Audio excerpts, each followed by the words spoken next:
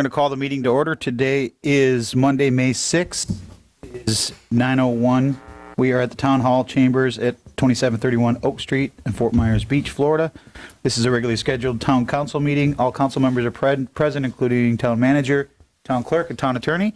If you please rise for the invocation, followed by the Pledge of Allegiance. Be with us today as we consider and take actions for the overall good of the town of Fort Myers Beach. Help us to choose the wisest and best direction to take, and help us arrive at those directions with interactions that are dignified, respectful, and well-informed. Thank you for the solemn honor of serving the public in our roles, and continue to bless those who are fortunate to live here and work here. Amen. Amen. I pledge allegiance to the flag of the United States of America and to the republic for which it stands, one nation, under God, indivisible, with liberty and justice for all.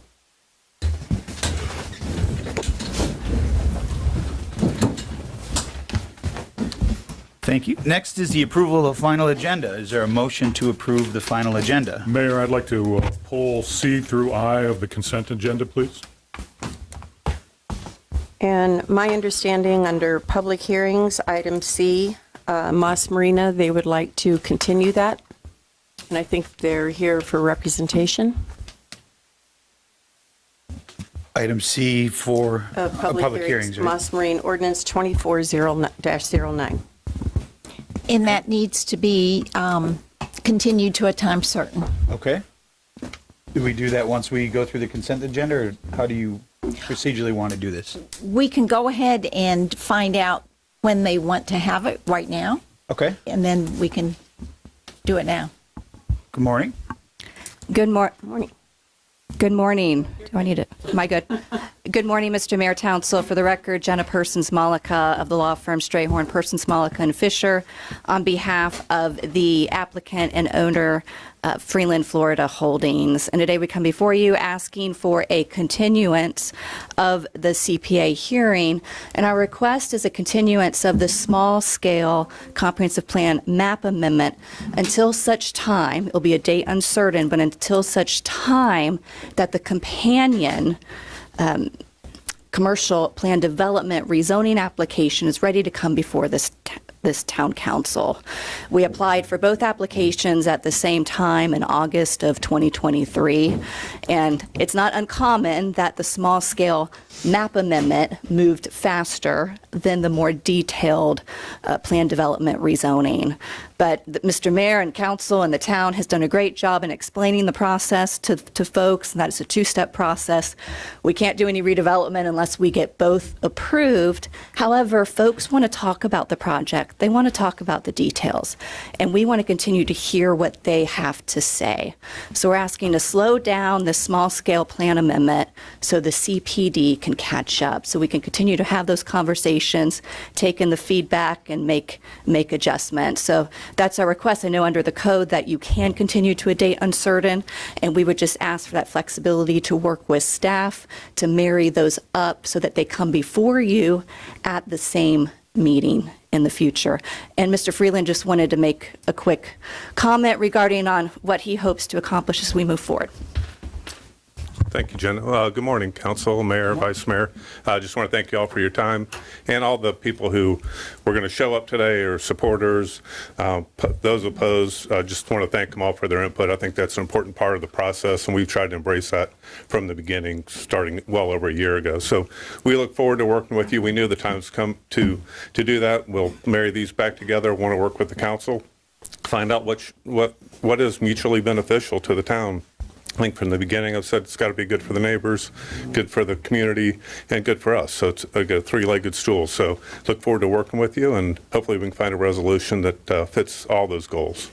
So Thank you, Ben. Mm-hmm. And Mr. Mayor, I want to also say, if anybody came to speak on the item today and didn't get the notice that we were planning to continue it, it's my understanding that they can talk during the public comment portion that is coming up, and we're eager to hear what they have to say. But we want to move forward and work on a project that's a legacy project for the town. Mr. Mayor, Council, that's our request. All right. Thank you, Jenna. Becky, procedurally, do we do a motion on that first before we go to the consent agenda, or? Yes, I would, because we're still setting the agenda. Got it, okay. Is there a motion to approve the request to continue to a date uncertain? So moved. Second. Got a motion by Counselor Woodson, seconded by Counselor Safford. Any further discussion? All those in favor signify by saying aye. Aye. Opposed? Hearing none, that motion carries unanimously. Is there a motion to approve the amended consent agenda with items C through I pulled by Counselor King? So moved. Second. A motion by Counselor King, seconded by Counselor Safford. Any further discussion? All those in favor signify by saying aye. Aye. Opposed? Motion carries unanimously. Next is public comment. Madam Clerk? First up, I have Bill Veach.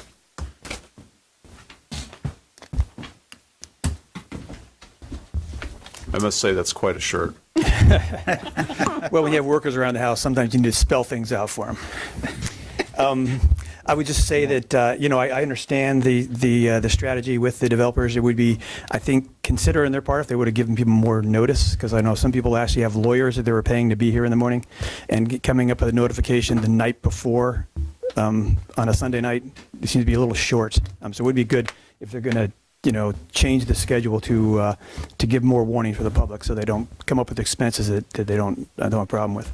But I'm here to talk about, I know you guys are talking about the comp plan, and there's a couple things coming up in the agenda that have an impact on things like, evacuation and the flood insurance rates that we're losing. One of the complaints on that is that we have that there hasn't been sufficient. There's been too many buildings being put up without permits, and there's been a lack of documentation. Certainly, one thing on your agenda is about a pretty egregious case of someone building without a permit. And I think those should weigh on everything you do. But I specifically want to talk about the CB zoning district. I know you're talking about the comp plan, and this is something that we talked about before. Currently, the CB zoning district is very restrictive. People are allowed to do what they had, and that's it. So if someone had a shop, they can't put a restaurant in. If someone had an office, they can't put a shop in. I think that, I know you guys had a conversation about taking an area which is residential and making it into a commercial kind of a hub. You already have those areas. I think, and a lot of those are for sale and they're not moving. I think they're priced for expectations that they'll be able to do a lot more, but right now they're very restricted. So I would recommend when you come to the CB zoning district, there's a couple of these I've had conversations with, I think make a lot of sense.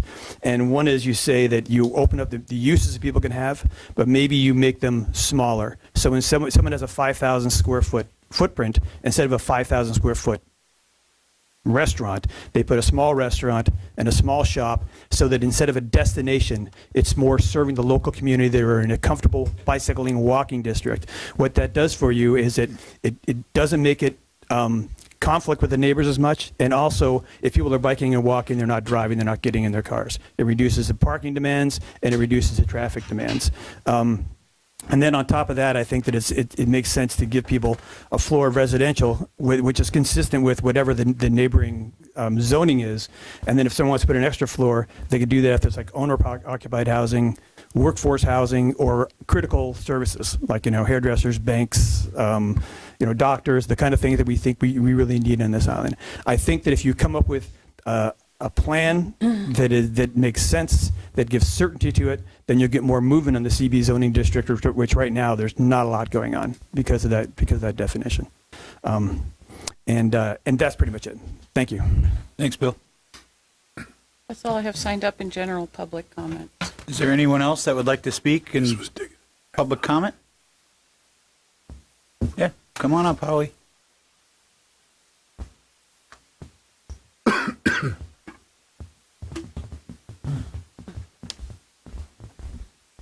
Hi, my name's Howie Hoffman. I've lived on the beach a long time, and I just want to thank everybody here for all the help you did with the senior softball. We really appreciate it, and I just want the council to know, thank you. Thank you all very much for a great season.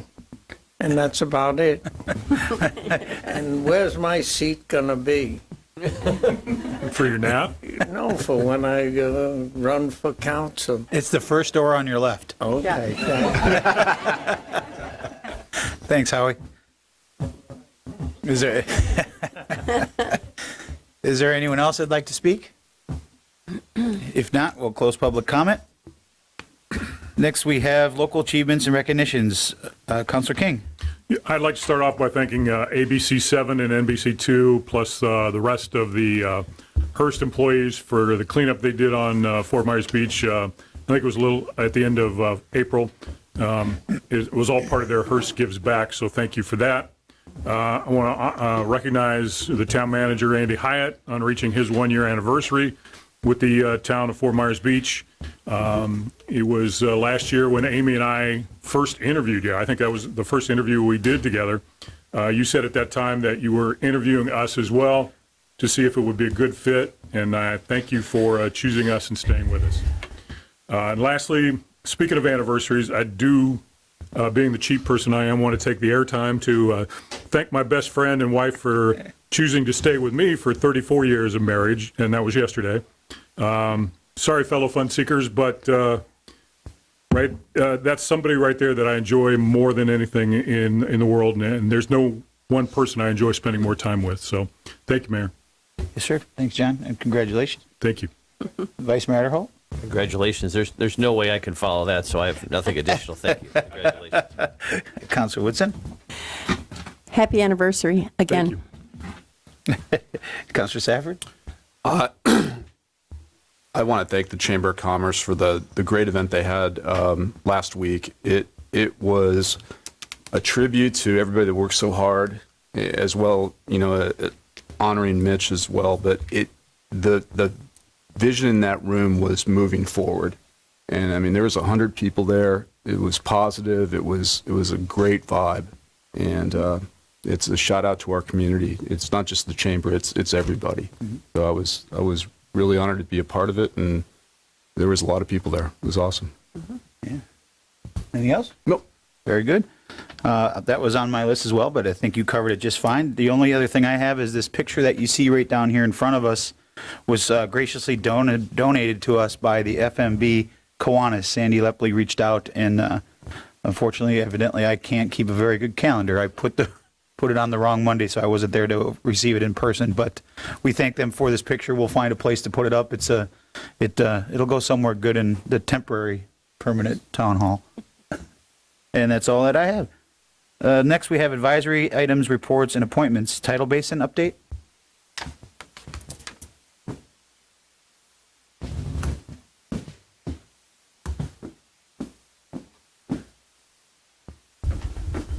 Good morning.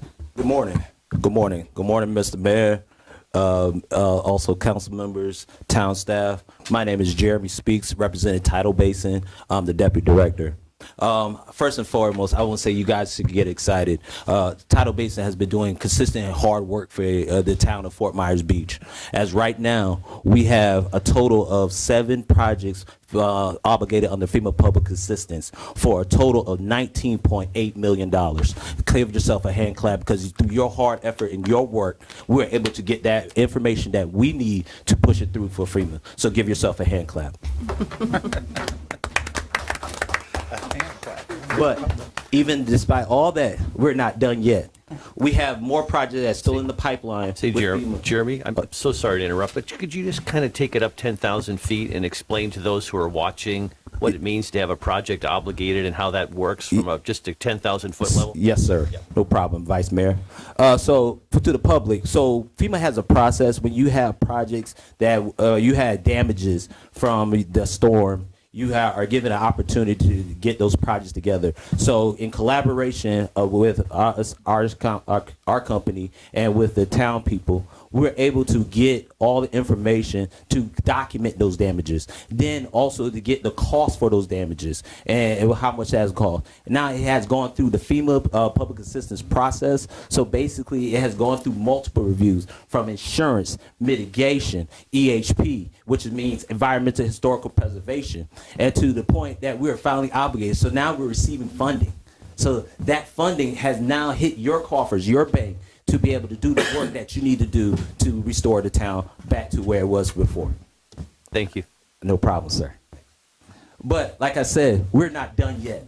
We still have more work to do. we have a total of maybe roughly about 20 projects that we want to get done and completed for the town of Fort Myers Beach. And that's for FEMA Public Assistance. We also have been working on your Idalia projects. There's a total of 2 that we're trying to get finalized for you as well. So those could be obligated as well. Also, Tidal Base is not done yet. And we will continue to work because we're also working and making sure that you get CDBG money. And you know what? I believe it's on your agenda, on the item H or I on the consent agenda, because there's $1.5 million that we helped you get for the CDBG planning. But we're not done yet. And when I say we're not done yet, we're still working to make sure that you are getting 404 mitigation. 404 mitigation is very important. And you are able to get that community block grant information.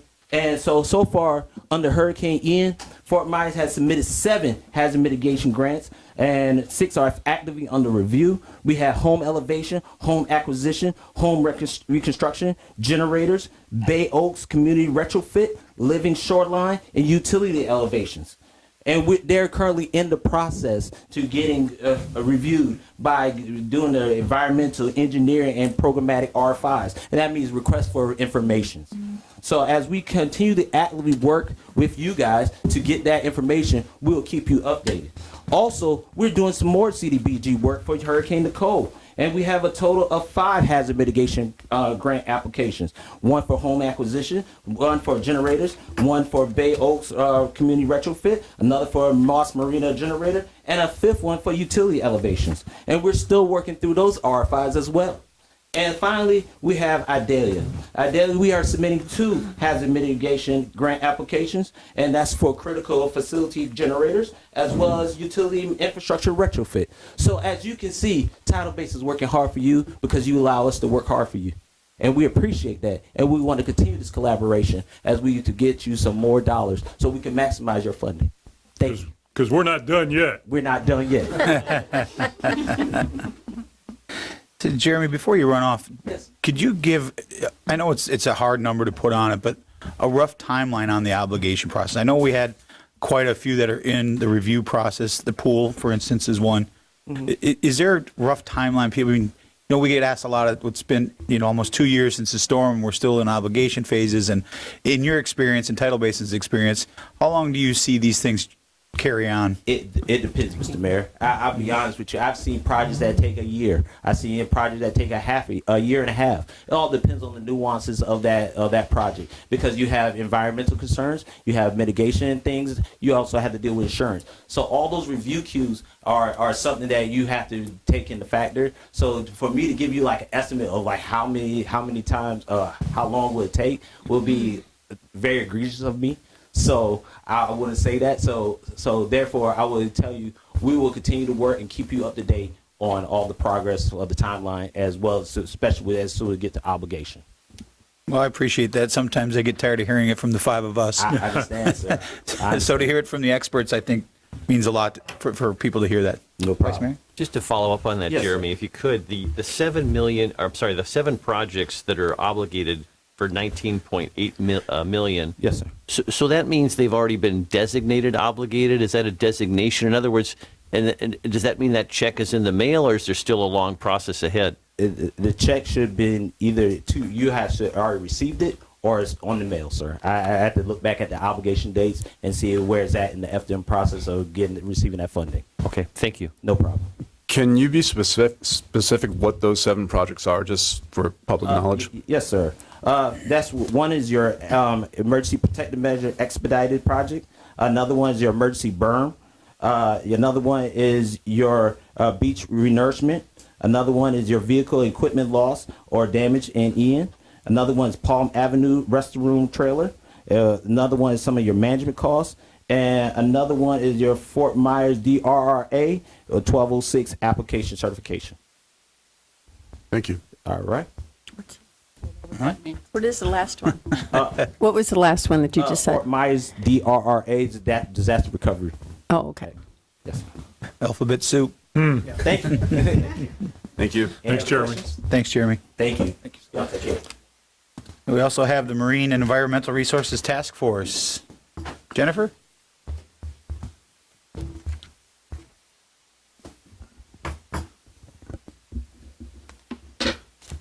It's right here.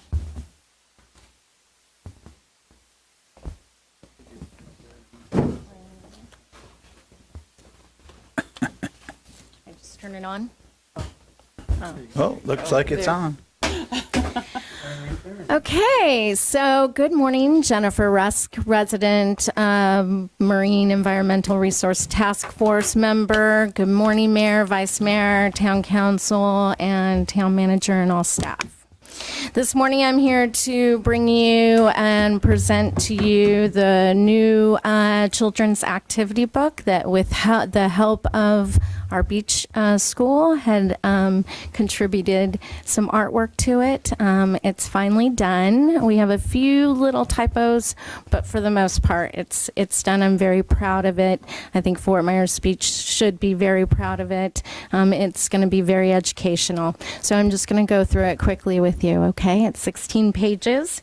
The actual activity book will have a harder opening in the front, just like this, and then it will have regular paper on the inside. So the first page starts. Say, Jennifer, just for folks who are watching, just talk a little bit about what you're going to use this for and how you utilize it and how many you give out usually. Yeah, I was going to get to that at the sorry, end go of the ahead. presentation, Beautiful. but No, that's fine. if I could just go ahead and go through the activity book. So this will be a harder cover, Flippers and Feathers, our Beach Friends Forever, and it shows, of course, our shorebirds and a child looking at the birds flying and the sea turtle. The back of the page of the cover will have Welcome to Fort Myers Beach. This is where a child can sign her book or his book and age. This is page number 3. This is information on loggerhead sea turtles. There's an activity. Now, this activity book is actually really for all ages. We tried to include activities that would be good for younger children as well as older children, and I think adults will appreciate it as well. So this page basically, if you can see it, just starting in late April, beneath the light of the moon and stars, mother sea turtles crawl up the beach to lay their eggs. But sometimes they are blocked by sandcastles, toys, umbrellas, or they are confused by lights shining on the beach. Even big holes might trap mothers. And then you would put an X on the things that don't belong on this beach at night. And then this is page 3. And it just gives some information on volunteers and what they're doing out there first thing in the morning, looking for crawls and nests. There's an activity at the bottom. To circle the amount of eggs that might be in that clutch. This is Turtle Time Inks page, and it talks about the different species that can be colored. Page 5 is a maze, and at the top you see you've got to get the babies down to the water from the sand dune, and Mama needs to get up to the top, and then there's some information on the side. Page 6 talks about manatees and slow boating speeds. Page 7 is about our shorebirds, and there's activities. Draw a ribbon connecting the stakes around the nesting area. Draw a picture of yourself standing outside the nesting area, and draw a circle around the birds, eggs, and baby chicks who want you to be a BFF, Beach Friends Forever. Talks about our 4 imperial nesting shorebirds: black skimmer, least tern, snowy plover, American oyster catcher, and the importance of taking care of them. We're so lucky to have these birds on our island, since we're the only island in Florida that has all 4. So this talks about the things that we should do to try and protect our seashore nesting birds. keeping your dogs on leash, filling in holes, not running after the very tired birds. And there's activities, circle and eliminate what might harm the chicks. This is Crow's page. Just gives some information on the different species that we're so lucky to have and should protect. Talks about fishing gear, human feeding, litter, how sea turtles can accidentally eat a plastic bag floating, thinking it's a jellyfish, and just about boating safety for our wildlife. Page 10 is our word search, and to the right we have, very proud, this is some artwork from the beach school. And you can see the crab right here. They named the crab Pepper, which I thought was really cute. Page 11 is our coastal plants. And the kids or adults can color the different species that you'll find in our sand dunes, in our dunes and our estuaries. Talks about dune flowers, railroad vines, and the importance of making sure that our dunes are planted and well cared for. Not only to protect our animals and our wildlife, but also for our property as well. This one I particularly like. How long does it take? How long does it take for plastic containers, nylon, plastic bags, bottles, glass bottles, balloons, aluminum cans, leather, and other things like cigarette butts to break down? And the answer's on the bottom. Page 13, it's time to take the Beach Friends Forever pledge. And the Beach Friends Forever pledge is, just to name a few, I will pick up all my beach toys at the end of the beach day. I will fill in the holes and dig in the sand that I dig in the sand by the end of the day. I will not take home any live creatures, even the ones that are living in shells, and so on. Once they mark those off, then they are officially Beach Friends Forever, BFFs of Fort Myers Beach. Here is a little map. It's not detailed, but it gives all the locations of our natural resources that we have. Bowditch Park, Lynn Hall Memorial Park, Bay Oaks Recreation with the address, the Bound House, Newton Park, and Critical Wildlife Area. The back of the page, the back of the book, Beach Friends Forever. And a child actually drew the key, and at the top of the paper I thought was very inventive, the key to a beautiful beach, and they drew a beautiful key with wildlife in it. So with that is an activity book. Very proud that Fort Myers Beach will have its own activity book to give out. I have now been contacted by Lee County Visitor Bureau, who would like to hand these out. I know other businesses, restaurants. I've had a lot of people that have rentals and condos and other places that want to give them out. So I'm very proud. I'd like to thank town staff, Murph especially, Andy, Jason Freeman, Jeff, and to Lisa and everyone that helped on this project. All I need from you all is the go to press. Take it to press. Also, the money that Murph has decided to print 10,000 copies out. We do have the budget for it. And so that's how many we're going to start with. Other people and other organizations, if they want more, they can print it out for themselves. Any questions? Go to press. That's what I wanted to At hear. least that's what I say. Anyone else have any objections? Or Second. questions? Second. Okay. Nice job. Yeah. Thank you so much. Have a great day. Thanks.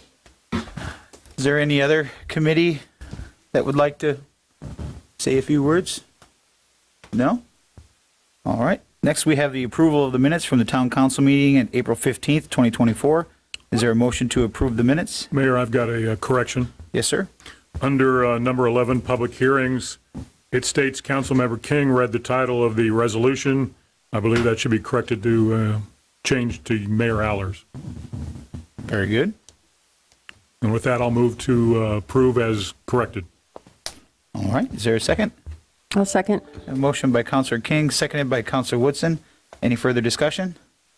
All those in favor signify by saying aye. Aye. Opposed? Hearing none, the motion carries unanimously.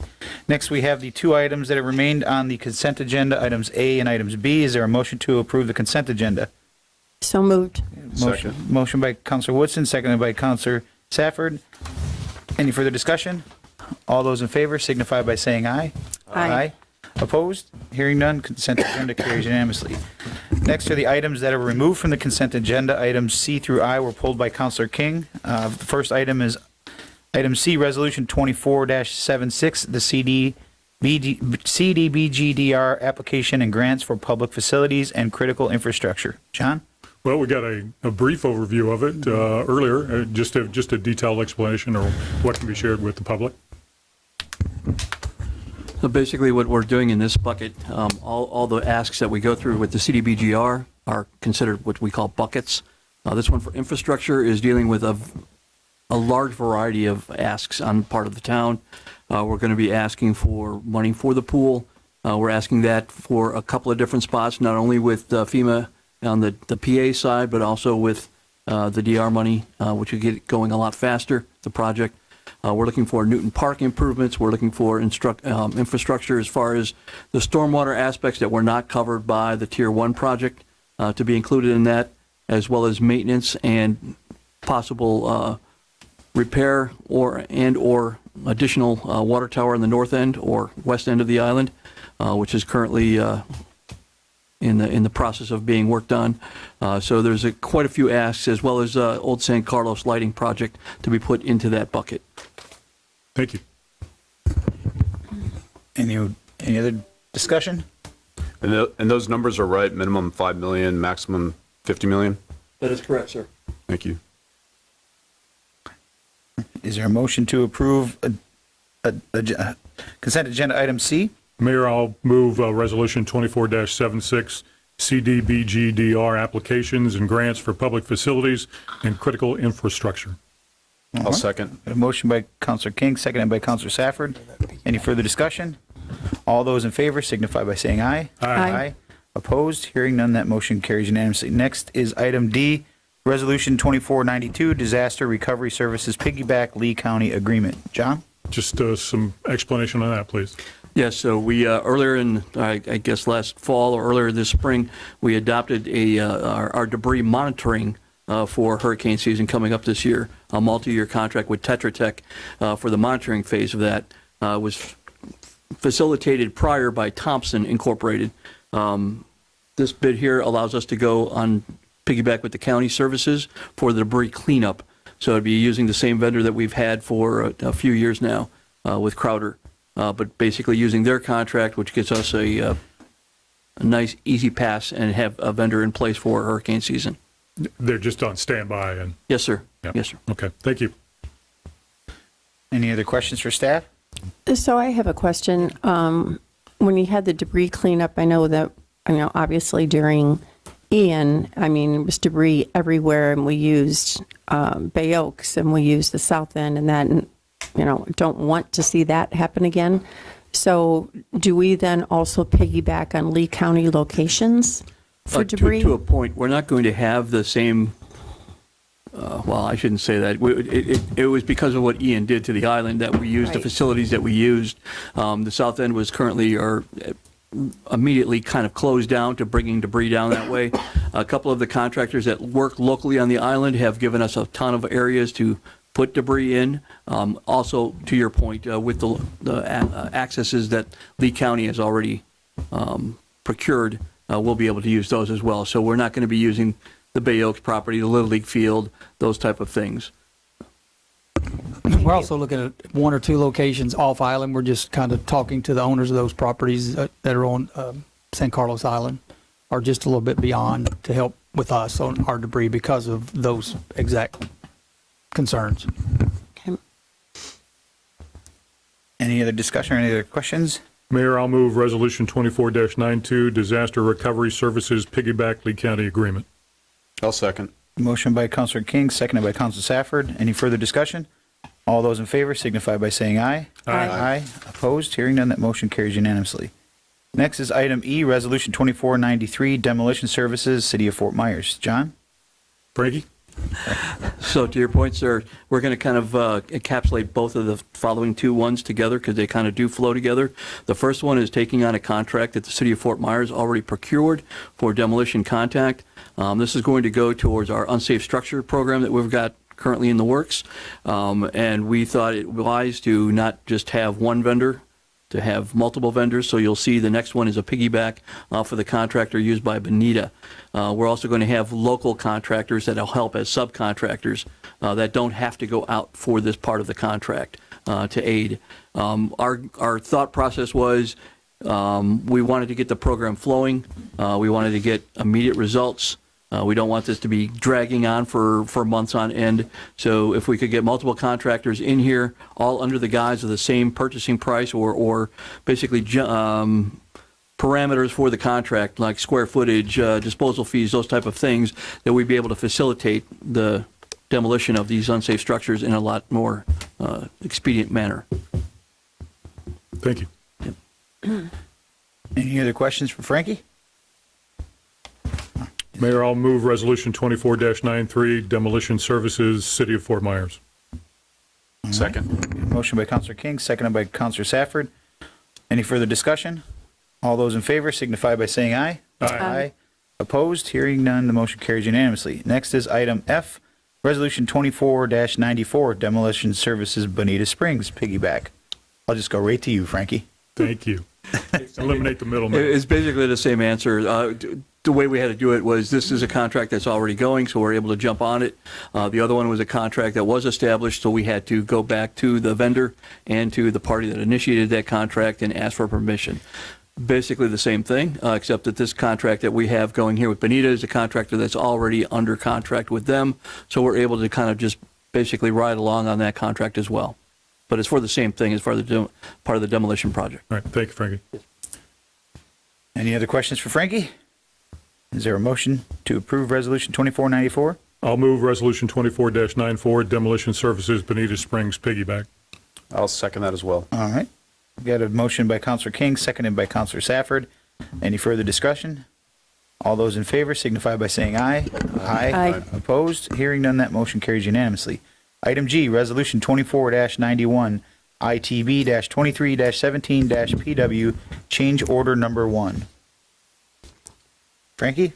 I'll go with this one. Oh, Andy?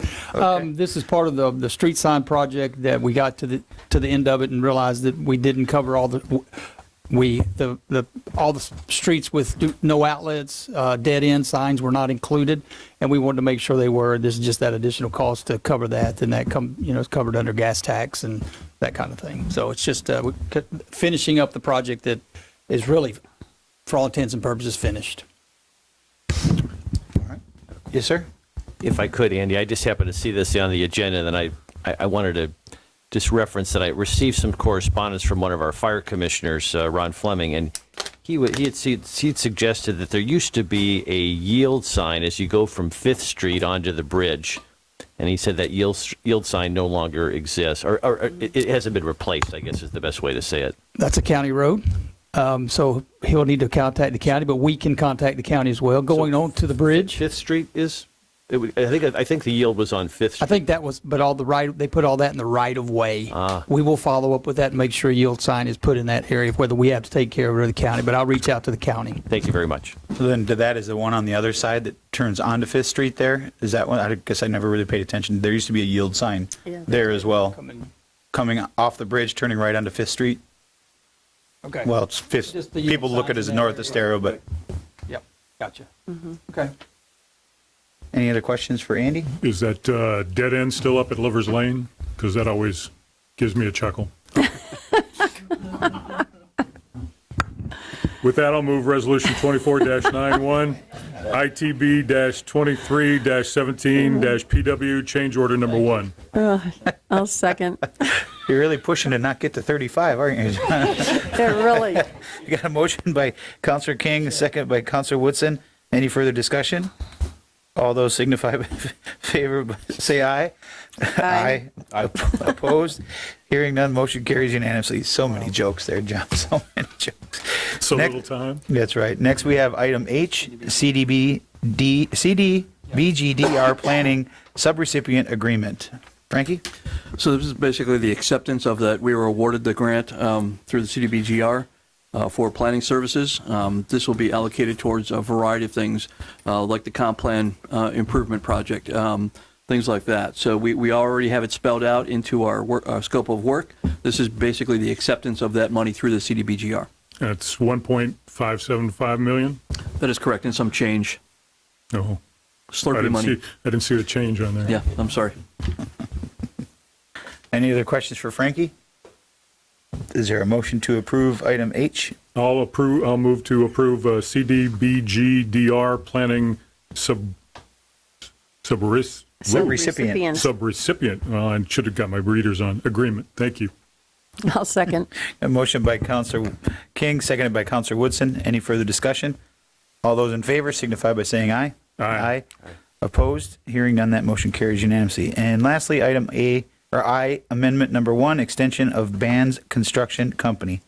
Is it Bands or Bandies? So Bandies. I have a question on this one. The first sentence is the Fort Myers Beach Chamber of Commerce Agreement, but the headline is Bandies. Is this together with the Roxy, or should that have not been in there? That possibly should not have been in there, sir.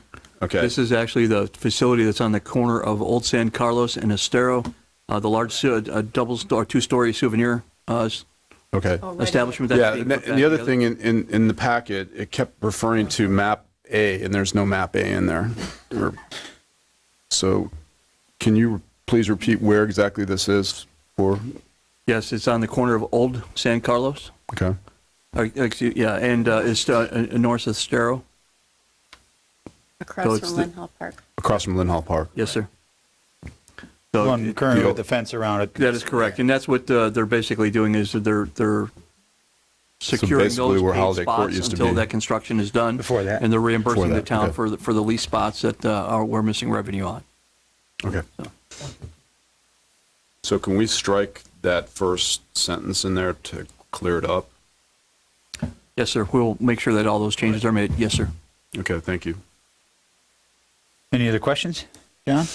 I'll move amendment number 1, extension for Bandy's Construction Company. All right. I'll second. And a motion by Counselor King, seconded by Counselor Safford. Any further discussion? All those in favor signify by saying aye. Aye. Aye. Opposed? Hearing none, the motion carries unanimously. Next are our public hearings.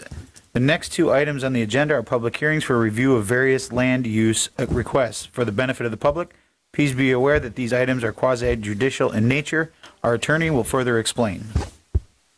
Thank you. Zoning revisions, special exceptions, and variances are all quasi-judicial in nature, which requires our public hearing to comply with procedural requirements established in Florida law and in our land development code.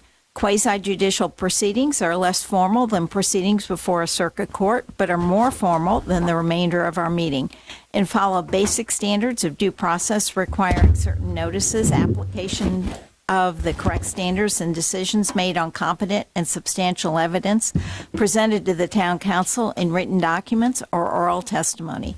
The town council will evaluate the testimony and information for each item and draw a conclusion regarding whether the criteria in the Land Development Code or state law as may be applicable has been satisfied.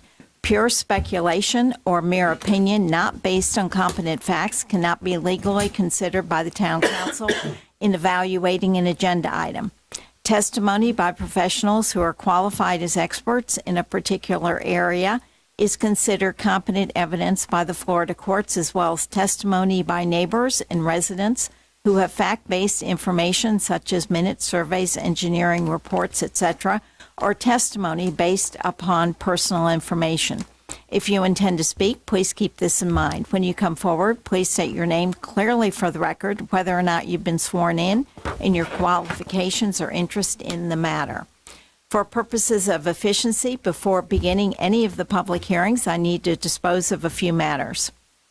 Town clerk, were all agenda items properly advertised pursuant to the Land Development Code? Yes, they were.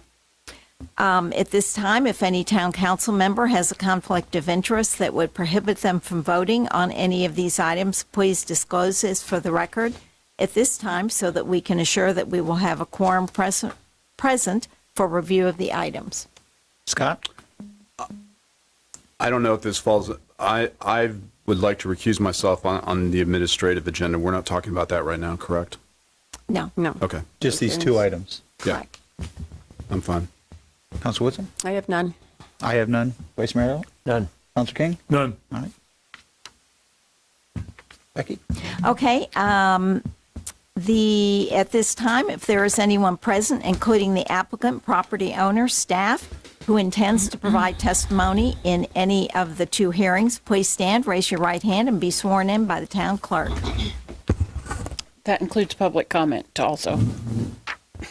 In case you didn't hear, if you're going to speak in public comment, you need to stand and raise your hand as well. Okay. All right. Do you swear or affirm that the testimony that you're about to give is the truth, the whole truth, and nothing but the truth? I do. All right. All parties have been sworn.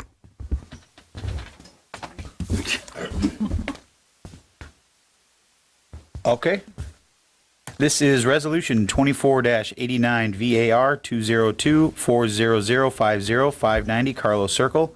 Is a resolution of the Town Council of the Town of Fort Myers Beach, Florida, approving with conditions, or denying variance VAR 202-40050, requesting two variances from LDC Table 34-3, a variance of 16 feet from the required 25-foot street setback, and a variance of 5 feet from the required 20-foot rear setback, located at 590 Carlos Circle, providing for clarifications as necessary, providing for conflicts of law, Scrivener's errors, severability, and providing for an effective date.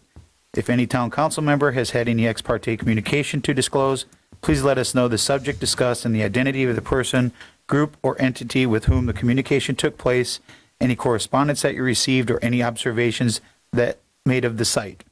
Councilor King? None that I recall. Vice Mayor Adderholt? I don't believe I've had any either. I do not have any. Councilor Woodson? I've had none. Councilor Safford? Likewise, none. Okay. Jason Smalley has been qualified as an expert already by this town council, and based on his education and experience has been accepted as an expert in the field of land use planning and development in the town of Fort Myers Beach.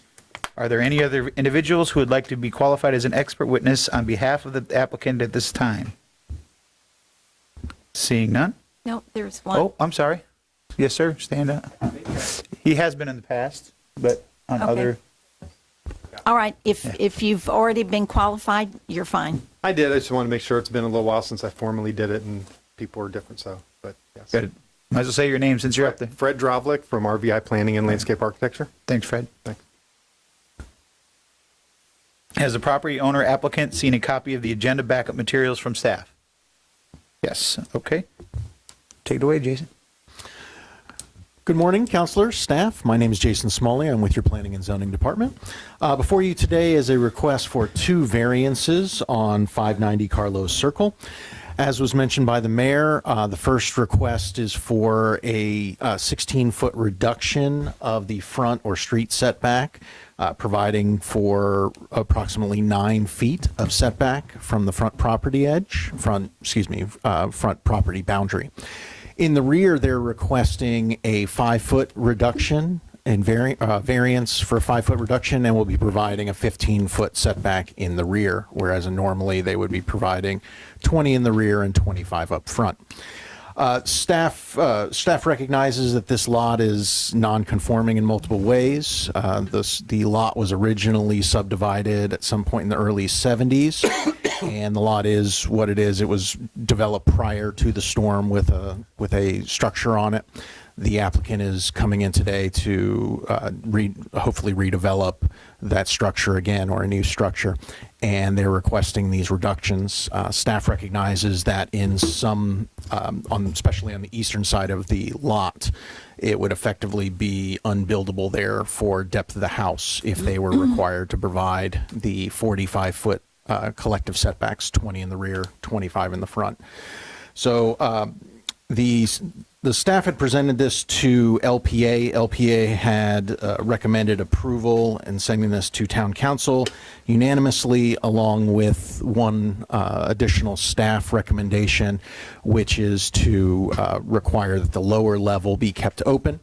The applicant has agreed to this already, to keep that lower level open, in hopes that that will provide enough parking for any of their guests. Currently, the property has a relatively long driveway. There's approximately 27 feet between the property line and the road edge. So the request is really just to ensure that they will account for any additional cars they may have on site and provide them parking entirely on site. As was mentioned earlier, Mr. Drovlik is here for the applicant. If there's any questions for staff, I'm here for that. All right. Questions for Jason? Have you received, I assume, I haven't seen any, but I assume you haven't received any objection from the neighbors? No, sir, I've not seen any rejections from the neighbors. Thanks, Jason. You're welcome. Fred? Well, good morning, Mayor, Council, staff. Thank you for this time. My name is Fred Drovlik from RVI Planning and Landscape Architecture, for the record. I do have a short presentation. I'm not going to belabor this, but there are some little graphics that I think are helpful for the pre-Ian location and stuff. So we'll go through that fairly quick, and I won't belabor the individual points later because we agree with the staff report in whole and all their recommendations. So let's go to slide 2. There we go. I am representing the owners of this, and they hired me to help them out there with the rebuild of this. The property, you can see where it's located, about a half mile, I guess, north of the Times Square on the north side of Estero, one property off on Carlos Circle. The pre-Ian view shows, I did this to, and I know the property appraiser lines aren't perfect, but this gives you a pretty decent idea of where it was located before. About 5 feet from the south or western boundary and 7 feet in the rear, about 11 feet in the front, and that is a deck and the area included. So that goes to the deck was about 11 feet. You can see the dual driveways and things like that. We're proposing a little bit of a different redevelopment plan. Because both those driveways aren't necessary. We are showing those, but we are making it accommodating the redevelopment of this, that the northern driveway is optional, and we have plenty of depth to park underneath the house and in the driveway with just even one driveway. But of course, the final development plan hasn't been set yet. The unique piece about this is the minimum lot requirements in here are 4,000 square feet, 50. We're a little bit over 50 feet in width, but our depth is short. We're only 44 to 64 feet deep. The minimum lot size is 80 feet deep. We're requesting the front, the street and the rear setback difference in order to provide a buildable area within the lot, and we'll show you how that worked out on this one. The total request then is for 16 feet in the front, and it's a 5-foot relief in the rear. Here's the layout, and I hope this is clear. So in the middle of it, the blue triangle is what would be left if we adhered to all the development standards. Extremely small, about a 250 square foot footprint. So Mighty unique. Yeah, that would be an HGTV. be interesting. A little mini tower in there. So what we try to do is locate the house in order to comply with as much as we can and improve the rear setback. So it was at 5 feet. We're setting it at 15.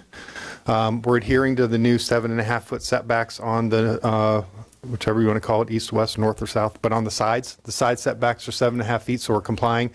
And then the front, which is kind of unique. I mean, I know we're measuring from our property line, but the pavement is actually, another almost 20 feet off of the property line. So visually, it looks like we have plenty of room there. But where we're proposing the deck only leaves 9 feet from the property line. Now, underneath that, which one did I point? Fred, do you know the distance from that corner that you just referenced out to that center line? Is that 27 feet? That is, yes, To the center, okay. to the center. I didn't see that on the right. Yep. And so underneath that, the driveway that is, I guess, south or closest to Estero, abutting that property on the south and west end, there is from the property line all the way through the house is about 45 feet, and that's going to be kept open for at least minimal stacking there, so we don't have to be parking, required parking in the right of way. So that is that, the development program. And then, with the variance criteria, staff agrees that we meet all 5 variance criteria, that we didn't create the hardship, and it's not the owner that's causing the need for the variance. It's unbuildable in a non-conforming lot. And so I'm here for any other questions that you may have, and we ask for approval and to move to the second hearing as soon as we can so they can rebuild their cottage. All right. That's all I Any have. questions for Fred? Counselor King? None. Vice Mayor Adderholt? No, thank you. Counselor Woodson? Not for Fred so much, but since this was a unanimous vote, LPA, does it have to come back to second? Not yet. Not yet. It does yet. Okay. After today, maybe. After today, maybe. Okay. Thank you.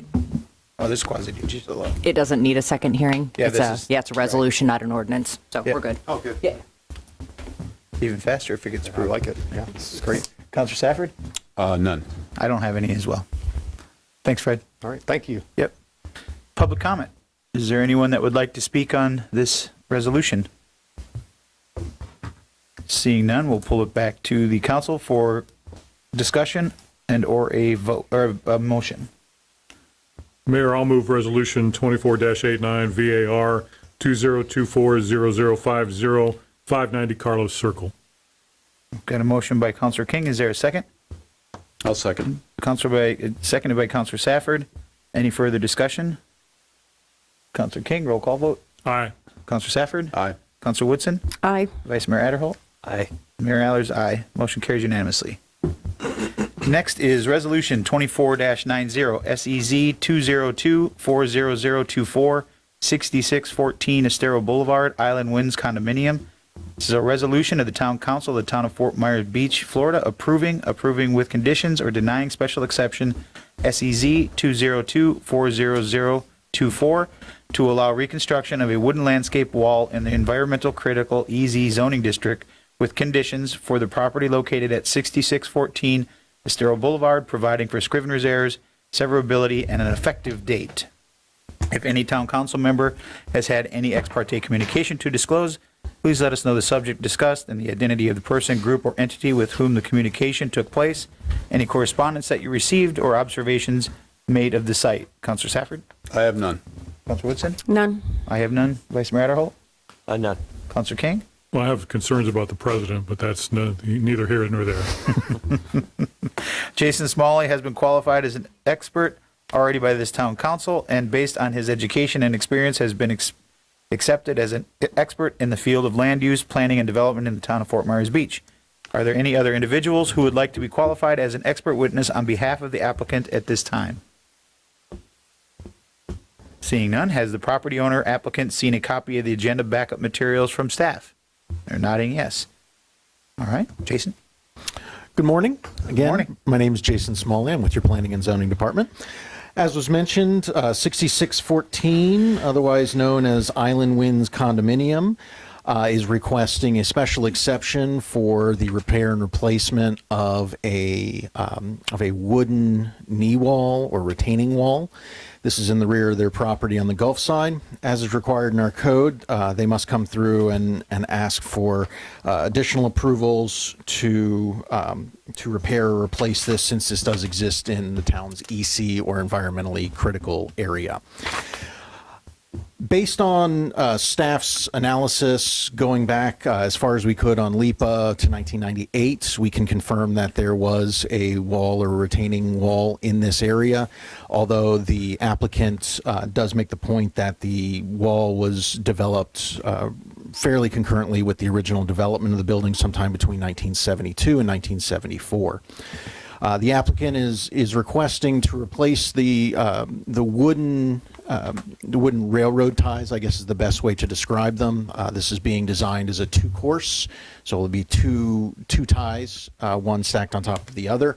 Although the way that the grading of the beach will come down is only one of those ties will be visible for the most part above the sand.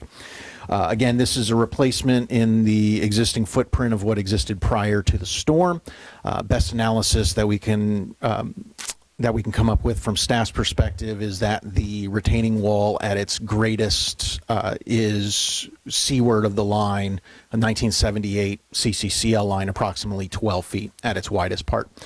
At its closest part, it's generally right on the line. So what you're approving today is a relatively minor deviation from the 1978 line, 1978 CCCL line. Staff is here for any questions that you may have, and Mr. Nussbaum will be representing Island Winds Condominium today. Questions for Jason? All right, seeing none. Thanks, Jason. You're welcome. Dave? Or would you prefer Mr. Nussbaum? Either way. Either way. Good morning, Mr. Mayor, Vice Mayor, councilors, and staff. My name is Dave Nussbaum. I'm president of Island Winds Condominium, located at 6610 Estero Boulevard. However, because this is a common area, the town uses 6614 as the strap number for common areas. The retaining wall, the landscape wall that we're discussing is a common area, and the Board of Directors for Island Winds is responsible for the repair of all common areas within the condominium complex. Our declaration was filed in Lee County in 1974. The landscape wall is facing the Gulf of Mexico and was damaged by Ian. The wall to date is 300 yards from the mean high water mark of the beach. So you literally cannot see the wall if you're standing out at the Gulf of Mexico. We are a beach of accretion. We're one of the few areas in Southwest Florida where our beach continues to grow year after year. The wall has survived 3 hurricanes, 2 tropical storms, and a tsunami without any damage, and then Ian showed up. It was not built to withstand 17 feet of water. It actually withstood the storm surge going forward. It was the back surge that pulled the timbers off, and they were left lying out on the beach. When we discovered the damage, we contacted Terrell Hall, which is a coastal engineering firm. In discussion with them, we hired them to apply to FDEP. FDEP says after a hurricane event, you have the ability to armor your beach with landscape timbers or riprap. They issued a permit for us through Terrell Hall. I brought it back to staff. They said, we're fine with the permit. However, you need a special exception to complete repairs or rebuild portions of the wall, as it did extend beyond the CCC line of 1978 that was put there after we were there. So we got the FDEP permit, went to staff, and we're going through the special exception process. One of the conditions is that the wall is damaged again. We have to go through the special exception process again, and we have no problems with that. So with that, that's my story. LPA and staff both recommended completion. So with that, I'll stop talking. Any questions for Dave? None? All right. Thank you. Thank you, Dave. Public comment. Is there anyone that would like to speak on this resolution?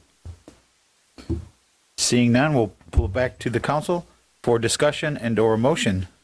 Mayor, I'll move Resolution 24-90, SEZ 2024-0024, 6614, Estero Boulevard, Island Winds Condominium. I'll second. Got a motion by Counselor King, seconded by Counselor Woodson. Any further discussion? All right. Roll call vote. John? Aye. Counselor Woodson? Aye. Vice Mayor Holt? Aye.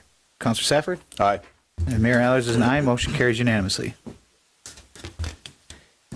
next item C was continued to a date uncertain. Does anyone need a comfort break before we start on the comprehensive plan? Yes, yes. All right, we'll take a brief break and come back at 10:15.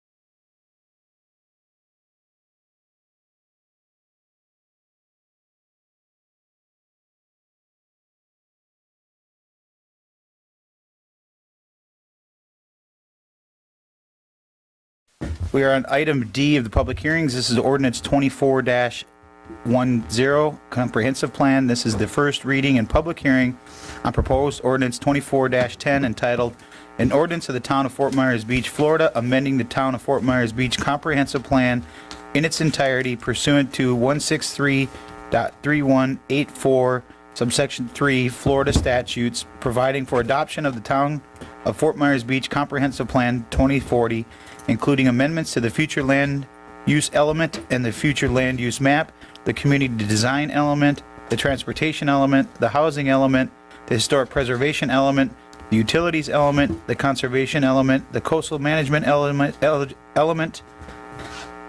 in the recreation and open space element, the intergovernmental coordination element, the capital improvements element, and the property rights element, inclusive of all associated tables, exhibits, and maps authorizing findings and administrative actions, providing for transmittal, providing for severability, providing for Scrivener's errors, and providing for an effective date. We'll now open the public hearing. Who's going first?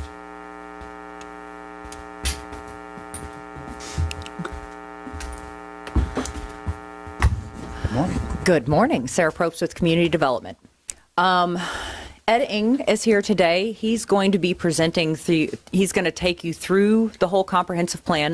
There are a couple of ways you could do this. You could bring up questions, like we could bring up, go kind of page by page through it, and then if you have questions, we can stop and discuss, or you can bring up questions you may have, because it is a rather large document. It is. What is the will of the council? Would you like to go page by page, or would you like to? Vice Mayor, got any input? I'm concerned. I watched, and I know my colleagues, we've all watched the LPA meetings, and Sarah, you've been leading in this effort. So I'm a little concerned about the fact that you're not going to be presenting this. You have a better knowledge of our community, and I'm also concerned that a number of the items that the council members have mentioned have not been included. So I want to focus on, I want to leave time to focus on that as well. I think there's so much technical terms here that are certainly very important, but I want to make sure the council has an opportunity to have their input as well into this process. And since you'll be here much longer, I'd like to have you be involved in the presentation. Yeah. I think there's a communication breakdown at times when the other, with all due respect, when the other consultant gets involved. Okay. So however you guys want to handle that, I want to put you on the spot, but I just think you've been working well with the LPA. You've got a good sense. You've certainly heard the council concerns. I don't think Eddie's been here to hear a lot of that. So however you want to handle it. Yep. So we can sort of tag team it, and, you know, he can, I think that since he's been involved in the writing, he's going to be able to speak to some of the details a little bit better about the actual text that you see. But if you have questions about how we came to that, things like that, I mean, I'm certainly, I'm sure you saw the LPA hearing that, you know, I was up and down and discussing throughout. Yep. Okay. I wonder if because this is going to be lengthy, to not have you move up and down. Yeah. If we could maybe have, Frankie, would you mind offering up your seat to Sarah for this portion of it to, that way you don't have to keep getting up and down. It'll make it just easier. And Actually, that would be fantastic. Okay. Thanks. Good Let me idea. get my Can you say Marshall Dillon? what about you, John, as far as the procedure and how we're going to go through this? I'm okay either way. Councilor Woodson? Well, I appreciate the fact that Sarah will be much more involved. And there are some things that I highlighted as we went through. So when we get to those areas that I don't understand, or I think it's missing some things and that type of thing. Scott?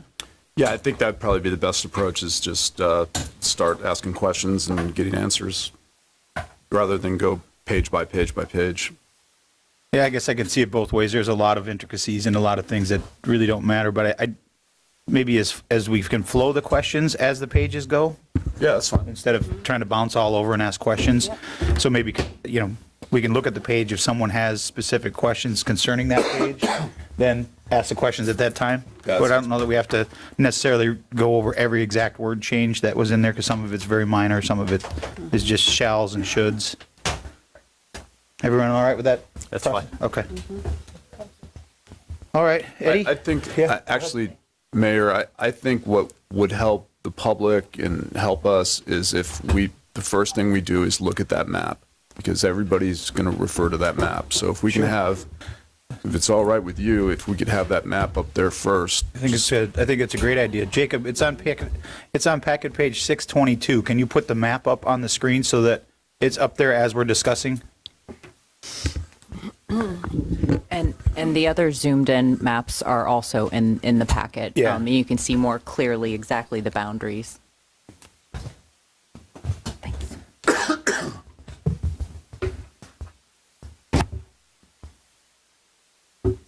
Sorry, I don't want to slow things down, but I think No, I think it's important. It's a good idea. I apologize. I'd printed off all of the maps and they are sitting on my desk.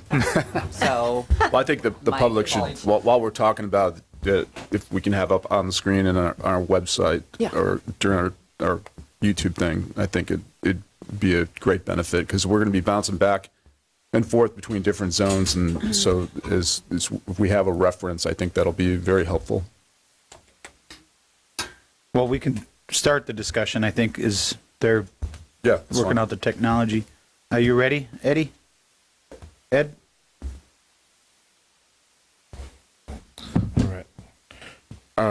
Actually, you allow me a minute to plug in my laptop. Certainly.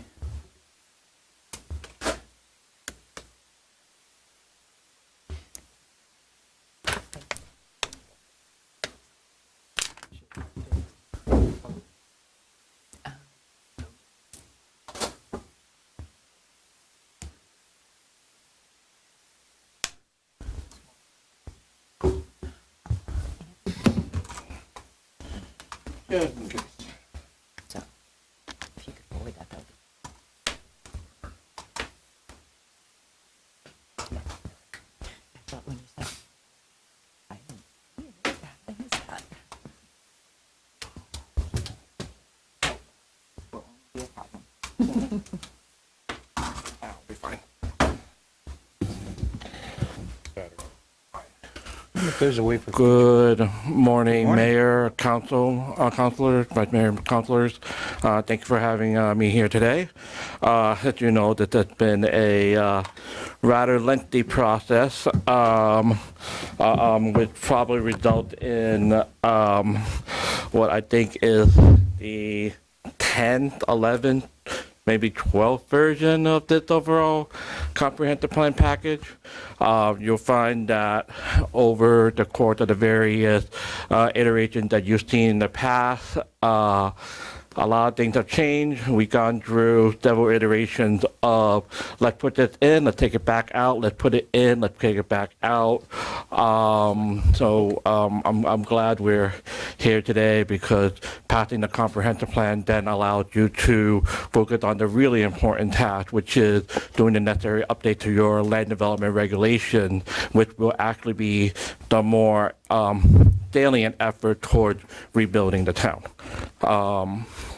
As you can see here in the proposed land use map, there are some major initiatives here that had been previously discussed, although not in its final format you see here. The initiative that we had discussed really early on back in, I think 2019, and then carrying over into 2020 and Hurricane Ian was the concept of having nodes. These nodes were a response to several things. First of which was to think about activity on this island. And even before Hurricane Ian, we're finding that there's a transportation issue. The transportation issue being the result of people having more drawn out trips along the length of the island. We had issues where there are folks like bank branches wanted to open a branch on the island, and we weren't really able to accommodate without going through a lot of different, how to put it, regulatory acrobatics. And so this was the kind of the response that's been discussed over the course of many meetings to kind of see how can we think about the daily activities of folks on the island, bring those smaller restaurants and cafes, or even connecting to things like the market or good laundromats or banks, and be able to spread across the island. And in doing so, cut down on the length of some of the trips and help alleviate some of the traffic problems that were induced by longer trips within the island itself. What you see here today really try to take those nodes, as we call them, if you've heard them in the past, and distribute them across the island at these small activity centers. And they're pretty much modeled primarily off of some of the existing land use designations. You'll see that with some exceptions of based on feedback, particularly from the LPA, they more or less mirror the portions of the commercial and the boulevard designation you had before, and that's primarily by design. We didn't want to push so far as to intrude in the neighborhood. There was a lot of feedback from the community indicating a desire to preserve your single-family housing. And this was a way for us to kind of recommend to you a method in order to create that growth that would necessarily might happen into very concentrated areas, as also a means to help preserve those neighborhoods as well. Eddie, if I could, that's a nice overview in terms of what your charge was and what the goal was. But can you kind of give folks a sense who might be watching as to how things will be different than they were before? In lay terms that people can understand? Sure.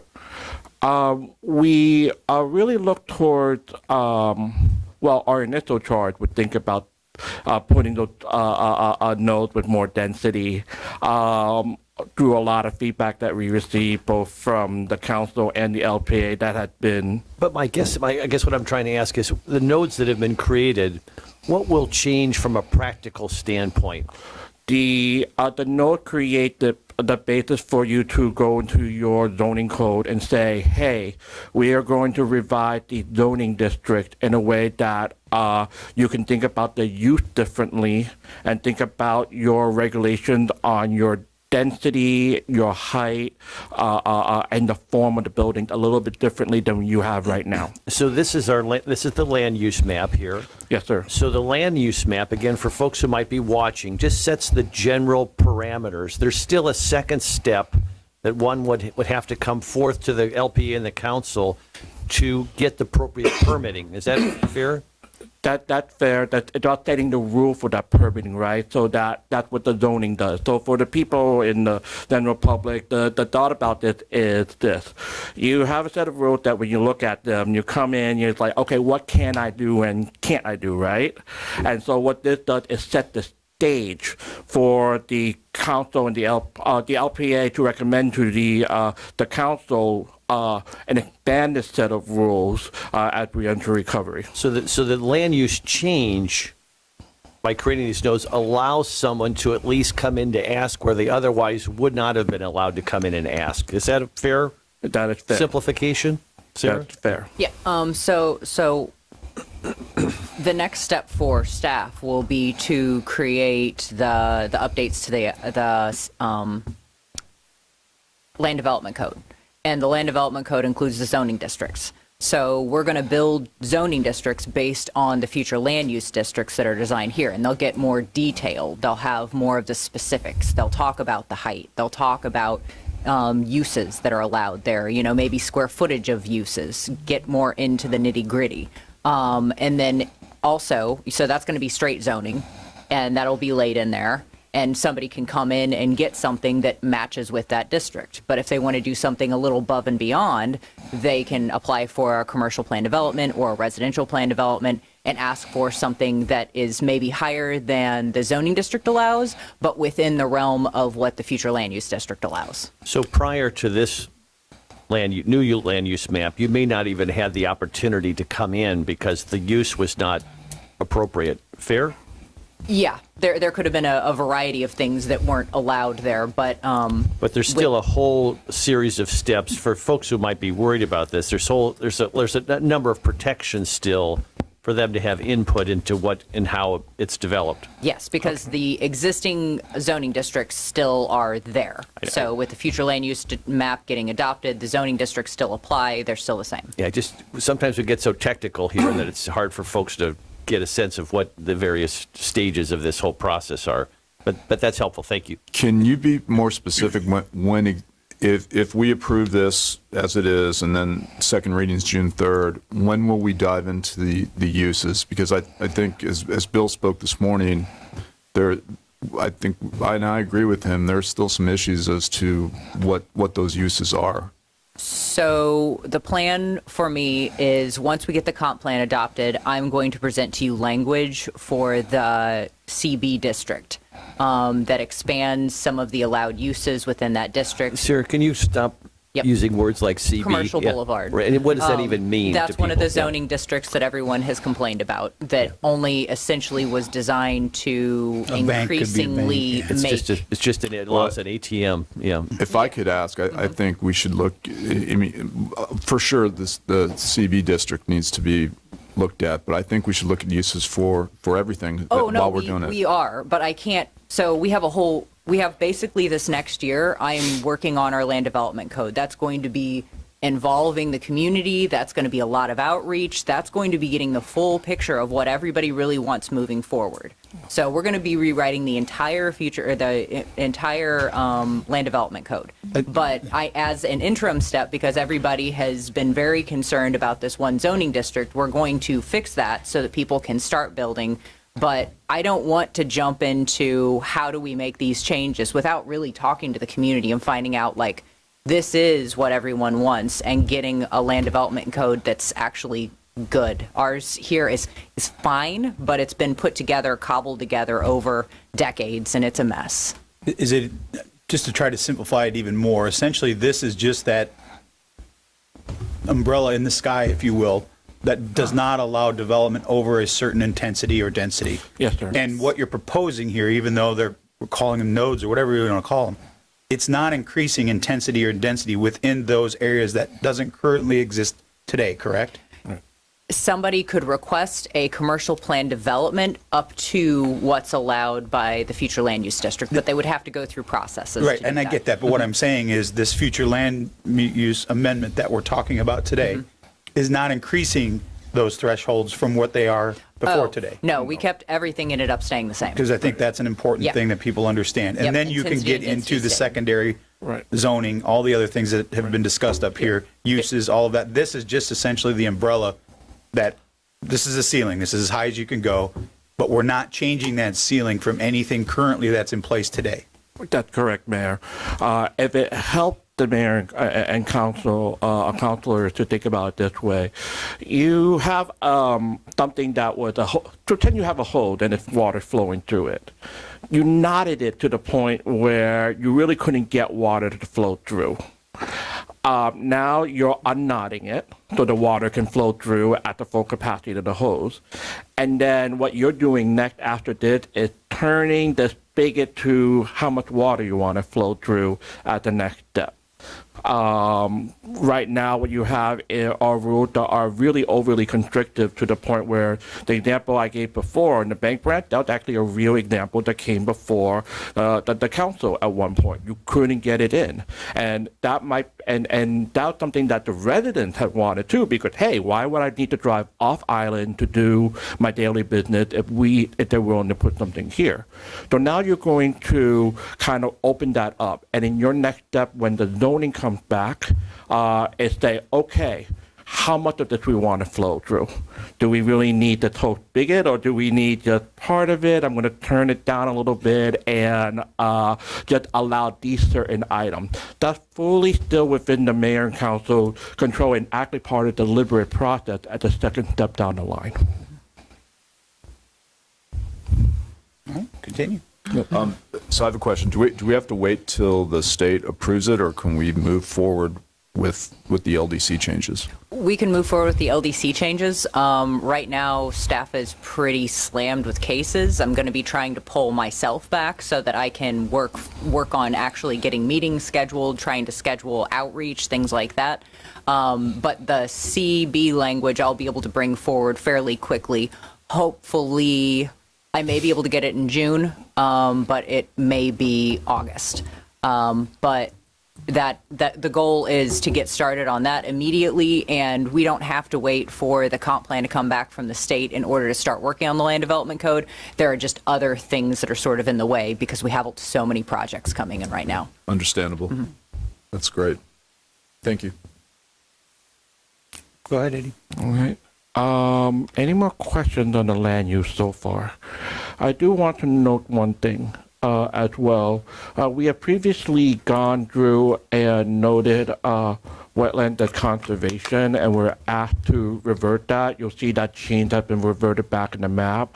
I do want to note that this does need to go to state coordinated review. They made that comment on that languaging just because it's atypical. So we do want to put that on the record that it may come back, and if it does do so, you might have to go and change that to what other communities do. But we're going to submit per your request and prior discussion at wetlands to the state if you approve this map as is, and see if those comments come in. But that's all right with the council. All right. Bless you. If there's no further questions on the future land use map, If we're moving on from the future, will we be coming back to the particular sections of the future land use map, or should we have our questions now if we have questions on the future land use map? I think asking them now makes Yeah, the most sense. might as well. If you have them now, ask Yeah. them now. So we had an M&P the other day where the council, I think almost unanimously, suggested that we'd like to make it a little easier for us to have more retail, potential restaurants on those properties that face Estero Boulevard from Church of the Ascension to Santini Plaza. And I'm trying to understand what was done as a result of that M&P meeting. So, from my conversation, I thought we were changing what was allowed in that zoning district, not actually changing the future land use map, because these are primarily residential properties along here. I didn't want to change their future land use district without careful consideration, going from mixed residential to what would be And again, just to be clear, I'm talking about the properties that face Estero Boulevard. Yeah, and that would still be changing their future land use Right, district. but so. when you say residential, that is a condo district. So that's why I encourage. I know you've got a leg challenge. I was going to have you walk that area because It's not totally condo, though. It is totally, and there's a lot of interesting properties on there that could be used for a doctor's office, a dentist office, a restaurant. I mean, there's just, and it seems like just based on what some of the challenges we've heard from constituents. I think Jason can maybe comment on this if you could, Jason. What Paula Kiker had challenge with her property at Lahana Realty. She had 2 extra units. She wanted to have Island Girl in there, and she wanted to have somebody who was going to help with redecorating for properties and have a little office there. What was the obstacle she ran into? Well, as was briefly mentioned before, the CB district seeming intent is to allow for only uses that were existing and could be proven to have been existing post, I believe it was 2003. So finding those records can be difficult, but even in the best of circumstances, many of the uses that are not allowed by CB right now, such as retail use, in some buildings, restaurant use. Those are allowed in many of the other districts, but are limited in CB specifically because they are specifically allowed to only use what can be proven to have been existing post 2003. Have we solved that issue with this new future land use map? I believe most of that is going to be addressed through the land development code. So the land development code will give a complete schedule of uses that are allowed.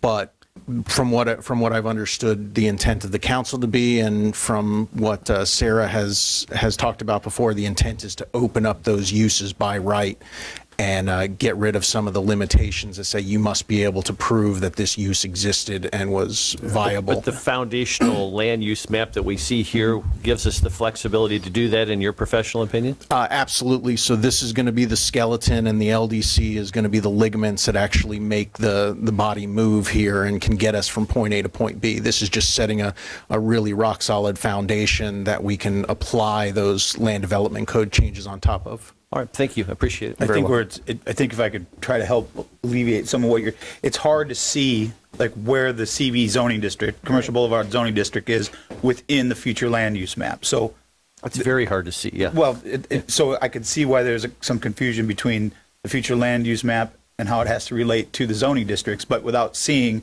on this future land use map where the zoning district is, it might alleviate, I think, some of the vice mayor's questions as far as there might be a section in there that he's thinking of that is in the CB zoning district, but isn't necessarily showing within that. What I'm trying to get at is I think that's why I want you to walk that area a little bit, because you have to see it and walk it to get a sense of what it is. There's a dentist office and a spa that's vacant now because of the storm. That's right across from Santini Plaza. Somebody wanted to go in there and put a nice restaurant in there. They can't do it. And it doesn't affect anyone adversely. It'll be a modest-sized, nice little niche restaurant, and I still want the public to have input. I want the people to go through the full process, but I just want people to at least have the opportunity to pitch an idea that might be interesting to those who live in that neighborhood. That's all I'm saying. Does that make sense? But before with Wachovia Bank, if you recall, the only thing that would be built there was a bank. Then Wachovia put a poison pill in their thing saying you can't open a bank. I mean, you couldn't do anything with that property, and we can't. We got to move forward. So if you look at the area that's orange on there, that's essentially there are a few parcels that are outside of it, but that's pretty much what the CB zoning district is. So. And you call it the CB zoning district, Commercial Boulevard zoning. And the last time at our M&P, you said under a CB zoning district, you could only have an ATM machine. No, I didn't say that. I thought you said that. I thought that was the limit of what you could have under a CB zoning district. No. So CB is designed, it's considered one of the redevelopment zoning districts. The idea was that there were too many intense developments within it, and that every time you downgraded, so basically residential was the highest, retail was the next highest, office was the mostly lowest, and then there was residential. Out of the commercial uses, once you downgraded, so if you started out with a restaurant and then you went down to an office, you could never go back to a restaurant. You were stuck with office, nothing more intense than office. So we changed it so that anything that had been there before, we went through this a couple years ago, this was a concern, and at the time, all that council wanted was to allow the uses that had been there previously. So that required that we just figure out what had been there before. The way we are going to open it up is by what I'm thinking, it's going to be based on feedback with you guys once the ordinance gets put together. But the idea would be that essentially most commercial uses would be allowed but limited on square footage. You're getting close, because there have been properties in that area, even pre-Ian, that have been vacant for years. Yes. And we want to create activity in those areas. Mm-hmm. And people, when I say activity, I don't mean drawing people from the outside. I think it actually helps with traffic, because the more options for people on the south end, they will not get in their cars. They'll just walk. They'll take their bikes, and it actually eliminates traffic to have more options in these nodes. So, and we want to do it in a way that we preserve everybody's opportunity to have input and to object if that's their will. But right now, it seems like we're in a spot where we're not incentivizing people to be creative and have options. And it sounds like, based upon what you're telling me, we are fixing that. Yes. Okay, very good. So that orange piece is the only CB. I mean, Jim was just talking about where the chiropractor and the dentist used to be next to 7-Eleven. I mean, I would think that we'd want a larger area, not go crazy, but We could certainly go down to Santini Plaza. Is that what you're saying, Scott? yeah, I mean, Like expand the node? well, Yeah. So if you, Okay, 'cause if there you- wasn't if you interest go in that from- before. If you go from there down to Santini Plaza, there used to be a doctor's office. The one guy's, I mean, there's, It was a dentist, it was chiropractic. There's a spa it there. was I mean, spa, there's- yeah. And that's a vacant building. Yep. Well, there, commercial resort is a use that's along the south side of that, and then there are CPDs, RPDs, and then residential multifamily. So on the south side of Estero, there are a variety of uses. On the north side of Estero, we had talked about extending the Santini, I think it was the Santini Plaza one that we talked about. To the south. Yeah, and there was no interest in that because everyone was concerned that we were going to be encroaching into neighborhoods. I don't think we have a problem with that, but we just need clear direction on how you want this to go. Might be my goal to expand that, have it go from Santini Plaza to Church at the Ascension to just those properties that abut Estero Boulevard. Well, so do you actually want to change the future land use district south of Estero to include all of those, or do you want to change the what's going to be medium residential to say that commercial uses are allowed that are in? I think you just hit the nail on the head. Okay, I don't when know they're that along Estero Boulevard. it's essentially doing exactly what you want to do without opening up the entire area and making it the commercial boulevard, correct? I mean, it would be, Yes. it's essentially allowing more uses within the medium residential, which would be the purple, to allow small scale commercial stuff like you're talking about, dentist office, things like that. And that's where the wording would come in through the district writing of the code, correct? So I don't know that there's a necessity to increase the size of that, what's going to be in that green zone there, if you're allowing some small scale residential stuff that obviously still gets vetted through the public in what would be the purple area of that map. Okay. So it wouldn't necessarily, I think that accomplishes what everybody's trying to say. yeah, I mean, I'm thinking, I visualize, a nice little store on the bottom, whatever that is, or a restaurant, and then allowing for a little bit of residence on top. But I think what Sarah's saying and what Eddie are saying is that can be accomplished at the next step, not amending the future land use Yeah. map as it is now, but through the zoning districts, you can add those uses within the medium residential to allow for coffee shops, things like that. And the mixed residential currently does have some allowances for that, but making it a little bit more specific, we could update the medium residential language to say on properties fronting on Estero, so that there are additional rights in that medium residential group when they front on Estero. And that would be something that language would have to go in the future land use map. Yeah, That's- we that's could what add we'd have that to there, do. and then we could make it more explicit by the zoning districts. That way it would align with the zoning district. And we're not going to be encroaching into the neighborhoods. That was the biggest concern. Everyone didn't want additional commercial moving into the neighborhoods, so keeping it pretty tight along Estero. And that's fine. Just to give you an example, and I'm tracking all the businesses at Santini Plaza that may be coming back or new ones are coming in. There potentially could be a lack of a place to have breakfast. So that means on the whole south end of the island, there's nowhere to have breakfast. Hopefully we'll find a niche for that at Santini Plaza. But if not, that means people get in their cars, they drive off Island South, or they drive all the way to the north end, and during season, you can't do it. I mean, it's a challenge. So to have a breakfast place on Estero Boulevard is not intruding into a neighborhood. It's benefiting those neighborhoods. It's a community gathering place. It's a quality of place. I mean, the doctor's office, dentist's office, hair place to get. There's no haircut place at Santini Plaza. I don't think there's one coming back. I hope so. But we need to create a business district there that works for the people who live in that area. That's what we're trying to accomplish. So do keep in mind, though, you do have limited population. So if you create so much commercial that it isn't really in any specific place, you don't create place.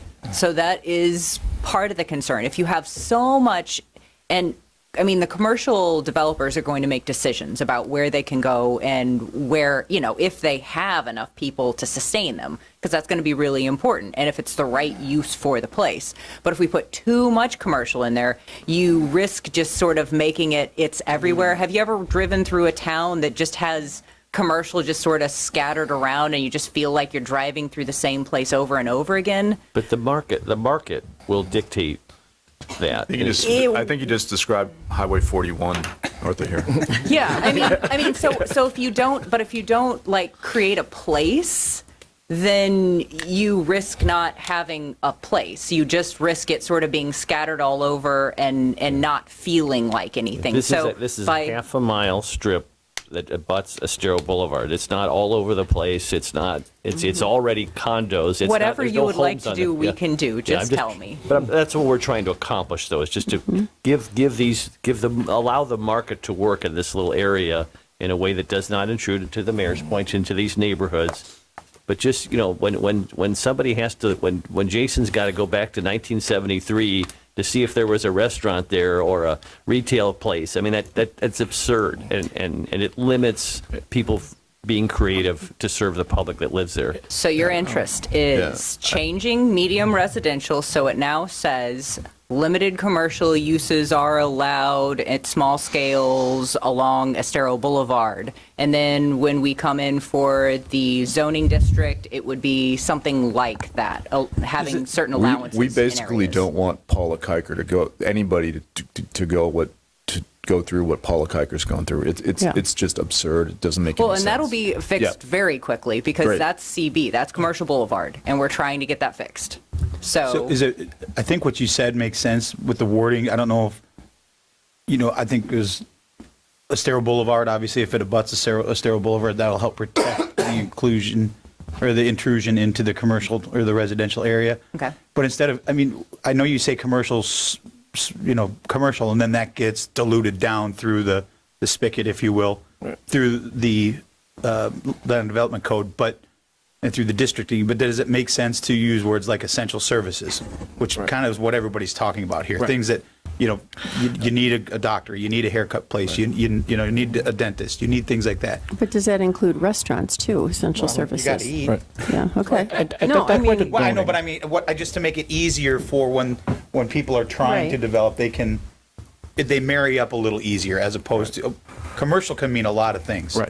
I could make an argument that I need a 2-story coffee shop, and maybe the neighborhood only wants, there's a lot. That's a big word. Right. My recommendation is to really take care of that in the zoning, because you have an opportunity that comes along, like the vice mayor had alluded to, where someone comes in and that's a really great idea.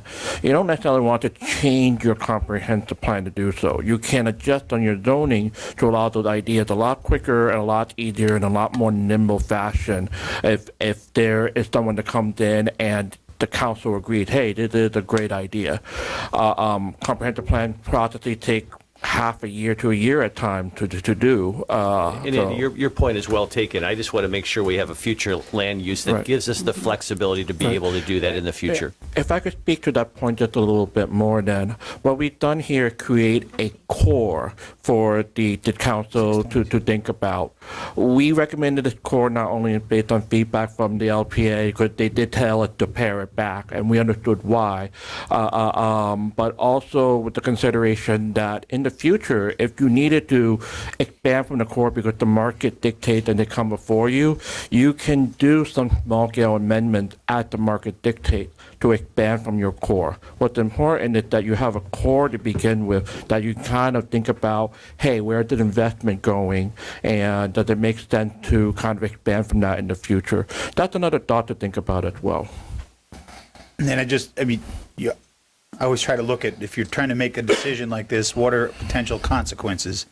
I think putting the safeguard in there by Estero Boulevard helps with that, but when you look at the entire map, if you can go back to the entire map, there's a lot of medium residential. Pretty much all north of Estero Boulevard would now fall into that, not just the south end. So making the changes, just so that everybody's clear, you see all that purple up there, is now, other if it's abutting Estero Boulevard, would have the ability to be able to go through whatever the land development code gets adjusted to. And that actually was already in place. I mean, the comprehensive plan already said that for mixed residential, that small commercial uses that were compatible with the neighborhood were allowed within these. We kind of pared that back a little bit so that it can't be just anywhere in the neighborhoods. It needs to be more specifically located.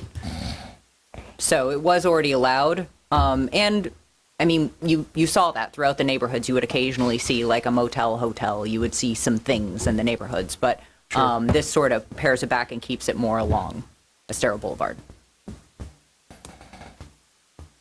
Okay. I think we beat that one to death. A good question, though. Are there any other aspects of the future land use that perhaps need more discussion or questions? Why? So right here, what?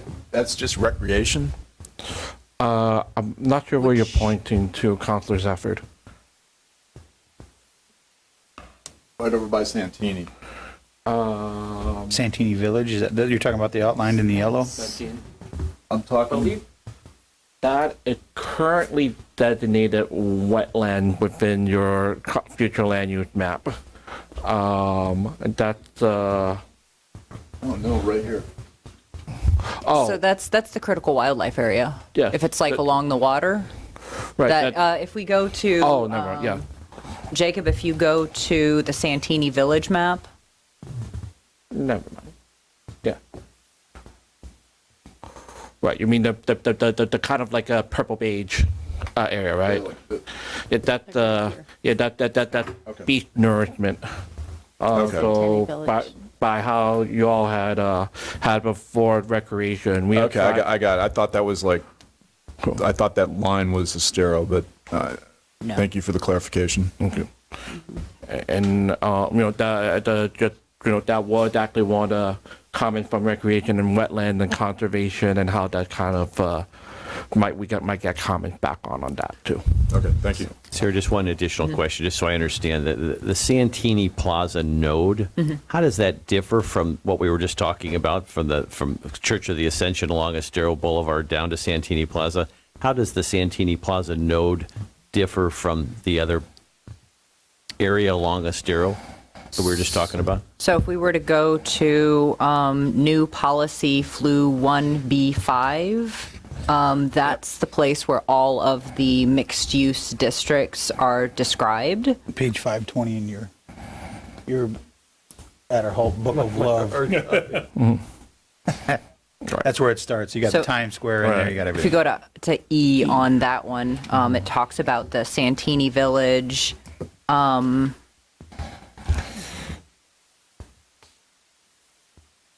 But what's the answer to the question?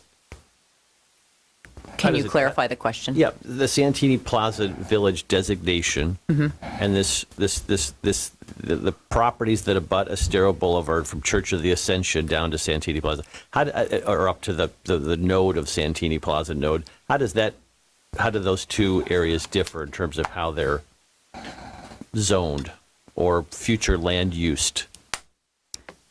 They're going to have same intensity, same density.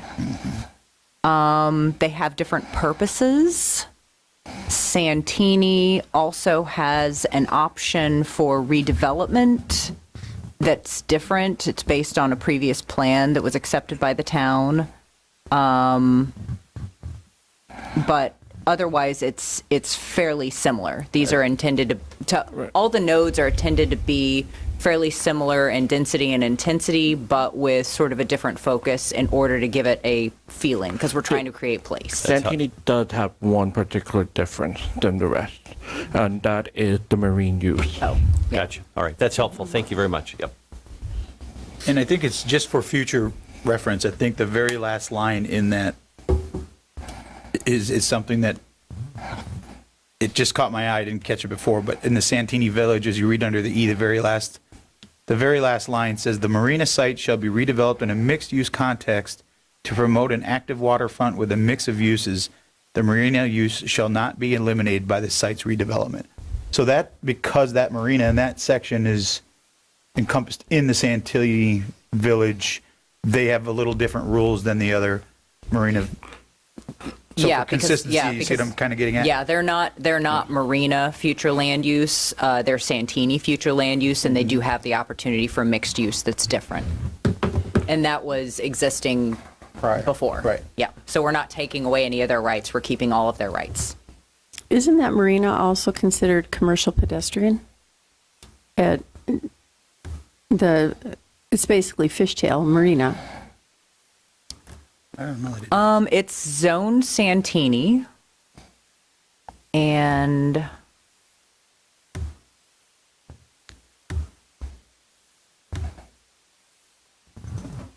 bear with me.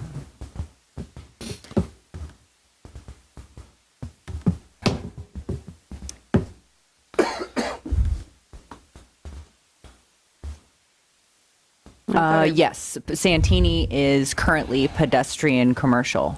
Yeah. So Fishtail then would be considered commercial pedestrian as well. Yes. Well, at this time, yes. Which we need to change the density or the intensity. Intensity. Yep. So good catch. Thank you. That needs to be changed. The maximum non-residential FAR for that district needs to be changed to 2.5. Yep. Thank you. And you currently had it in here at 1.5. Yes. Correct.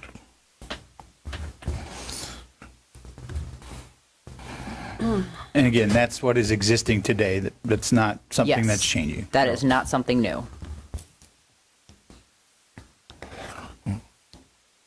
What is a little bit more new is you'll see the language for permitted uses include general retail, restaurant, professional services, professional offices such as dental and medical. Again, to open that up so that you can try to lure those people in. And on a South Party Island where you need a breakfast place or a barber or even small medical offices that people can walk to instead of having to drive across the island too. Yeah, I think, Eddie, it might be important, since we're on this subject, to go through these future nodes, if you will, and explain really what the changes are in this area from what they currently are. Because to your point, you just said in Santini, there's a few things that were changed in there to allow the uses. I think it'd be important for everybody to hear and understand, starting with Times Square and work your way down. Yeah, these are what the changes would be within the future land use map. Sounds good. Will do. Well, let's start with Times Square mixed use then. Times Square was actually more envisioned when we set out. We know that there are people who are going to continue to visit Fort Myers Beach. We see it today. This is a destination. There's a reason why you all chose this place to live. It's a great place. What Times Square was designed to try to do was think about how we can also capture more of those visitors before they kind of, go throughout the island as well. So in there's a bit more of, when you look at the uses, you'll see that there is preservation and enhancement of existing hotel, motel, multifamily, a little bit more of that emphasis on those services that you derive from the tourism industry, just to try to keep them there as much as possible. And something to note here is we in the comp plan here, we have that our hotel motel rooms are based on FAR, not on density, because that's been an issue for years, as we have this weird density issue with hotel rooms. So we've changed it in this language to be floor area ratio based. And how, in layman's terms, how would that change to the end user as far as their ability to have more rooms versus what they could have before? So that changes because you did have a 6 or in some instances a 10, and you had to use a multiplier based on the size of the rooms to get to the number of rooms that you were allowed. 6 is pretty low if you wanted to so you'd have to have an entire acre of land in order to have 6 dwelling units, and then a multiplier of like 2 maybe. So you'd have to have have an entire acre of land and you could get to 12 units, which is not really a usable, I mean, it's not. You'd never build that. Yeah, it wouldn't make sense financially. So this change allows the owner of the property to build to that floor area ratio. So the maximum is 2.5. However, the zoning district is going to be below that. Right now, I think the max is 1.8. So, and that's only in certain parts of the downtown. So that means that you would be able to build square footage equal to, like inside your building, equal to 1.8 times the size of the lot. So, it's multiple stories, and it just makes more sense for the way we would want a hotel to be designed anyway, not based on. Are we, just for clarity, we're keeping, right now it's 1.8 along Old San Carlos between 5th and 1st, and 1.4 for properties fronting the Estero and the Bayfront Pedestrian Plaza, and 1 for all other properties. Is that correct? That's zoning district. That's zoning. Yeah, so we kept the language, we kept the floor area ratio that was allowed maximum intensity in the comp plan already, which was 2.5 for pedestrian commercial, and then there were, I don't remember what the other numbers were, but we did put it in here. So the downtown zoning district gets overlaid on top of that future land use district. And so if you were to just use the downtown zoning, then you would be limited to whatever it says within the land development code, which is 1.8 along Old San Carlos and I think Times Square. And then there's like another number between. 1.4. Yeah. So there are different gradients based on this. That's the zoning district based on the location, but the overall future land use district is 2.5. Okay. So if you wanted to go over, in that scenario, 1.8, to get to the maximum allowed with the comp plan of 2.5 would require a CPD process or an RPD process? Yes, that is correct. So you'd have to go through the special rezoning to come up with your own commercial plan development. Or you go through a deviation now, correct? A development agreement? Yeah. Potentially. Okay. So on the Times Square thing, it says the density, the new language says the permitted density is up to 6 units per acre. That's the last line before you get into B. Yeah.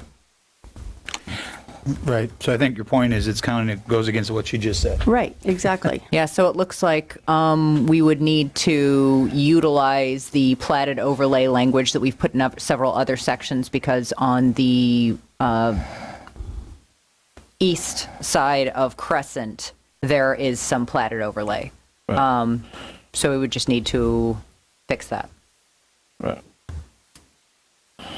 Okay.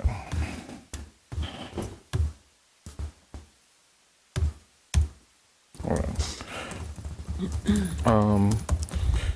Let's see.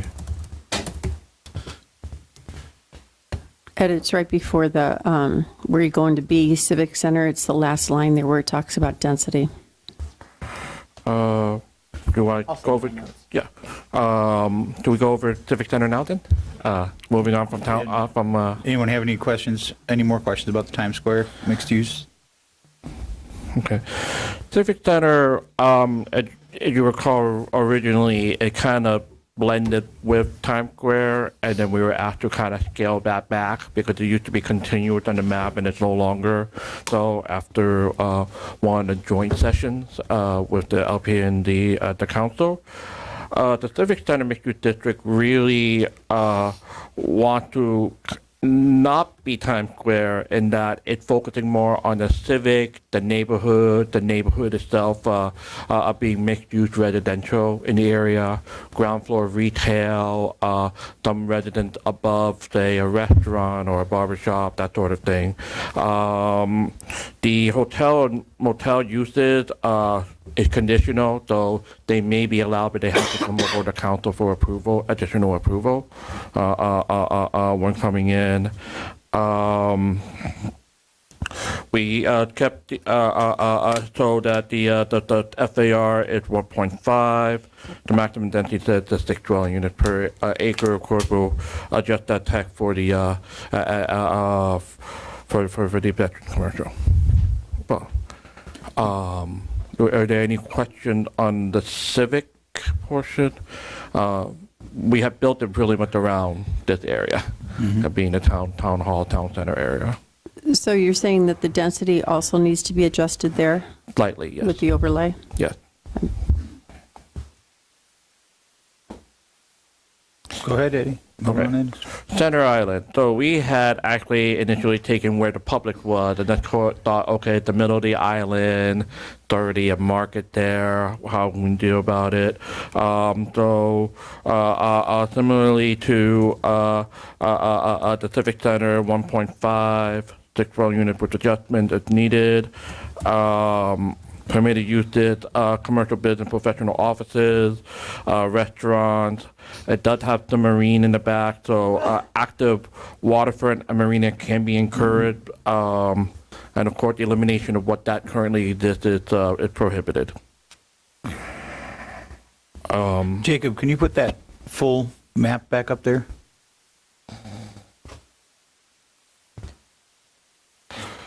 If you look at this particular one, you'll see that the original boundary of this was much, much more.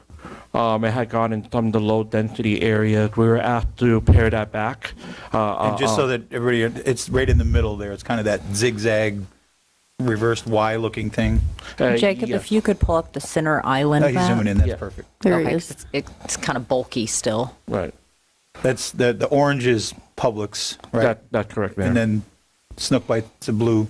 Right.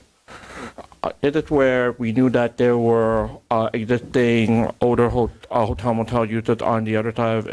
If they're on the south side, the Gulf side. So where we actually was like, okay, what can we do to kind of combine both sides of the corridor as well, try to make a node. We did exclude that portion there that you think I just because that recreation is park, essentially park property there. But the rest of it is, even though it's mixed residential, a lot of it is really the older hotels that you see, the two-story ones that you see. So the blue in back of Publix, I'm assuming is the orange. So the blue in back of there would be Snook Bite Marina, and that is zoned. Is that's strictly marina? Yes, that's strictly marina. We had initially included part of the note, but through discussion, I believe, including the joint. The joint council and LPA discussion, we were asked to keep marina as a separate use, and that's where it got pared back out. However, being when you look at the mixed residential on the other next to the marina, there are some marine uses attached to some of those residences that we wouldn't want to necessarily eliminate. So that's where that language had to be kept here.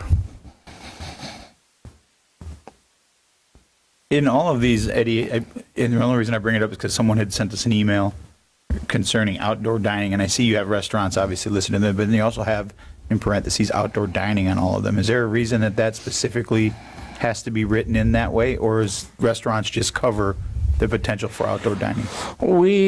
I personally think that restaurants do cover outdoor dining, but not always. I'm actually right now in another city, I'm dealing with having to have someone come in to write a code so that we could have outdoor dining. And so depending on how you write your rules, sometimes it's not necessarily a given. So we put it in there just as kind of like a fail-safe on request. If I could ask, to the mayor's point, we did receive a very thoughtful letter or email from a constituent who expressed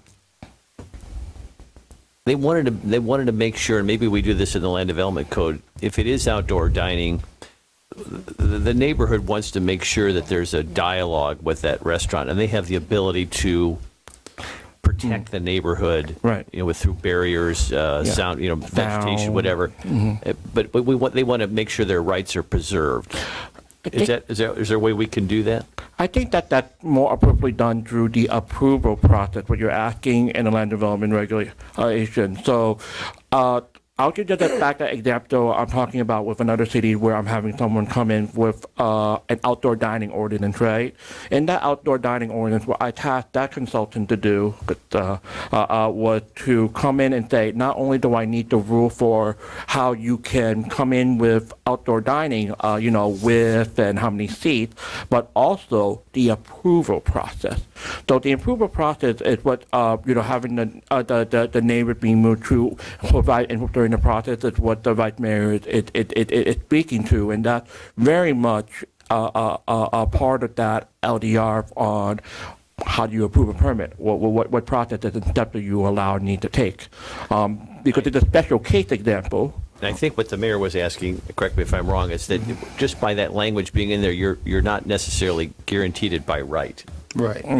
It just allows. It's just an option. You're right. Your by right come in the zoning that tells you the categories for which you can construct that by right into. Gotcha. Thank you. Are there any further questions on the center island?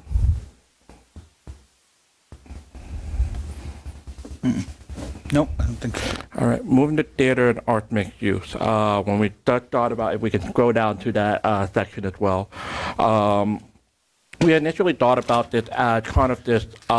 You had a theater there. It used to be pink. Now it's a teal. But we, while they pull that up, if it's all right, Mayor. Yeah, Jacob, can you move down to the next section? The down by the Church of Ascension. All right. So we thought about this more of it's a very narrow strip, but there are existing potential businesses there. You can do what you did before. Just go back to that map and just zoom in on the next. He went to Times Square, so we want to go south. Oh, that's Times Square, yeah. Yeah, we're past Times Square. We're on a three theater. slides down from that. Theater and arts. It's actually one of your Keep other going. tabs. You have the tab Keep open going. at the top for arts and theater. He's getting there. There we go. There it is. Right. That's nice. It shows the streets. Was a bit smaller when we first presented to you. We were asked in discussion with the LPA to expand it. The impetus behind it was to think about the ground floor, maybe a restaurant and breakfast place with maybe one or two floors above being residential, like live above the restaurant. Not very overly high intensity, because behind this neighborhood, toward the inland side, you have the right. You have single family residence. So we didn't imagine to be at quite the scale at the other nodes. We did keep to what is currently permissible in terms of the FAR and dwelling unit, but the intent is to provide small things like art galleries, little activities,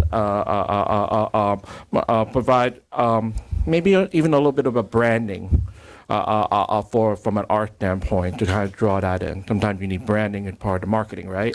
I hate to do this, but I'm going to ask, and I'm not trying to open up a can of worms, it's just more of a question. Right. There's been a number of folks who live in that neighborhood who've been concerned about the beach theater having outdoor dining. How will that be handled in this iteration here that's before us? Well, I think it's the same as the answer as we just answered in the LDR for outdoor dining. If there's a concern, then it should be written in the process for how you approve these, whether it's conditional or whether you have to make sure you have a workshop with the neighbors, something to that effect, right? And but it would be handled the same way. There may be some neighbors who like it, some who don't, but Right. I think they want to at least have a voice in that process. Yeah. Totally heard and understood on that. The same answer as before, right? It's about how you build your approval process and your land development regulations. Not trying to get too granular on things, but in the purpose and in the uses, this is in that area that they were talking about Paula Kiker. Mm-hmm. And when you look at the uses, none of those uses that are in there align with what she does. So are we pigeonholing ourselves by putting these uses in there, or is it I guess what I'm trying to get at is, because if someone wants to go to put dentist office in that building next door. Could there be an argument that, well, it's not in the future land use map is a continue, I know that goes to the codes, but, or to the zoning, but because they wouldn't necessarily technically align, would that be an issue? I think we should probably add the word include commercial and before commercial recreation, and then you'll be fine. And if you want to with that amendment, we'll, before you go to approval. If everyone's on board with it, I think that's a good idea. Good catch. I just don't want, because we're naming whatever these nodes, whatever you want to call them. Right. That it's not just specific to, maybe there isn't a dance studio that wants to come. Oh yeah, and a doctor's office would fit in with like go to the doctor's office while your kid is at a ballet dance studio, right? It's kind of like how do you? It's about that. I got only so many hours in a day, and I got a family and errands I have to run. How do I kind of mix those and combine them, right? So. But I think making it explicit in that area would be very helpful. So it does say it allows retail and restaurants, so we would also just need to include offices. Retail, restaurants, Oh yeah, that's where you office guys come in. space. I think you get what I was trying to say. Yeah. Yes, sir.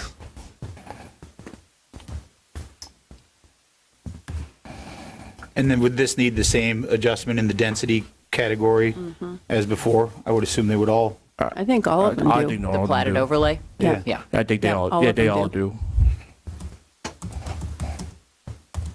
And then the next one after that is Santini. We talked about earlier just also just to recap the Southern Gateway. What the thought about it? It does have a current master plan, so it doesn't kind of impede on that. But if something else comes along and there's a better idea that the council would totally think that's fully worthy, go for it.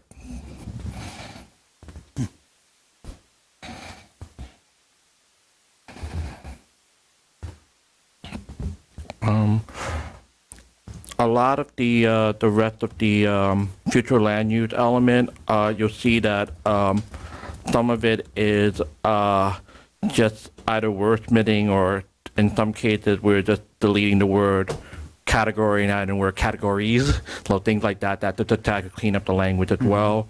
But I'm scrolling through to see if there's something else I should highlight.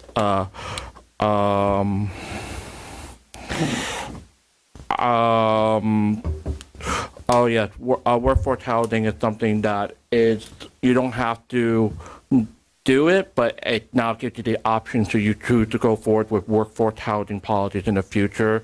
The comprehensive plan didn't really account for that before. This is also good because it also helps bring your housing element into compliance. We don't think that if you were to have even nothing on workforce housing, you probably get comments back from the state denying the change in your comp plan. Is that why all the new categories for workforce housing, because every one of them practically was listed as new? So is that something that wasn't in our comp plan before and we're just adding it because of? Because we're required to. Required to now? address that. Okay. Yep. Yeah, your comprehensive plan would not pass muster if it did not have some sort of affordable or workforce housing language in there. Okay. But our word choice is workforce, not affordable, correct? Yeah, so that's where you'll see we deliberately went more toward the workforce housing in the item or neutralized on that language. We had a lot of that discussion before. Also, use some of the latest and greatest in terms of what you could do. You'll see something that's newer called auxiliary dwelling unit, which tend tied to commercial. So kind of that workforce housing aspect component really just play into that a little bit more.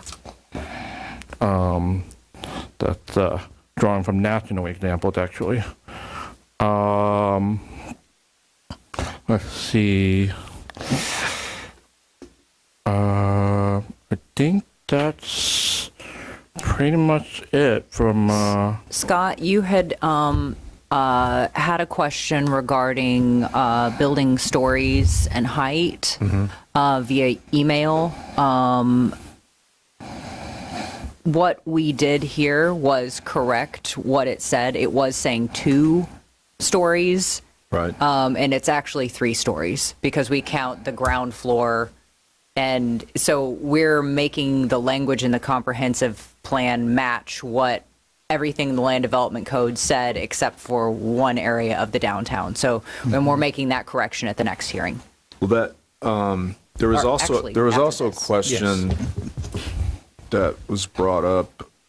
Let's see if I can pull it up.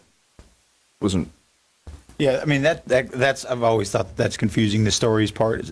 You're, even though you're not counting the floor, you're For height, you're counting it you're as a counting it story. as a story. Yeah. It gets very confusing. I agree. yeah, there was some language in the future land use element. It was 4-C4 for the record. It said a height limit similar to the 1997 interim change will be maintained, but an opportunity will be provided to owners of existing parcels that are so surrounded by tall buildings that it would be grossly unfair to apply the new height limit to them. And we kept that language. If you scroll to, it's page 16 in mine. It's page 530. Okay. Is where it starts, Yeah, and it goes into it's 531. new flu 1C4, and we kept that language. The only thing that changed was instead of it saying 2 stories, it now says Says 3 three. stories because that's actually accurate. So it's first floor plus 2, or the flood plus 2.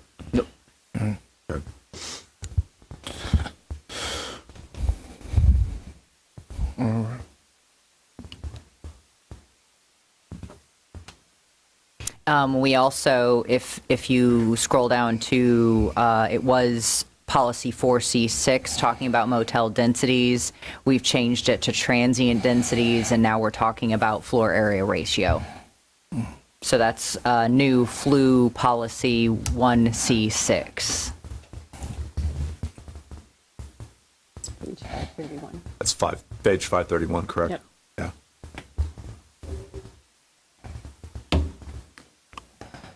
And just, Sarah, help me better understand. I don't want to beat another dead horse on this, but it just, the stories thing, what is the reason? I mean, if you've got 30 feet above base flood elevation, what is the necessary, explain to me again why there's a necessity to have the verbiage of stories. If someone wanted to build 3 stories with 10-foot ceilings and they could meet all the codes and requirements throughout the state to do it, why, and they still meet with all, all the other things that you have to, as far as density and intensities, why does it really matter if there's 3 stories inside there or 2? I maintained the language that was already in there. This came up at the LPA. They talked about whether they wanted to remove the number of stories. They decided they didn't. I don't have a preference one way or the other, or an opinion. It would depend on how it's built, and maybe that's it. Maybe we don't want stories to look short and squat. Maybe we want to ensure that they look like the correct height. I don't know. Yeah, I mean, it's really up to you. If you want to remove the number of stories and just keep it to the 30 feet above base flood, we've removed some of the language in the land development code that would have allowed people to sneak additional stories in above the height of the building, which was a problem that we were having, just people kind of sneaking extra stories into attic space. So I don't know that that's an issue. It's really up to you guys. Does anybody else see my point? I see what you're Yeah, saying. go ahead. Okay. It could be argued, but not necessarily that putting a story in there, low ceilings, you're actually putting more people in there. So that if it's residential, if you have stories, then you can have a certain number of units. But if you have 3, you've got 50% more. Or you'll have more floor space, in other words, and it would accommodate more people. But aren't there other And safeguards? to the- that's an This would- intensity issue. That would be accounted for in the floor area ratio, but in a house, it may not, because Oh, that's right. it's a building coverage as opposed to floor area ratio for Makes sense. residential Well, I don't, use. So, it was just something that I needed. yeah. I'm not pushing one way or another. I was just trying to I would better say that understand this is the common way to do it, so that people understand what this is going to look It's like when they clear and read easy. through it. They're like, 30 feet, how big is that? And then you say 3 three Right. stories, and they're like, oh, I know how that Okay. big that is. Okay, that's fine. That's all I We can move on. If there's nothing further in the future, sorry, if there's nothing further in the future land use element, I'd like for it to move to the housing element. Anyone have any other questions with the future land use map element? Move on. All right, thank you. I actually have a question about marina. Do most towns, is their definition of marina the same as ours? Or is ours more restrictive, or what do you find in other cities? You're pretty consistent with what we have. We did add a bit on preservation of working waterfront because state statutes require that you consider working waterfront as part of your comprehensive plan. But that's about the only most major thing that that would pretty much add it to the marinas. Other than that, pretty standard. Okay. Good to know. Thank you. All right, housing element.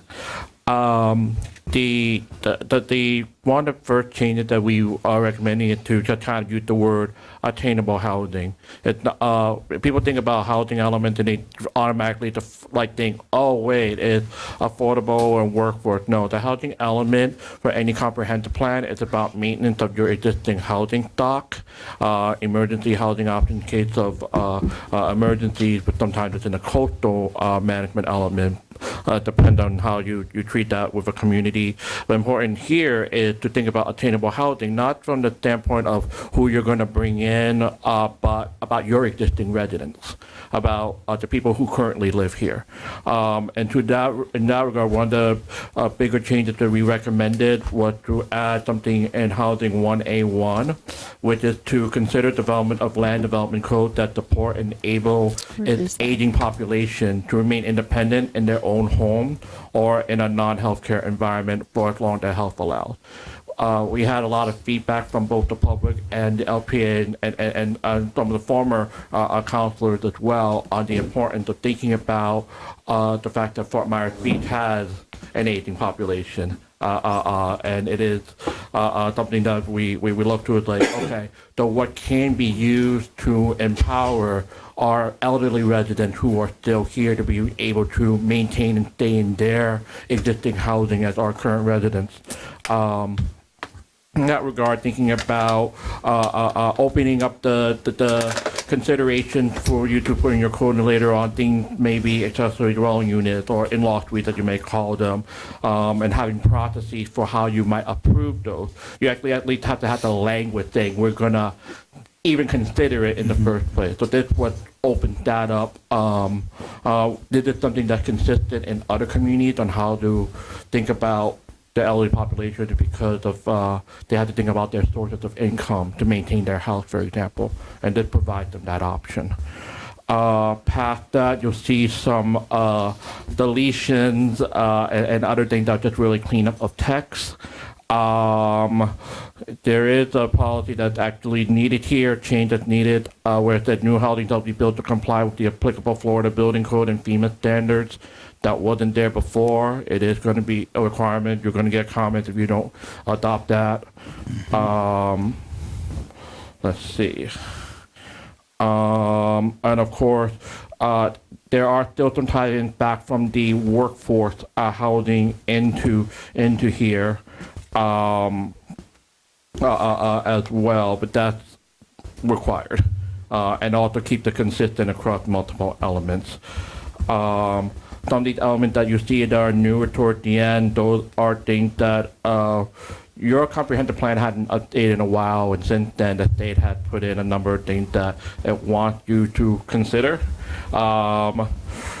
In this case, is we have kind of blunted the language so that you will consider them or review certain incentives. Doesn't mean you have to adopt them, it's just that you have to review them. There is a key distinction there that they want to make sure you review them.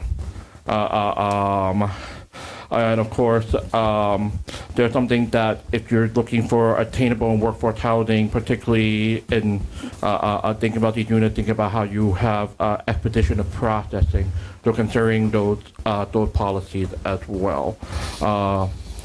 There are other things that may apply, just that, like just good technique, like, if they have something that's pre-designed or prefabricated, how you have those adoption policies because it lowers the cost of housing construction. So particularly important when you have an elderly person and they need to put an in-law unit in, become the source of income that I was mentioning earlier. And other things like partnerships. We did also put in here some limitations. For example, you can't have more than a certain percentage of micro units in a building, for example.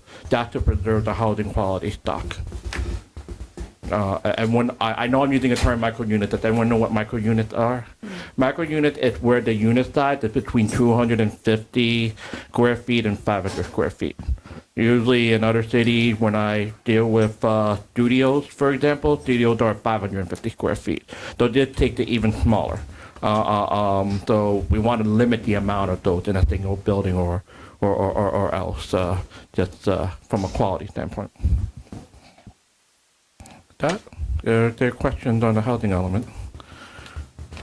Anyone have any questions for Eddie? John? No. Vice Mayor? No. Karen? No, I was just looking at that one piece, though, that it says provisions for conversion of underutilized office space into workforce housing. Yes. Is that something that's required as well, or? That's not necessarily required, but you do have the towers where I actually would think that not even just converting for workforce housing, but just for even regular housing at this point, based on what you have, might be a good policy to adopt. Just because you don't necessarily have that conversion ratio in there or those ideas in your code on how to repurpose an existing building. Because what are you going to do then? Just either let it sit vacant or tear it down? Doesn't seem like to be a good use. Yeah, that's housing E12. Okay. Just gives you the flexibility of having the wordage in there, essentially, is what you're saying.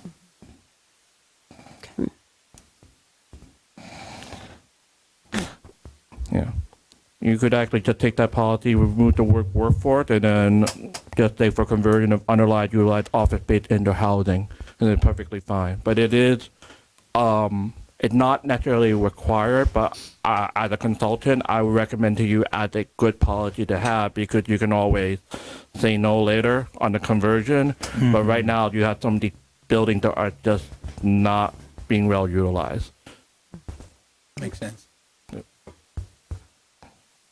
On to the next one. All right. On to the next element then. Recreation and open space.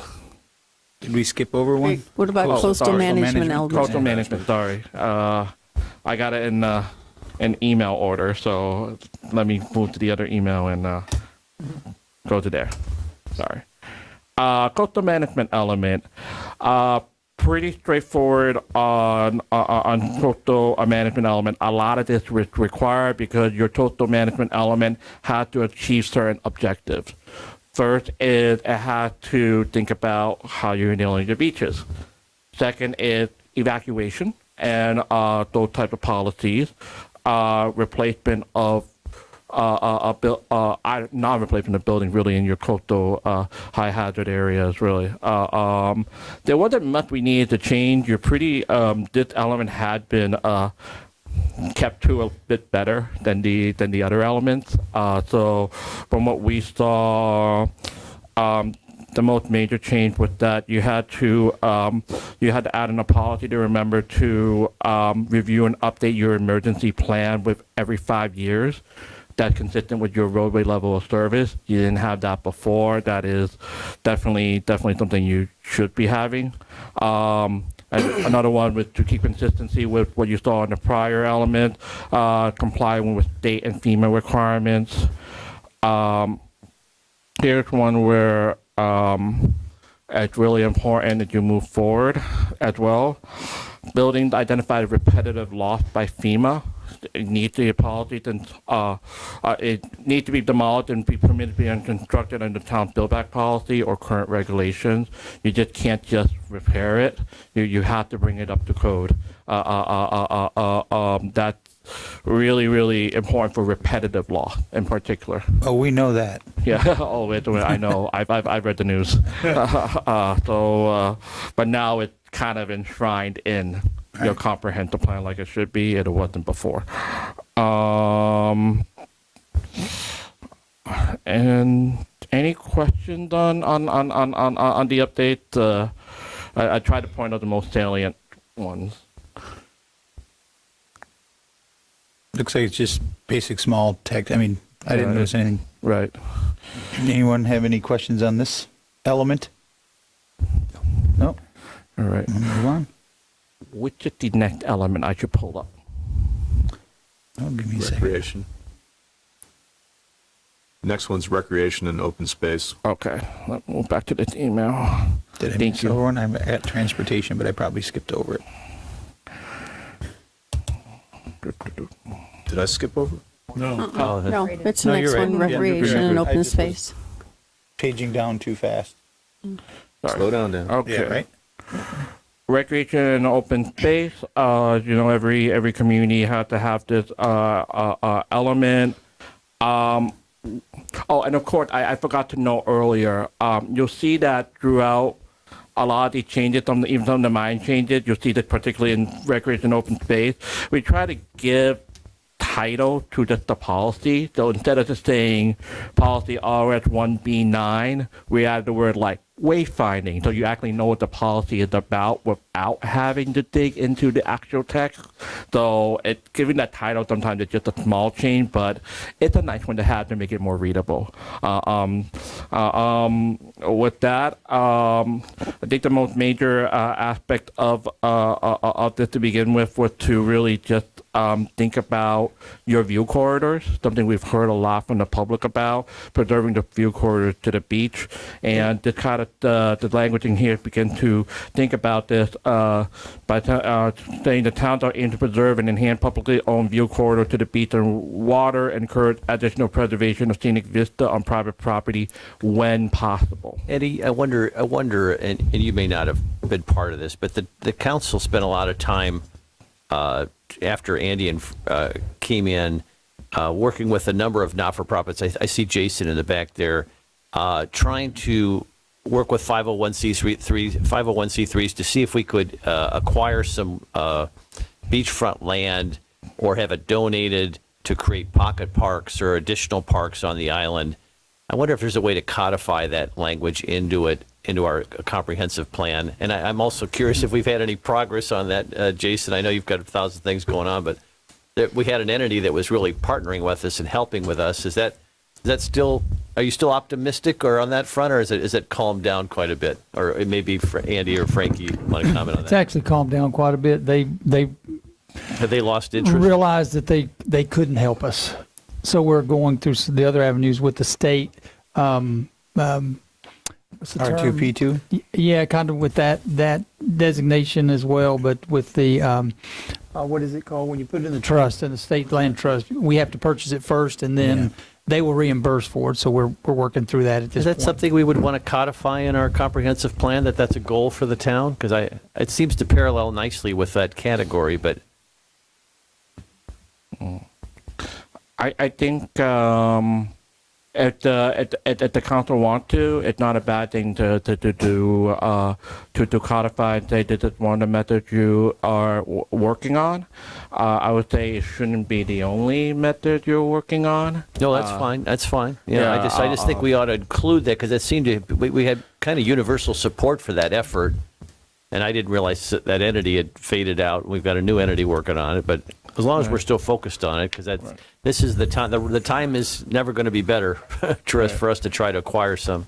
Right. Your current policy as amended here does speak to that. And another element, which we'll talk about in a little bit, we found that there were some outdated entities. So it's generally against I usually don't advise that you put specific entities into the comprehensive plan just because, like Entities mentioned, change. they cease to exist. But what you want to do is kind of take the spirit of that, right? Yeah. So what we have here is the spirit is that you're going to aim to preserve and enhance the public review corridors, and you're encouraging this through public-private partnerships or working with But we also nonprofits. want to add, Yeah, you wanna not add. just preserve. Okay. And enhance, right? So I mean, So perhaps that the language here needs to change to shall aim to add, preserve, and enhance. That helps. Okay. It's not going to change the world, but it's mission oriented. Yeah. Well, we'll add that on the list of amendments before your motion at the end. Important here. We added not only a policy on wayfinding, if I can direct you to the very end, y'all didn't have a monitoring section, which is kind of important for this element. So we put in the monitoring objective and policy there, just directing for staff to review the LOS standard, to continue to monitor and see how your acreages change over time, to track the number of partnerships, agreements, that some of those partnerships may include those nonprofits as well, and just to track and implement ADA accessibility in particular, which was something that we did not see in the in the parks element. Monitoring element portion is probably the most major change here because you didn't have that before. Any questions for Eddie on the recreation and open space? I kind of have something I'm confused by, and Jim brought it to my attention. Policy ROS 1C1A1 Marine Task Force. Expand the purview of the town's Marine Resource Task Force to include the sustainability of recreational use of marine resources. I'm not exactly sure what that's telling me. Could you repeat that policy again? Sorry. Is it? 1C1A1. 1C1A1. Oh, A1 is struck through. Oh, okay. I'm sorry. No, I didn't have my readers on again. Darn it. And just trying to get used to them. I think we were like, this really doesn't. So that's actually an existing policy, and we just struck through that last part of it. Mm-hmm. Right. Overall, the rest of it made sense. Canoe trails, water shuttle service to your natural resources. If you want to do in the future, having a comprehensive recreational system that you kind of plan out the entire island. We didn't see necessarily need to change that language because you should be having that language. Okay, thank you.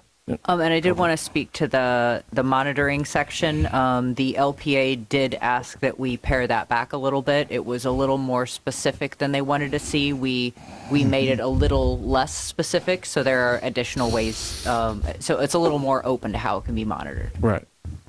Very good. Any other questions? No?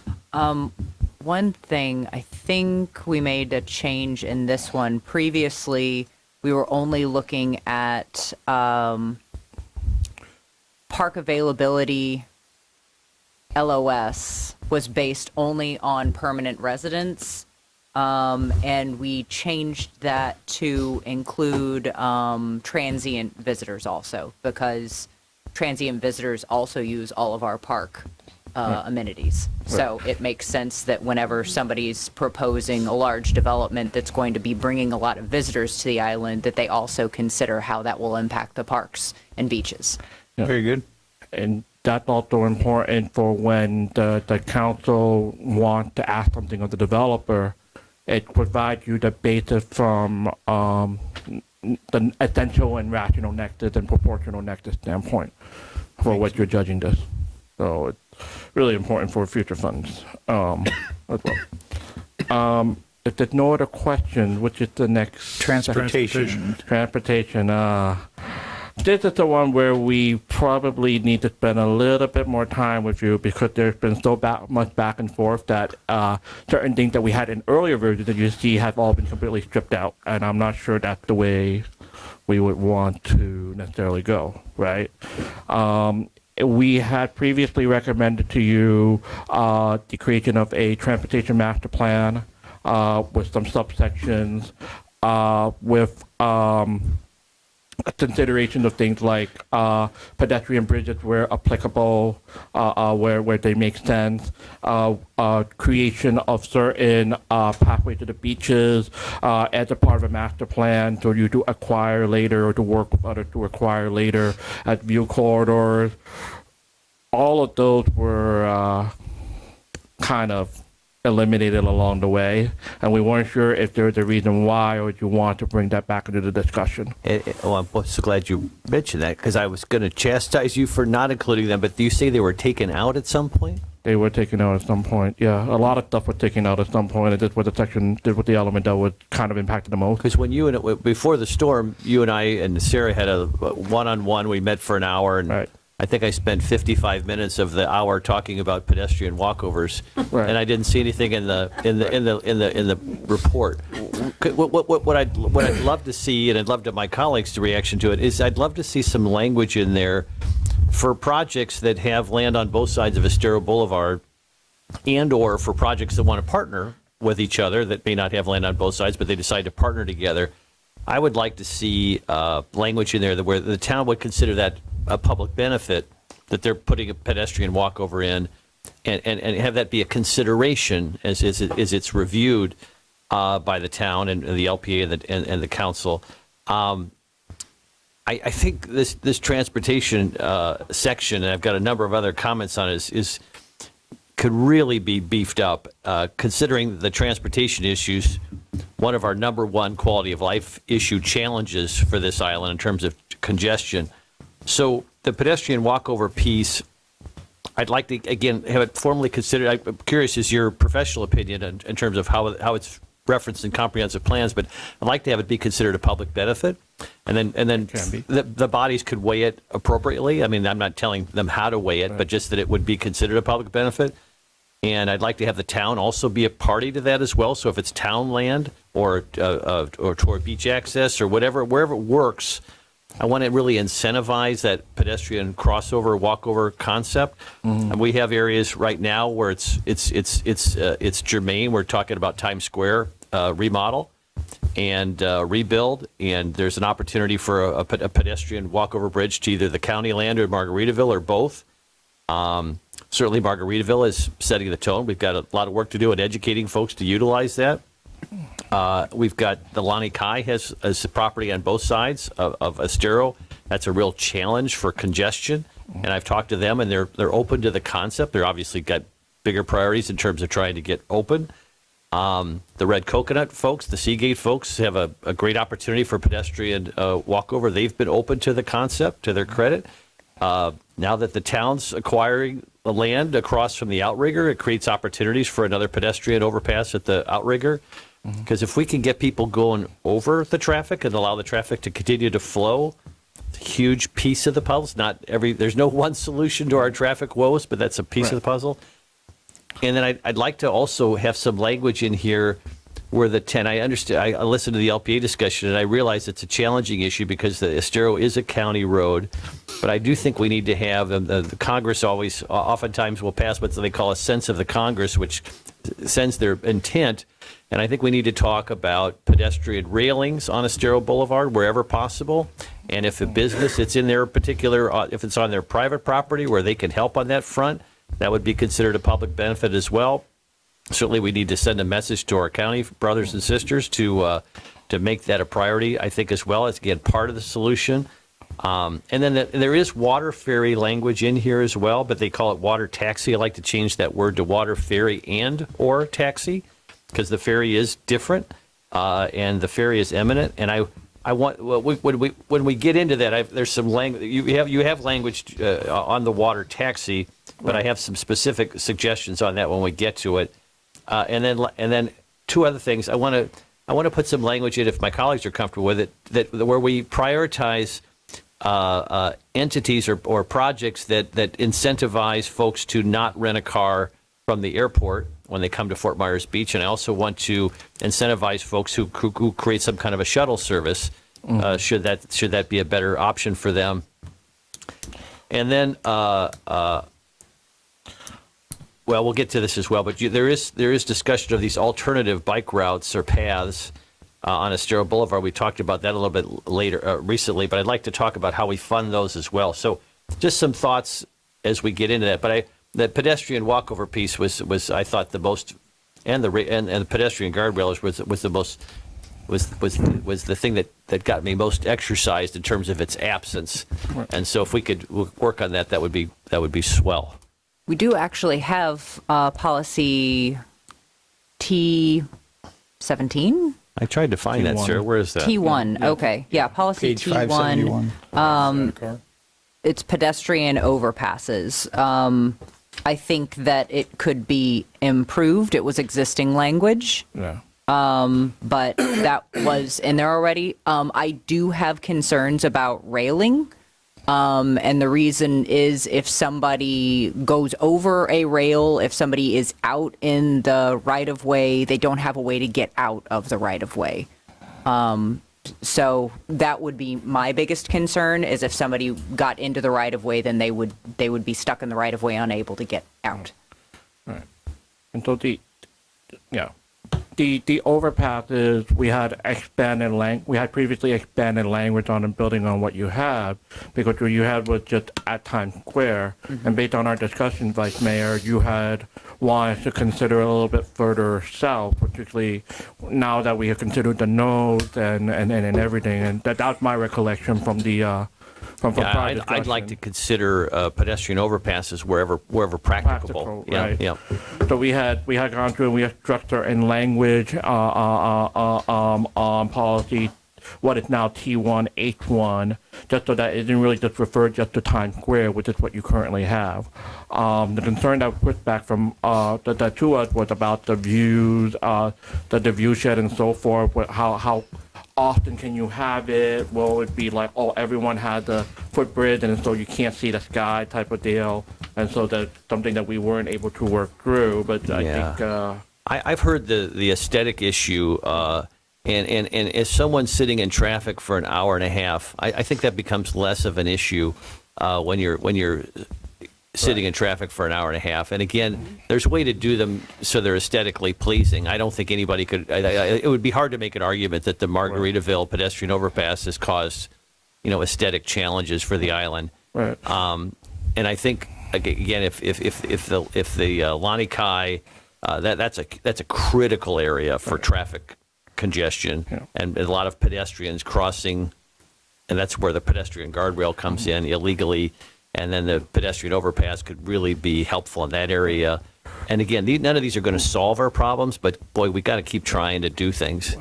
Would it help, Vice Mayor, if we were to go through and strike certain language like at Times Square, and then for the council consideration add just one policy that the town will develop a roadway standards or kind of a multimodal roadway standards guide, and that will encompass everything that you're asking, the council might ask for, right?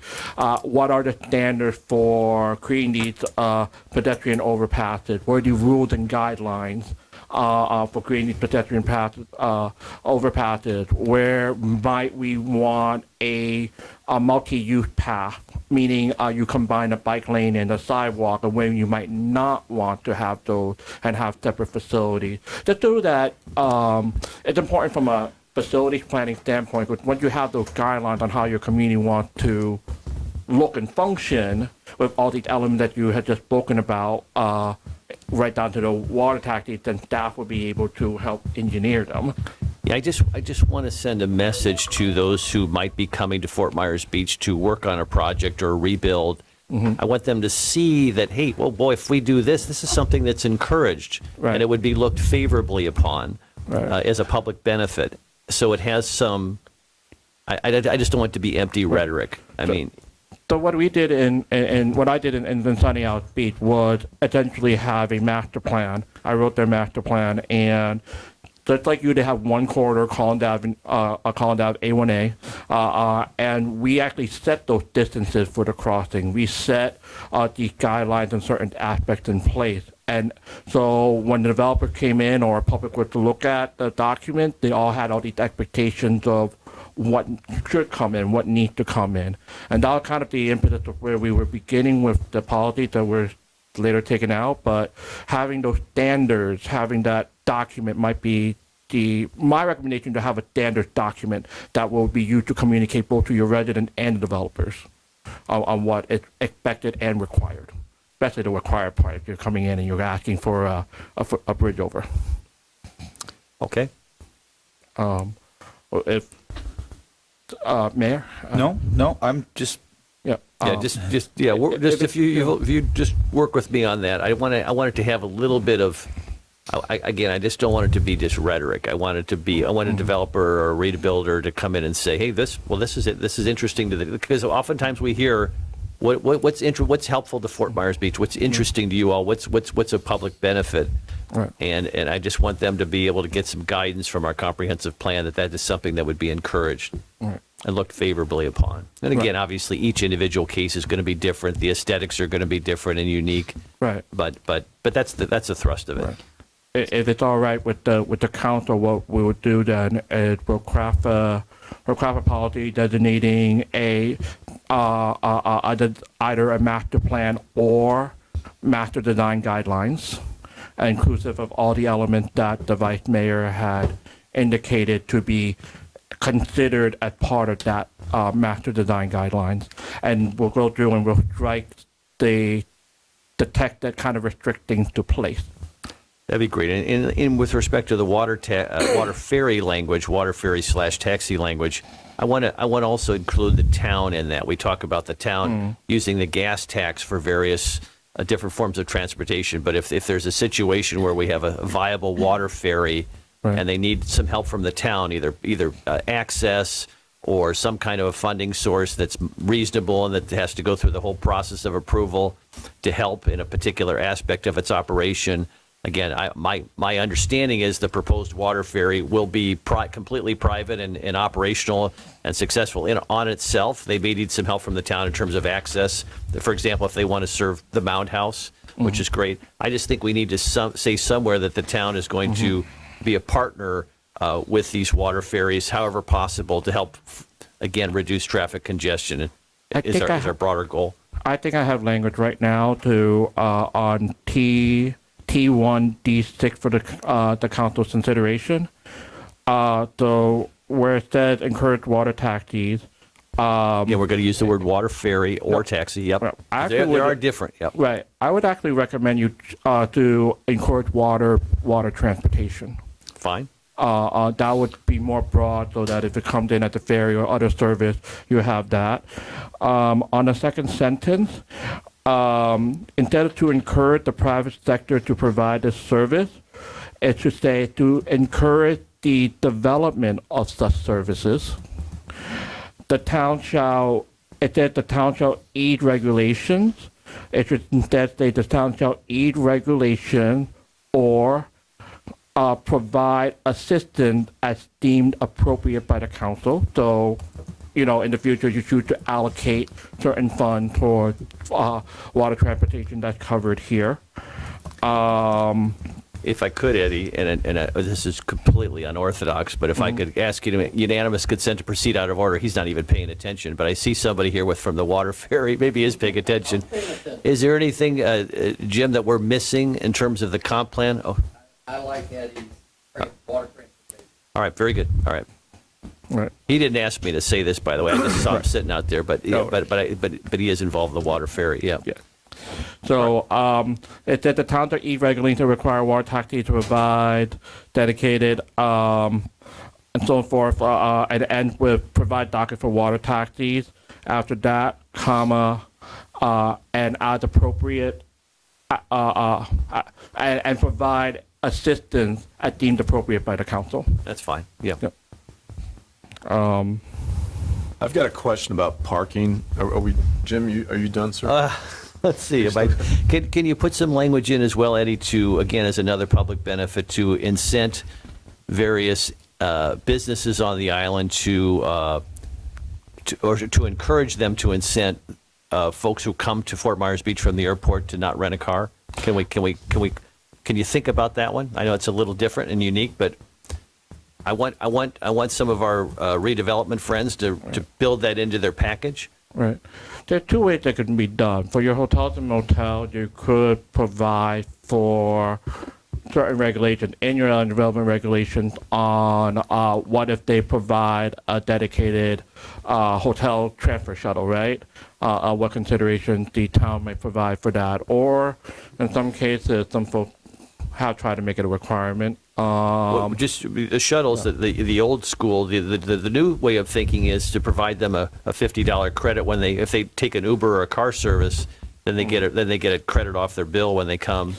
I just want to build that concept in. So what we would do is we would simply add language here, particularly just take a new policy that would encourage what we call TDM, Transportation Demand Management, techniques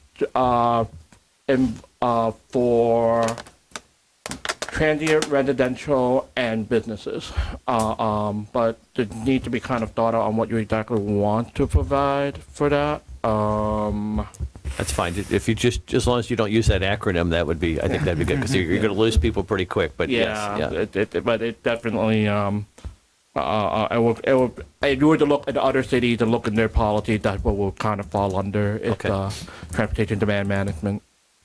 I think along those lines too, I didn't see anything here, maybe I missed it, that encouraging, continuing to look into the future. There's things out there that'll come up that aren't maybe here today. We're talking about water taxis, and there's things that potentially, I guess, to encourage, to your point, how do we encourage developers or people that are going to incentivize people not to bring a car to the island, leave it at the airport, get here somehow, some way. And if you do, you get credits, or you get some kind of, if there's a way to put language specifically in, that may be a public benefit. That could be something that could looked at as a public Taking benefit. that one step further, it's not just the guests. I mean, it's the employees too. yeah, that's very true. We will find a way to revert the term TDM because that's all, everything you're asking falls on the realm of what we call transportation demand management that's seen in other comprehensive plans. But just not that I'm any kind of rocket scientist, but when I came up with this concept of a credit on your hotel bill for taking an Uber or a car service, that seems to be kind of a new concept. So I wanted it somehow in writing, so a potential developer, should they be skimming through this, they'd say, "Oh, well, this is something that would be pleasing to the town of Fort Myers Beach. Let's throw this into the mix." So I think that makes a lot of sense, especially at the trading point when we get to the CPDs. If somebody wants to provide less parking, showing this is our system for doing that. So I think that makes a lot of sense because that's going to benefit them as well as us. It's not just they're keeping cars off the road. And those are the things. The symbiotic ones are the best because everybody wins. There is a policy T13. B3, that the LPA sort of kicked to you guys. They were not comfortable saying whether they thought that was still correct or not. What page is that on, Sarah? Oh gosh, Page 2. Yeah, it's on my page. Can you 2 describe of it? That. At the very top, it's highlighted. For It's you. highlighted yellow. Oh, the one. Yeah, we weren't sure how to proceed given comments from the LPA. We need to defer to the council Yeah, on this. it's highlighted on there. Yep. Improvements to Estero Boulevard. Is that the one you're talking about? Yes, ma'am. Seems like a good place to put in some pedestrian guardrails, Sarah. Well, the issue is that Estero Boulevard is not our road. It is Lee County's. So we can make recommendations. We can. Well, we did already kind of take over the responsibility of the vegetation of Estero Boulevard. How do you incorporate the vegetation into not necessarily a guardrail, but a vegetation safety barrier? I think you've discovered a very clever loophole there, Mr. Mayor, in terms of how we guide our pedestrians to the crosswalks. Yeah, I've always been a fan of, they've got beautiful hedges that don't take a lot of maintenance instead of perennial peanut. Yeah, low impact design. People just walk over. One disadvantage there is that if you're driving and you can't see the pedestrians. So that would have to be low enough so that Sure. like, No, you I know, agree. we That's can fine. definitely see, you know, kids on bikes and people pushing strollers and. Yeah, well, I don't think we're talking about big palm trees or anything like that. I think. Well, no, but I mean, like some of the hedges, they're dense enough and they're tall enough that you can't see a child. Well, sure. So, you know, there would just be a need to ensure that, you know, we're doing this correctly. But yeah,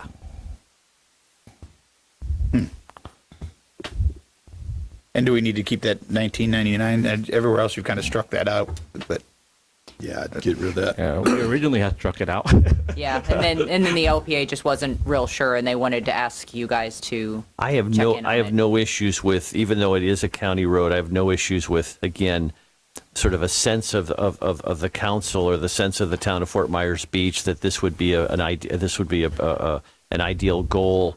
You know, the counties, our commissioner Sandelli's always asking, you know, tell us what you want, tell us what you, I mean, give us some guidance. Yeah, so let's give them some guidance. Do we want to negotiate with Lee County for the turnover of responsibility for maintenance to carry these out, or because that's what this says. But maintenance of what? The roadway.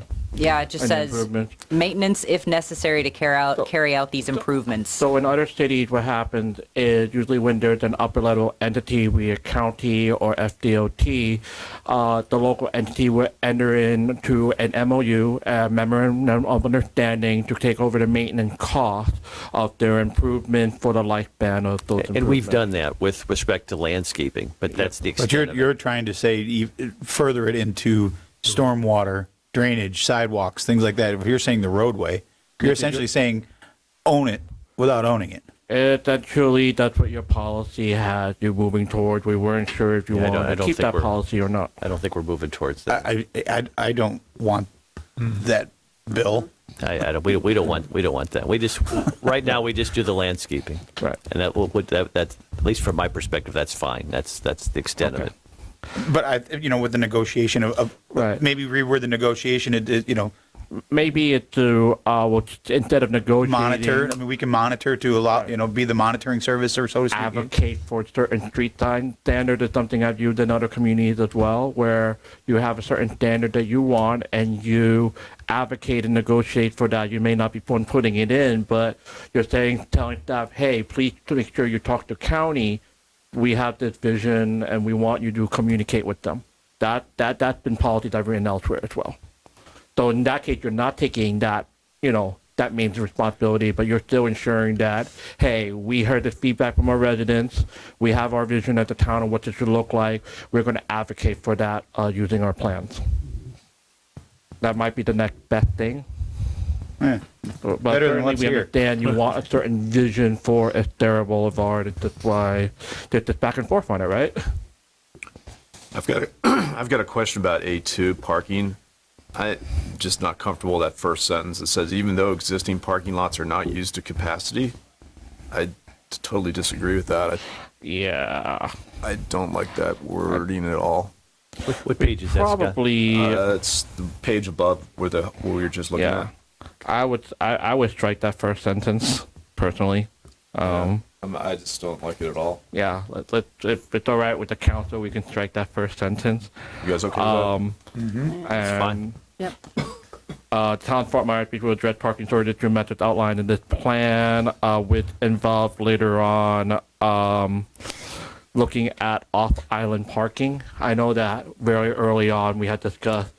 Well, I really, think we're looking at all types of solutions. I Right. mean, we're either I have provided an originally. agreement. Yeah. I mean, I've said this numerous times. I mean, I don't want to be in the parking business, but we need to help find a solution for it because It's lucrative. well, unless it's lucrative, yeah, right? But you've telling people how many parking spots they should have, and I just very, very early on, I had recommended to the council that you really move toward policy to move away from surface parking and just really trying to concentrate the parking in centralized structures at specific locations on the island. That's also to get people to park in one place and to walk instead of parking to the closest parking lot to where they need to go, and then just kind of circulating from that parking lot to the next one and adding more traffic when one lot is full and the other one isn't. Though you were to move towards a centralized parking system, it does not only take care of some of your traffic issues over time, but those surface parking lots, because you do have a very finite amount of developable land, it will increase the value of that land and you can build something else on it. So that's something that I recommended very early on. You see that it's been taken out, but I would suggest that if you're concerned about parking, that is one thing to revisit and look at. So how would, on that one, so you've got the town of Fort Myers Beach will address parking shortages through the methods outlined in this plan, and then add and other appropriate initiatives desired. In that way, it leaves it open to looking at what options are available. You know, that might be a parking study to see actually how much parking is being used and where we need it the most, and maybe public-private partnerships down the road if it's appropriate. That's a good approach. Yeah, I like that. All right. If we're okay with that, we'll use that method, and it'll have you have staff reevaluate that as time progresses, and as the island continues to rebuild, you might encounter things that you had not anticipated, right? So this helps you with that anticipation of how to react when the time comes as well. Okay. Anything else for Eddie? Did you get it all? All right. Next You're one. nodding your head. I heard you typing over there. You just hand her your notes. That wouldn't be helpful. The next element. Historic preservation. Okay. This one was. All right. You'll see that some of it really hasn't changed because in historical preservation, your policies were pretty standard what we saw in the state. And then some of it, given current conditions, we had to look at the text again and also look at the text of what the state statutes require when you do have a historic preservation element. You do not necessarily have to have a historic preservation element. The state does require some aspect of those policy, but other places have put it in the future land use element. Y'all just have put it in a separate element. So just begin with that caveat. These are pretty straightforward on some of the initial one. They're actually just more cleanup of text. For example, I'll bring you to the third one on that sheet that you have, AP1 A1. You know that it used to reference all those other policies. So what we did instead of referencing another policy, we just put in writing what it's supposed to actually say instead of referencing everything else. That's really all that really kind of does. And that's making sure you're adhered to standard policies, standards and provisions for the Department of State, Division of Historical Resources, or the National Historic Preservation Act, and so forth.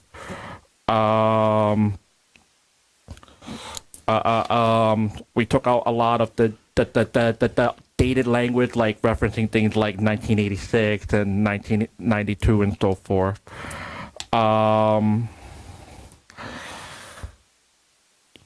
Let's see. A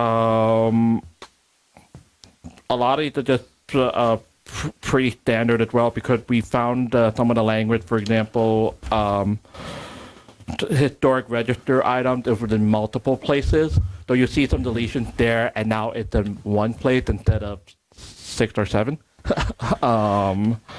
And so forth. There is some policies here just really geared toward identifying resources. That's what we felt with in review of your element, probably the most missing portion. When it comes to historic preservation, you have to, there's a sequence of steps. You have to first identify, then you register, and then you have policies if you choose to protect those resources, but in that order, and you didn't really have the first step in the jurisdiction element. So a lot of that language is there to create that first step of identification and putting the resource to identify. Happy to take questions. realistically, I mean, outside of Mound House and the school and Right. maybe a couple of other buildings, I mean, how many historic designations do we still have? Not that many, so we didn't actually think that there was much that was needed here. We did think there was an opportunity to tap into your historic preservation resources from a local cultural or economic standpoint. So that's where you see some things that were kind of like you don't necessarily need it, but they're nice. Like if you incorporate with the Estero Island Historic Society, the town will consider development of self-guided walking or biking tours. So that's kind of like encouraging people to explore those resources you do have in a meaningful way, even if it's someone who just moved here. I think it's important to keep this all in there. I mean, now more than ever, Right. we've lost a because we lot have of it. so- Right. So little left. Yeah. Yeah. But the identification there is actually important, and in the aftermath of any disaster, you look and you assess, right, and you identify what needs to be preserved. Any questions on this element for Eddie? No? Moving on. What's All the right. next one? Next Capital one improvement. Capital is- improvement. Capital improvement. Okay. I'm going to start off with a very strong consultant caveat here.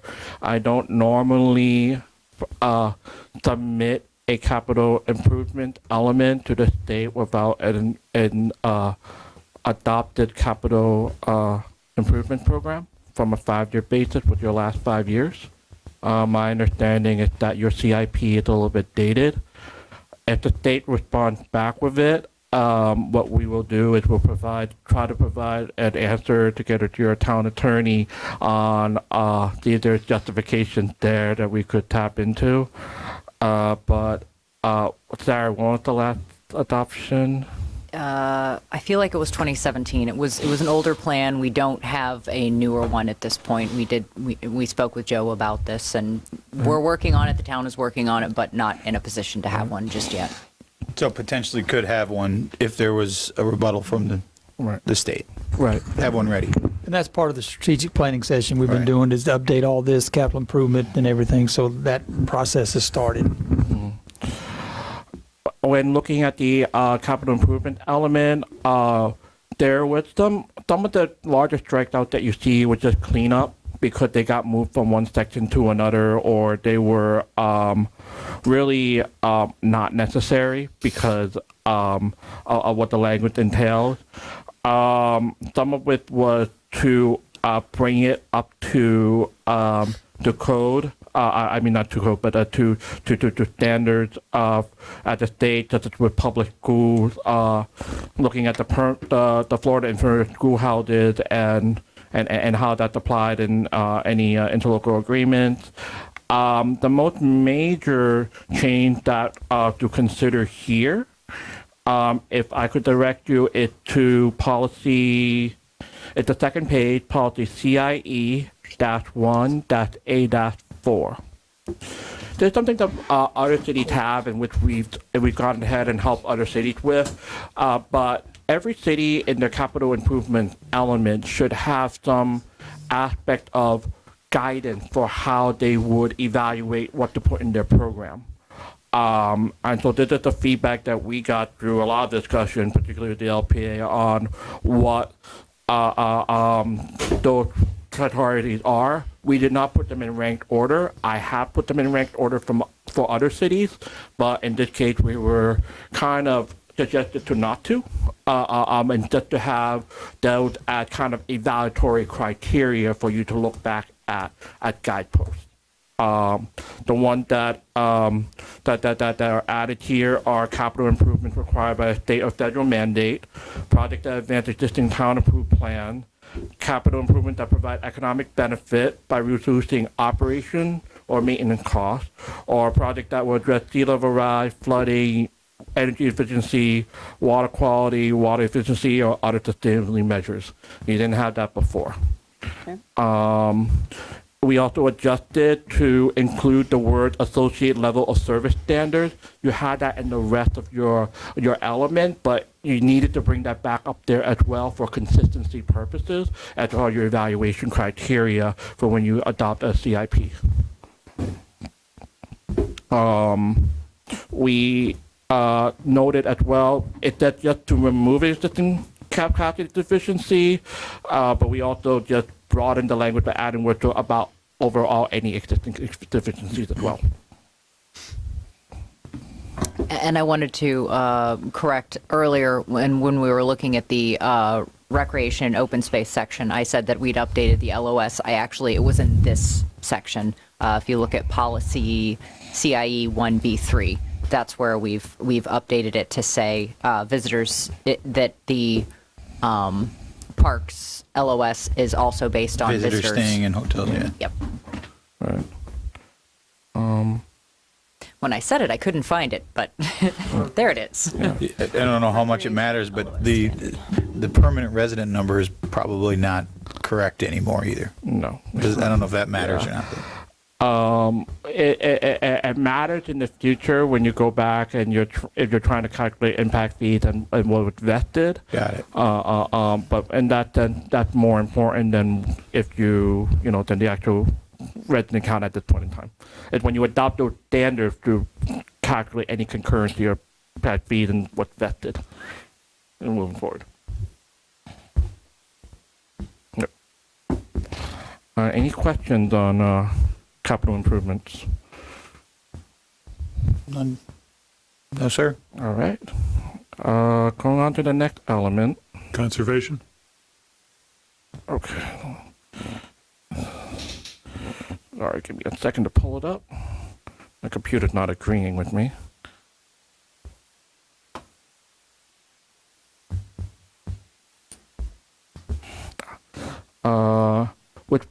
My apologies. Which one again? Conservation. Conservation. Thank you. Okay, that's not this email. That's this email. Conservation. Okay. Conservation. So I've got a question on conservation, the one you have highlighted there. Yes. Per the 1B2. Okay, let me go.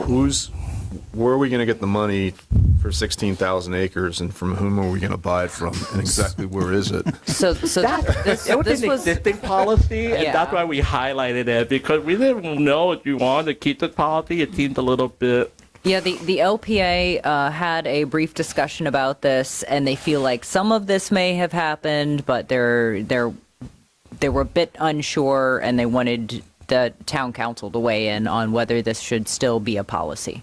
We're always encouraged, when we become financially stable to, get as much green space. And we had spoken about that with some of the beach frontage, but yeah, to say 16,000 acres, honestly, I mean, it's The magnitude of this feels almost more like you should be seeking regional coordination. Yeah. Well, we buying a new city here?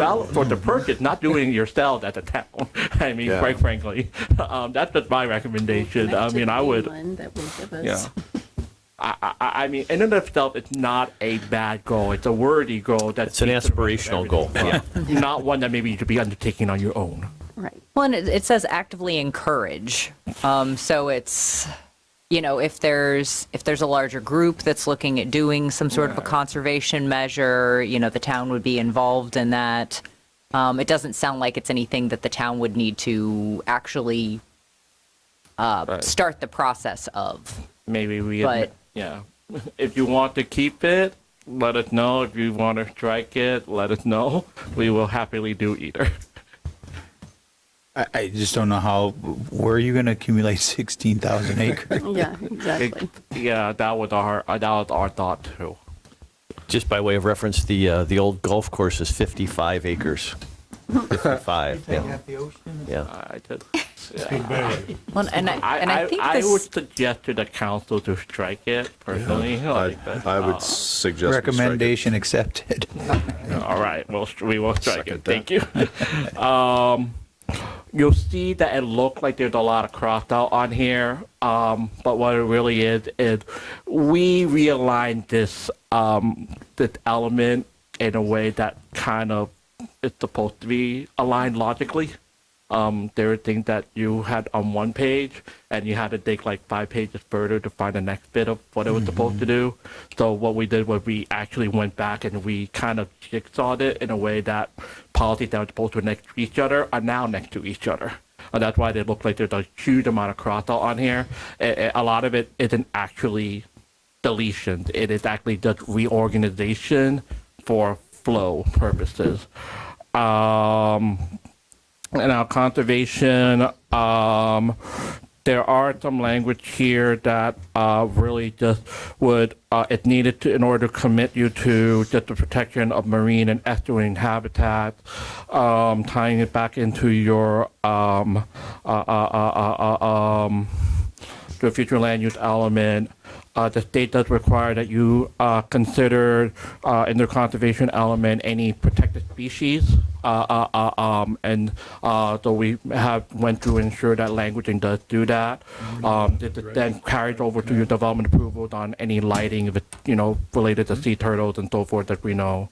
So all this remains in your revised element.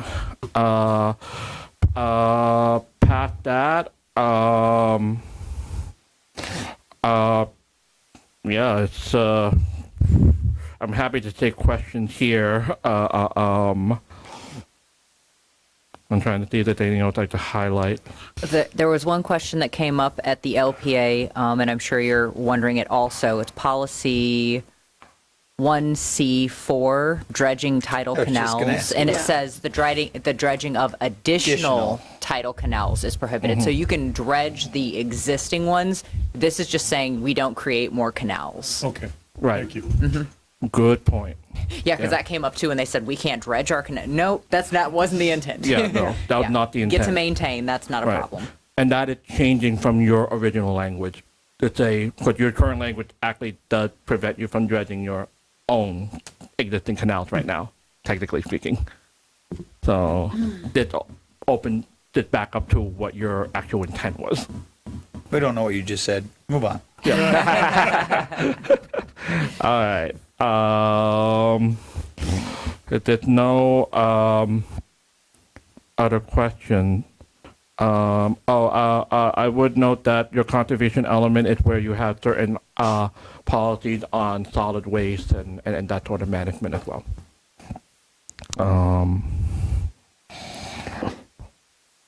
Not always where you find those items, but since you already had them there before, we didn't feel a need to change them. No, it's much easier to read now than it was before. Pardon? It's much easier to read now than it was before, or at least follow. Yeah, we were trying to make sense of it early on, Mayor, and we're like, why is this 4 pages past the last policy relating to it? And we're just, at some point, we just gave up and we're like, you know what, we're just gonna copy and paste on the different documents based on it, and then just reconstitute it. All right. Any questions for Eddie? No? Move on. All right. The next one is Intergovernmental. Intergovernmental coordination. intergovernmental coordination. Okay. Give me a second to pull it up.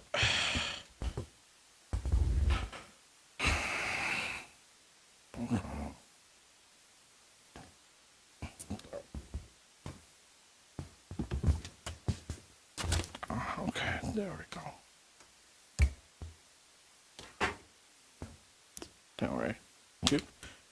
I don't think we actually had to change much on here, just because there really wasn't much other than updating of dates. Yeah, I think, and renumbering. Yeah, there weren't any necessarily too many new agreements to go with, and we know you have a updated agreement with the school board regarding the school, but the languaging we felt already covered that. So I don't think there was kind of a need to add extraneous details that are pretty much more administrative in nature. Past that, we deleted some of those older dates because some of these plans keep getting updated. So you don't want to have to necessarily update your plans over time. Pretty straightforward intergovernmental. Any questions for Eddie? Utilities. All right. Awesome. Is that all? We're on. Oh, you got utilities element now. Utilities. Is that all? Wishful thinking. There was the property rights element. Not sure if I'm skipping over any, but Yeah, we're at utilities. utilities. Okay. Utilities. Okay. Yes. Utilities. The biggest change to utilities is to make sure that your numbers on flow and those standards are actually up to date. And to that, Sarah, we had reached out to the county for new numbers, right? So I reached out to the county regarding numbers, and we also, currently the town is undergoing a modeling to figure out what pressure and how much water and all of that. The information in here is the most up to date. That could change after the modeling, but at this point, that is what we want to be striving for. Then regarding the sanitary sewer, that is Lee County's. So rather than reference Lee County's current number, we want to just reference Lee County's standards. That way, if they update theirs, we don't have to update ours. We just refer to them because it's theirs. Right. Super important. Thinking about supply treatment and the capacity for potable water, as well as the water pressure. They'll know it pound per square inch. What we currently have in the comp plan is actually very dated. So you'll find that the new standard is the minimum pressure of 20 pounds per square inch of it's 40. So that would be a nice improvement. And the modeling, the prior modeling showed that we have 275 gallons per day per equivalent residential connection, which is actually on par for some of the other island communities I work with. So you're right on the ball there. Your other elements had already included this to some degree, but for right here, water conservation is part of mandated policy from the state. So, but we looked at it. We don't feel that there's any need to change it. Now, in about 2 or 3 years, actually no, about let's say 2024, in about a year and a half or so, the region will update its water supply plan. At that point, you will have to go back in here, but it's current for right now. You just have to update it in about 2 years or so. I just have a couple things. First of all, we've got a couple members of the LPA who have extensive utility background, and I thought their input was excellent. And if they're comfortable with this, I feel good about it. I just was going to potentially suggest one additional policy objective for the town. I've been talking to some folks at the federal and state level about the potential for Fort Myers Beach to have a pilot program to have our own microgrid, basically have our own source of power in an emergency situation. To get us through a week, 2 weeks, et cetera, not only just emergency facilities, but potentially, depending on what the generation source is, even broader than that. Because after a storm, not only do you have to get emergency operations going, but if there's key buildings that we can get air conditioned quickly, then the mold mildew issues are eliminated, and it just allows our recovery to be much quicker. I just wondered if we could build into there as a goal to seek federal and state funds to establish a microgrid.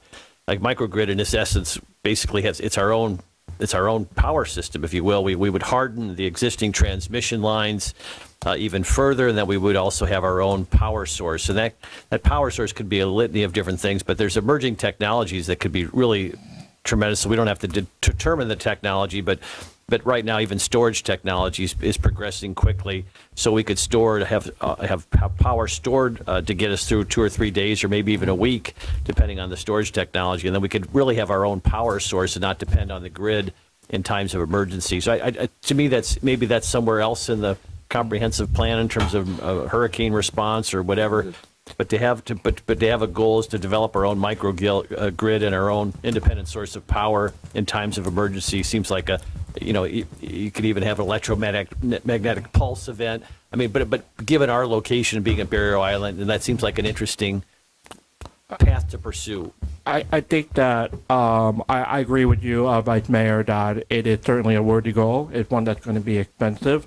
I would say that maybe the most appropriate first step is under the first objective to do a policy U1A7. And that new policy should just be the town shall study the potential feasibility of a microgrid system townwide.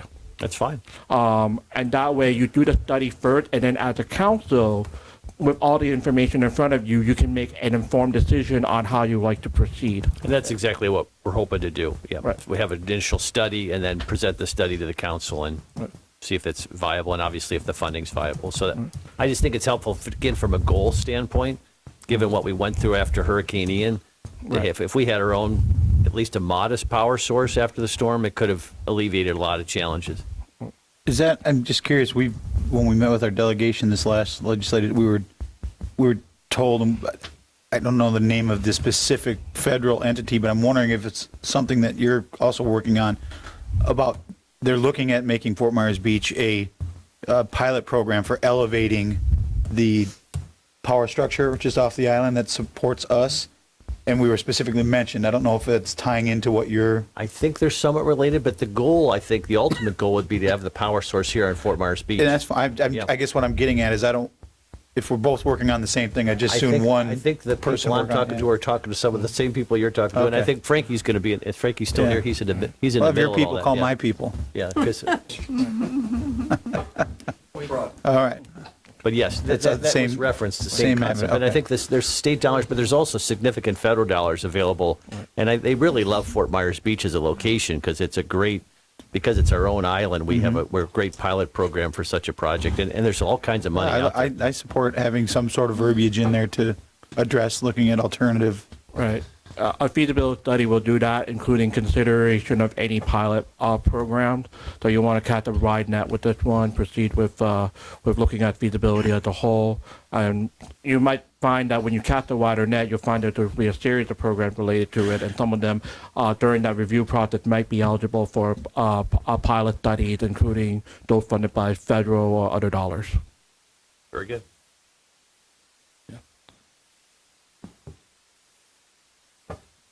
Okay. Property rights element. All right. Unless you wanted to continue to talk about utilities. No, I'm good if You you ready? are. Okay. Which one's the next element again? Sorry. Property rights. Property rights element. All right. Property rights element, you'll see that there's 4 policies there with one objective. It is modeled after the state text, the state legislature's text.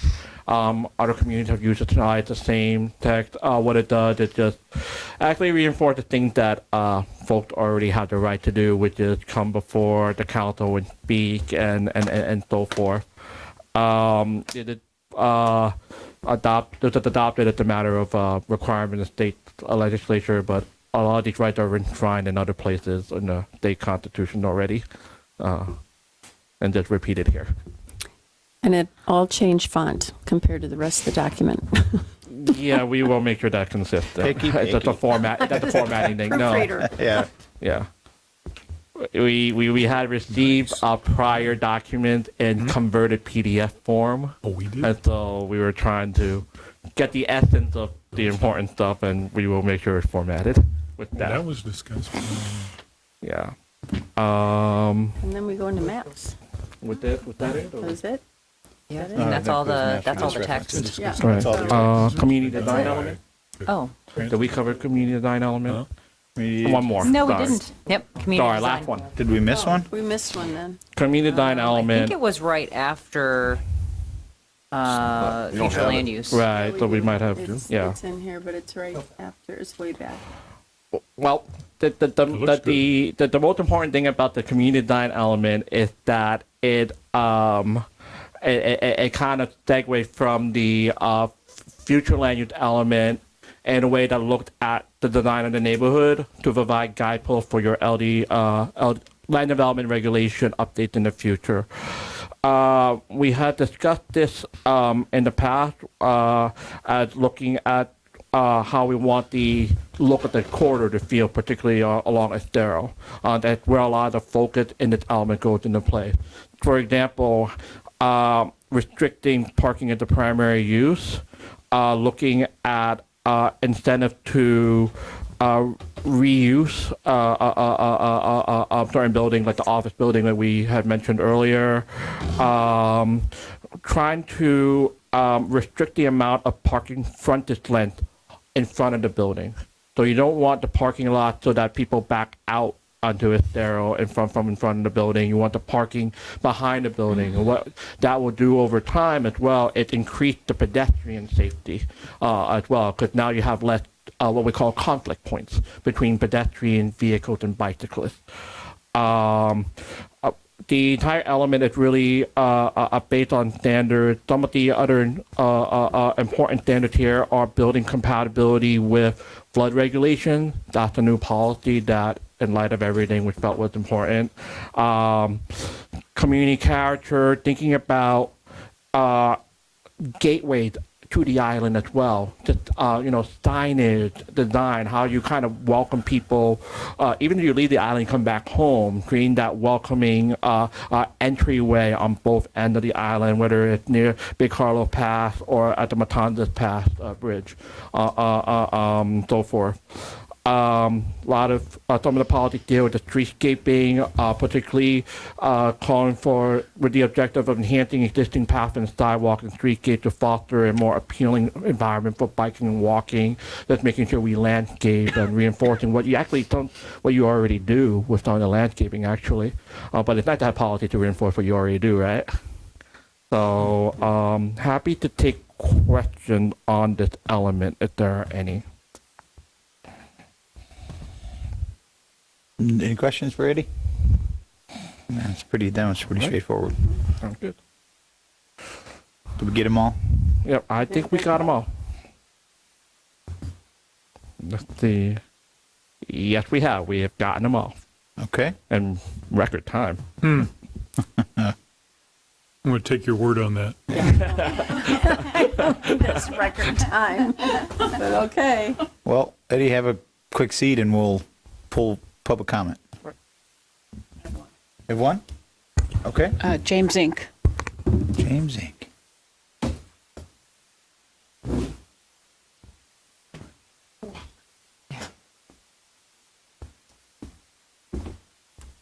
Good morning, afternoon. James Inc. for the record. I have some comments that I made at LPA. I'm working off of what's on the website, so what may be before you may be different. I don't know. But what you have done in the comp plan is you've taken the FAR, the maximum 2.5 in pedestrian commercial, 1.5 in other districts that's listed in policy 4C, and you moved them into the individual future land uses, which is appropriate. But what I see is in the marina policy that FAR is listed at 1.0, and it should be at 1.5 if it's considered another district. And in the mixed use district, the new district, I just noticed that pedestrian cruise used to be 2.5, and what's being proposed is now there's 3 levels, which is similar to what's in the zoning document of the Land Development Code. That's been changed. Has that been changed? Good. It was a potential property rights issue. And my last one is in the mixed residential, which is going to medium residential, which they've taken out the language of commercial. There's one instance that I know of, which is Island Bay Marina, since I pay attention to marinas, which becomes potentially a non-conforming use because marina being commercial wouldn't be allowed in medium residential. Marina? That's at the end of Pearl Del Mar. Okay. Up at the end up there. It's small, it's 25 slips, but it is a use and it's not listed as a marina, hasn't ever been listed as a marina, but it's now would be inconsistent in medium residential. And that is part of what we're actually changing back based on comments. I mean, some of it's included now, but we're going to be adding more. Yeah, So because I'll there make sure could be other properties that are now in this medium residential that are commercial, because what was allowed was limited motels, limited churches, small, what they considered small intents that cohabitated in the mixed residential. So Which I always consider that mixed residential like the leftover bucket. You came at it from two ways, and that's just what was left on an island that was very confusing. So what it says, we only struck through a portion of it. It says commercial activities must be sensitive to nearby residential uses, complement any adjoining commercial uses, contribute to the public realm, blah, blah, blah. Yeah. We're also going to add in a component about it being allowed, at certain intensities adjacent to a sterile boulevard. Perfect. And that's all I have. Thank you. Thank you. Yes, ma'am. Come on up.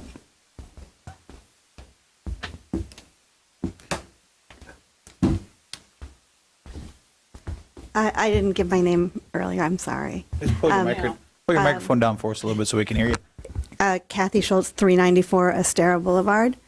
My comment is on the proposed updates to the recreation and open space element. At their April 9th meeting, the LPA recommended unanimously to reject the proposed changes on Bowditch Point and keep this section of the 1999 plan as is.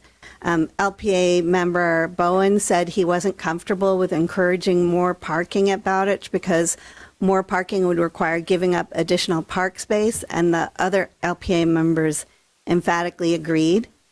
The 17 acres that comprise Bowditch Point Park were purchased by Lee County in 1987 with the objective of saving the property from commercial development and in the interest of preserving as much of the natural flavor as possible. 7 acres are developed for passive recreational use, while the remaining 10 acres are a restoration preserve area.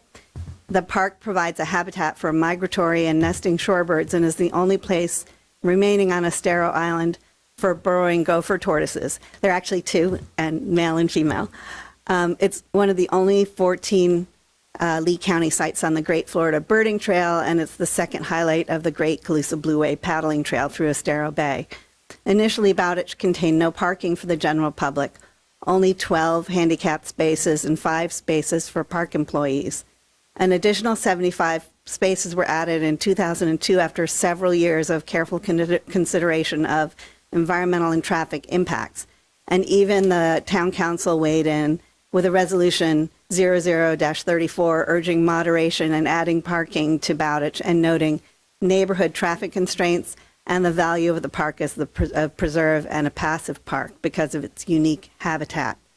Our comprehensive plan recognizes the importance of having a variety of recreational resources, quiet beaches at Bowditch, and lively beaches near Lynn Hall.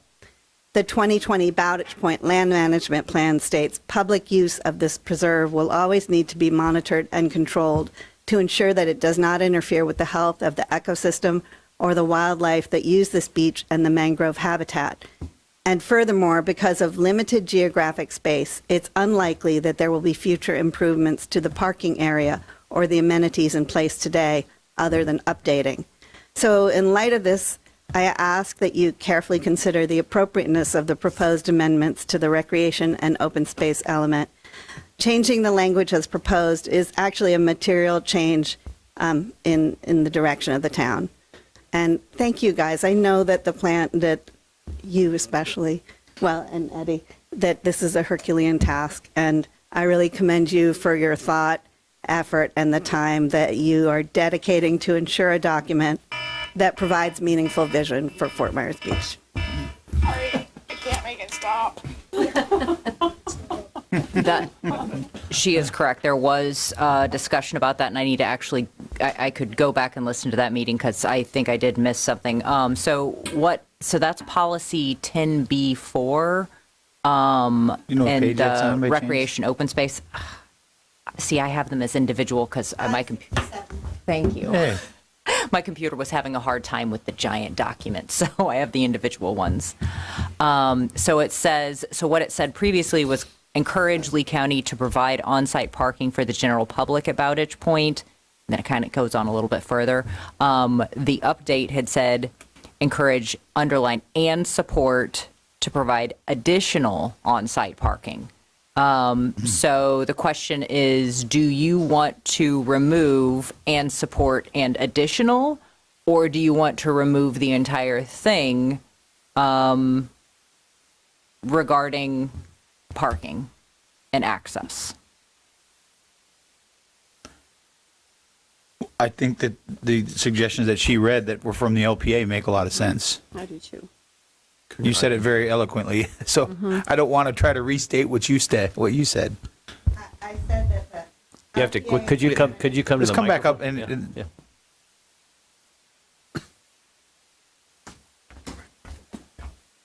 the LPA had recommended keeping the 1999 language as it was. Okay. Thank you. Thank you. It's nice to have many eyes on this. It catches, there's a lot of things that Yes. could easily get. There's so much text, so I apologize for anything that we did not catch. Thank you. Okay. Is there anyone else that would like to speak in public comment? Seeing none, we'll close public comment, bring it back to the council for discussion or a motion to move it to the second reading. Mayor, are we going to take into consideration Mr. Ink's suggestions? Well, I think you addressed them all, didn't you, except for the very beginning, the... Yes, all of those have been corrected. He's looking for some reason the text that's still on the town's website. If you don't look in the agenda, the text that's on the town's website is not the up-to-date. That is the last version. What's on the agenda is the current version that you're looking at. So he wasn't using the agenda document. He was using the document that's uploaded on the website. Okay. And I wasn't even aware that was So there until this the issues that he brought up Those have are been addressed in what we Yes, have in front of us? That's correct. Okay. And plus the conversation that we had regarding the medium residential. Okay. So we need to take that other version down, so it's not confusing at that point. Okay. Yeah. Eddie, you got something else you'd like to add? Just wanted to note really quickly the procedures for the mayor and council. If you move forward with the comprehensive plan, the next step is that staff will have to transmit for the state coordinator review after the first reading. That review process by the state has to be complete before it comes back for a second reading. Usually the state takes anywhere from, well, officially it's supposed to take 30 days, but what they've done is taken 30 days to acknowledge receipt and then 30 days to actually do the review. Sometimes it takes up to 2 months for them to bring it back. If they come back with an ORC report, also known as objections and comments, then staff will have to address that, and I'll assist staff with addressing any of those. We know the potential for some of that during the process, and then that revised will come back before you for second reading. But on our agenda, it says the second reading is June 3rd. That would be very optimistic. It needs to. I apologize. Okay, I just don't want I don't want somebody to think, hey, Yeah, no. This is the transmittal hearing. We're not going to schedule that second hearing until we've received back that report. Okay. So Nancy, my then would the apologies. motion be to a time uncertain versus It would, the specific? it would be to postpone it until it's returned from the state for the second reading. Oh, your second reading, yes, would be Right. postponed. Your first reading, the motion should be to approve for transmittal, and then your second reading would have to be scheduled within 180 days of the receipt of comment from the state. Okay. And we don't know what that, it's up to the state to get it back to us. Sometimes they get it back really quickly when it's minor, but then we're revising the whole shebang. It will probably take them about 2 months. Okay. Is there any other questions or discussion? And I'll make a motion to approve the first reading at a transmittal. As amended through the discussion. As amended through the discussion today. Yeah. Is that all we need? I mean, try to make it as short as possible. Yeah, that sounds good. Okay. I'll second. All right, but motion and a second. Any other discussion? Still want a roll call vote on this, or, yeah, okay. I'm a yes. Counselor Safford? Yes. Counselor Woodson? Yes. Vice Mayor Adderholt? Yes. Counselor King? Aye. Motion carries unanimously. Thank you, Mayor and Council. Thanks, Eddie. Thank you. We'll see you whenever. We will do our best. Break time. Okay, you going to take a comfort break? Huh? Okay, you want to take a half hour? Well, you guys, I'm sure, you're the employees. We're just up here. Okay. We're just dead weight. We'll take. You can eat it or, well, whatever you want to do. We'll do it. Half hour? What do you? How much time do people need? How much time? Just eat up here. Just do Okay. 10 minutes and eat up there. Okay, we'll do 15 minutes. That way everybody's got. So we'll come back at 1:15. We do need to.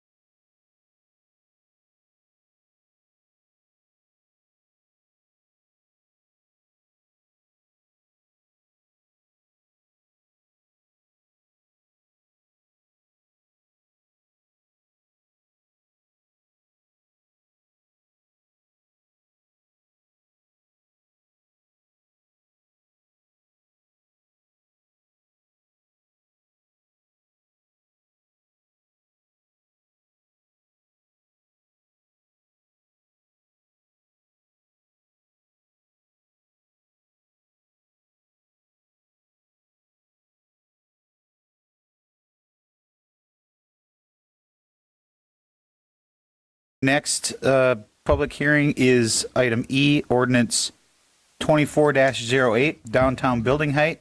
This is the second reading and final public hearing of an ordinance entitled, an ordinance of the town of Fort Myers Beach, Florida, amending chapter 34, article 3, division 5, sections 34-675, building size to 1, change building height from 2 stories to 3 stories for properties that front on Times Square and bayfront pedestrian plazas, the north side of First Street, the south side of Estero Boulevard between Old San Carlos Boulevard and the main pedestrian crossing, and 2, change building height from 2 stories to 3 stories for properties that front on Lagoon Street, Crescent Street, 1st, 2nd, 3rd, and 5th Streets, east of the Sky Bridge only, providing for severability, codification, scrivener's errors, conflicts of law, and an effective date. Good morning. Afternoon. Sarah Probst with Community Development. The ordinance language before you corrects a code issue that has been noted in the code before prior to Hurricane Ian. However, there were no vacant lots in this area where the code applied, so this wasn't, a big rush to update. This change will resolve an issue to allow the same height as other buildings throughout the town. For some reason, this one portion of downtown was limited to 1 story over flood, but 30 feet in height. So we have not changed the 30 feet in height, just that they can have 2 stories over flood, which is, like I said, the same as it is in every other zoning district. I'm available for any questions you may have. Oh, and this is the second reading. Yep. Any questions for Sarah? Just the same thing we kind of talked about before. So the 3 stories, the first is because we count the first floor as a story.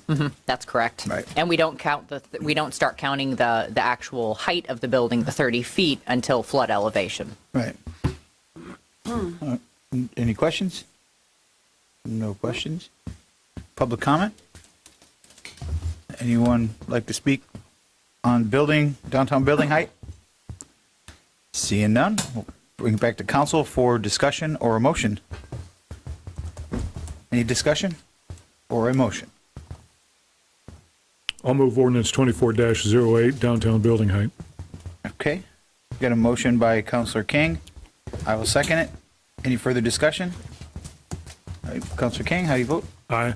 I'm an aye. Vice Mayor Adderholt? Aye. Councilor Woodson? Aye. Councilor Safford? Aye. Motion carries unanimously. Next is ordinance, item F, ordinance 24-06, expedited variance, extension, and condition review.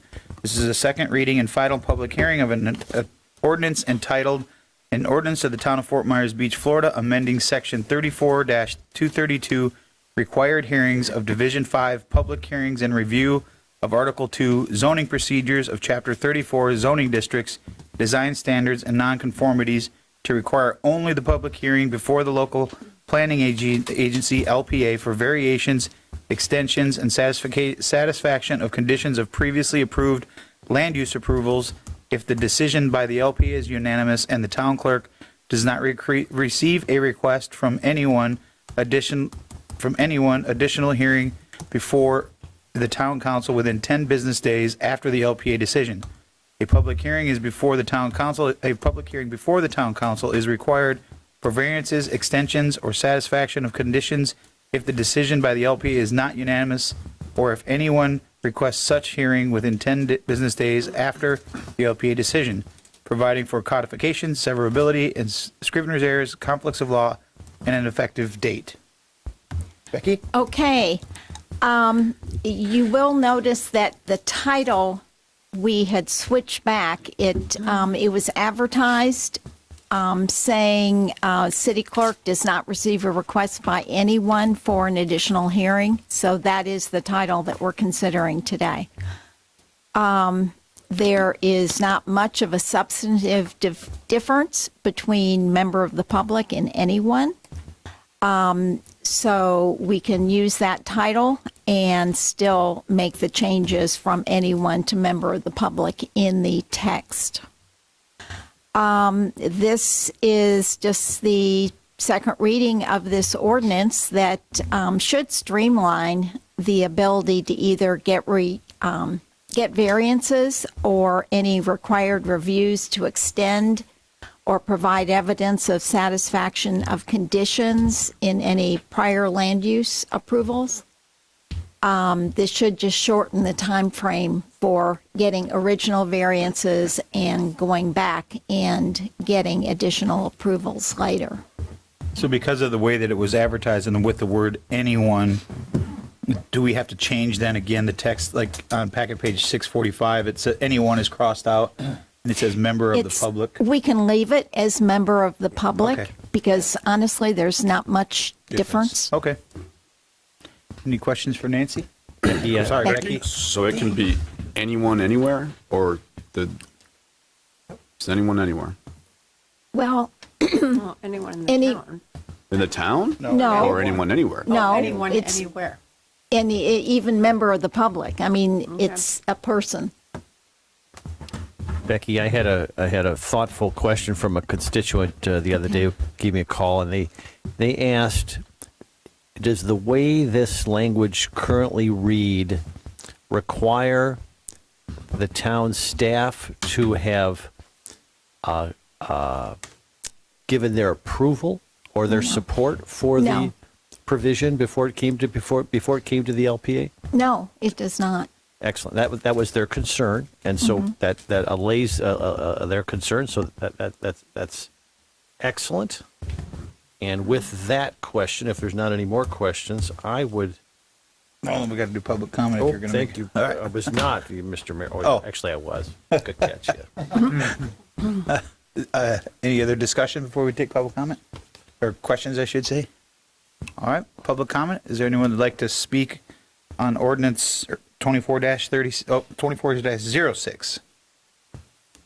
Not a lot of people left. Seeing none, we'll close public comment, bring it back for discussion and or a motion. Mr. Mayor, I would move the approval of ordinance 24-06. I'll second that. Got a motion by Vice Mayor Adderholt, a second by Councilor King. Any further discussion? Vice Mayor Adderholt? Aye. Councilor King? Aye. Councilor Woodson? Aye. Councilor Safford? Aye. And I'm an aye as well. Motion carries unanimously. Next is item G, ordinance 24-04, emergency temporary uses. This is a second reading and final public hearing of an ordinance entitled, an ordinance of the town of Fort Myers Beach, Florida, amending and restarting ordinance 23-05 to permit temporary uses in certain zoning districts in response to and as a part of the town's recovery efforts following a natural disaster or other emergency situation by a governmental entity for the benefit of the public, for the residential manufactured homes, mobile homes, motor homes, recreational vehicles, or other temporary dwellings for residential purposes, and for movable commercial structures for the delivery and sale of goods and services to the public, providing for conflict of law, scrivener's errors, severability, and providing for an effective date. Okay, this is the second reading of this ordinance. At the first reading, there was a question raised as to when would this start after some kind of a disaster. And we would be adopting a resolution of the town which would announce the availability of temporary emergency placement permits. So this is going to stay in our code, and it will essentially be activated by a resolution. And the original purpose of this was to really correct what was the original intention of the town council when this was passed the first time. And it addresses issues having to do with commercial uses, which for some reason have been left out of the original draft of this. A couple questions, Becky. One, there's some places it's referred to as ETPP, and other places it's TPP. I don't know if that's just a text thing that got missed going through. I think we're going to need to go. It's an emergency. Oh, now I see. It's temporary emergency placement permits. Yeah. Or emergency temporary placement permits. I think we mainly did ETPP, so we'll Yeah. go back and we can change that And the other and thing. just correct the scrivener's error. Okay. And the other the other things in here is, we've got in here is 18 months. That was just an initial thing thrown out because that was kind of, we weren't really sure. But does it make more sense to say, or word it to follow state statute? Because shortly after that is when they came out with Senate Bill 250 that required us to allow them to do it for 36 months. So instead of putting the time frame on it, to maybe say it correlates with the state statute, so we don't have to keep doing this if it changes in the future? What we can do is put 18 months or is provided by state statute. Okay. Because we won't necessarily know that they will pass something. Does that work? We're already past the 18 months, so. We are. Right, But for we the still- next, Right. if it should ever happen again. heaven forbid, yes. Hopefully never need it again, but just in case. And then the other thing, we discussed about a sunset period of when this is going to end. I didn't see any of that in there.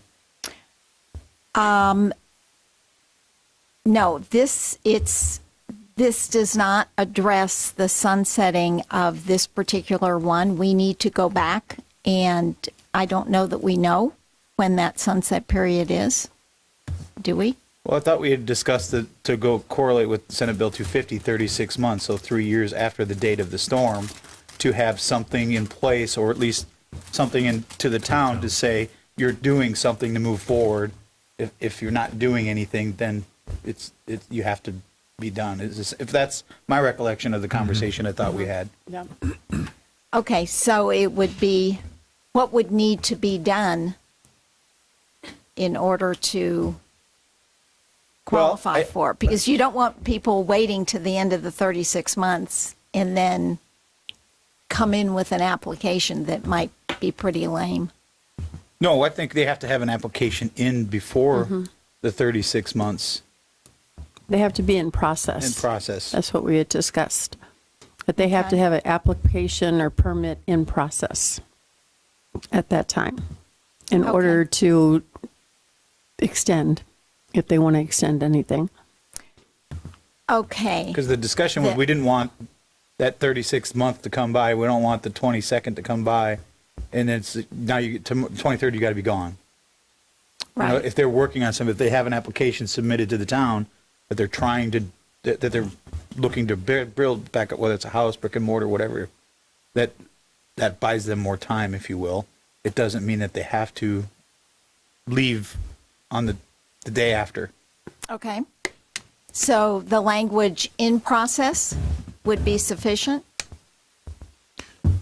Well, You does tell this, me. does this cover it when in the application it says the TPP shall be issued in increments of 6 months by review of the town and shall not be issued for a period exceeding 18 months from the date of this ordinance adoption? And that's going to change to Right, or right. state statute. Yes. But will that help sunset it and give the steps you need to do to reach the final? Well, I guess that raises a whole nother question. If they change Senate Bill 250 to increase that, and you haven't they said, may. and they, does that make sense to correlate with? I'm not the attorney. You tell me what's the best way to word it. I think you understand what we're trying to do.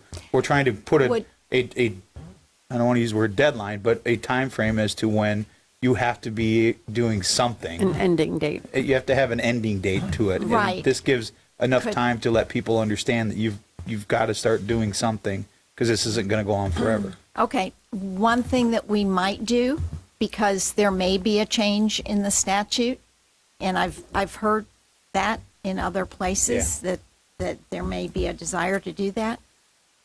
We could do it by resolution.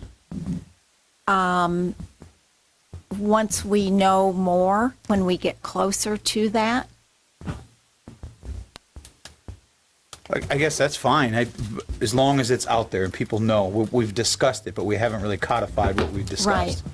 And whether it's in this or a resolution, at some point, very soon, I think that has to be known. Okay. That I think you're right, Mr. I think it needs to be in this. I mean, because then it's certain, then people can plan accordingly. Yeah. But if it's in 6-month increments, do we put a deadline as to how many increments you can extend? Either way, Yeah, either way. Well, have we been doing the 6-month increments? Have people actually been coming in and re-upping? No. Yeah, so that's Well, again, that was, kinda tough. I think when that was put in, it was just kind of something that was, we didn't have anything in place, so it was just kind of. We didn't know how long it was going to take to do things, so the Sure. 6-month incremental thing to me is redundant. If you can go till, you're not going to tell someone, if you've got till 36 months to do it, what's the need to have the 6-month review? Well, it does avoid coming in at the last minute and seeking something from at that point forward. That's true. Like Becky was talking about Yeah. earlier. Yeah, I'm okay with leaving it all in there, just adding whatever needs to be added legally to get that ending date known. okay. And process, is that too vague of a word? What we could reference a resolution in here, because that is easy to pass. I mean, that's only something that needs to be read once. And we can adopt that as quickly as we want to, and then that can be changed easily if there is a change in the state statute.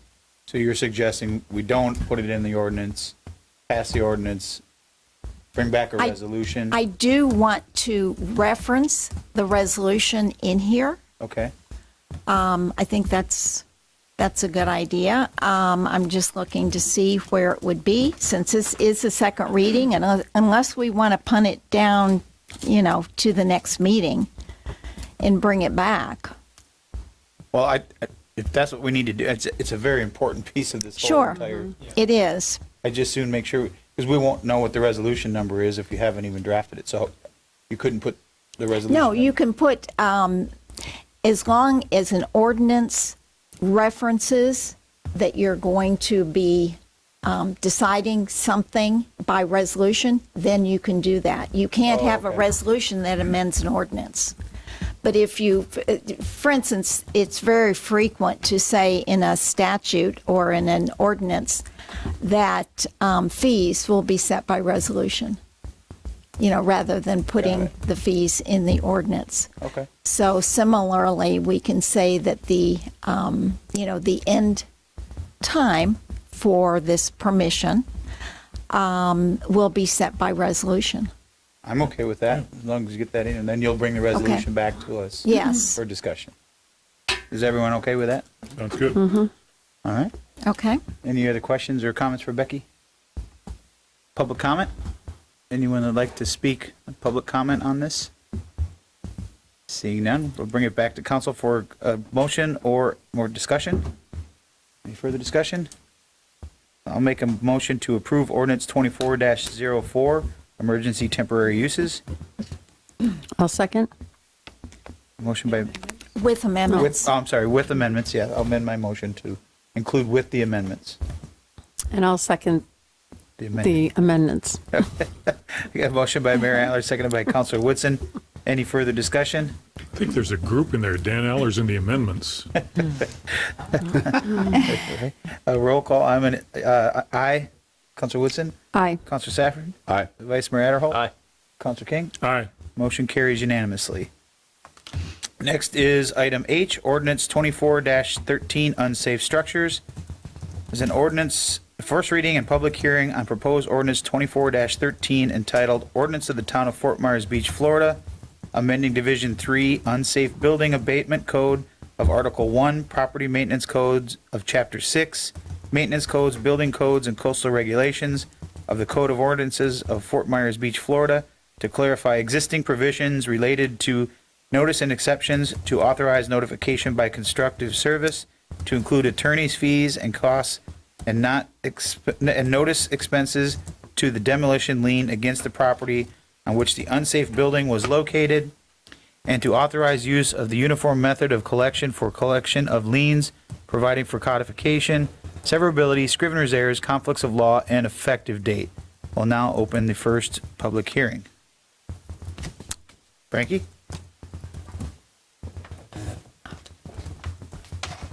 Good afternoon. Basically, this was just giving us some teeth to something that we needed to proceed. Who are you? My name is Frankie Kropacek. I'm the Director of Operations and Compliance for the town of Fort Myers Beach. Still? Sir. Still. Questions for Frankie? Wow. Good. Do you want me to explain a little bit about it? Yep. I think you Okay. should. All right. Okay. Well, we already have in our code an unsafe building abatement code, which we have several paths we could go down.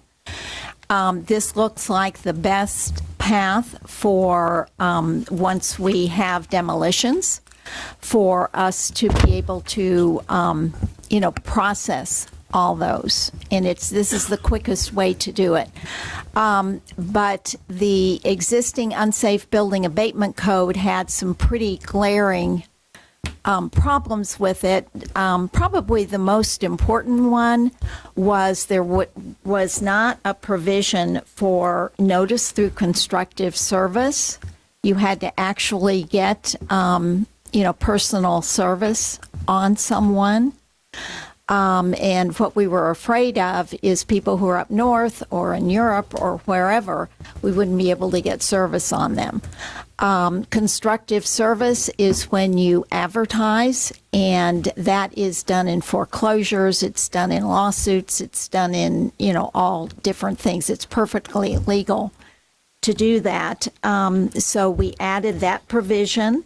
Normally, when you put a lien on property, you also include attorney's fees on the lien process. And we put a provision for the uniform method of collection, which is really the most realistic way to collect on these abatement liens.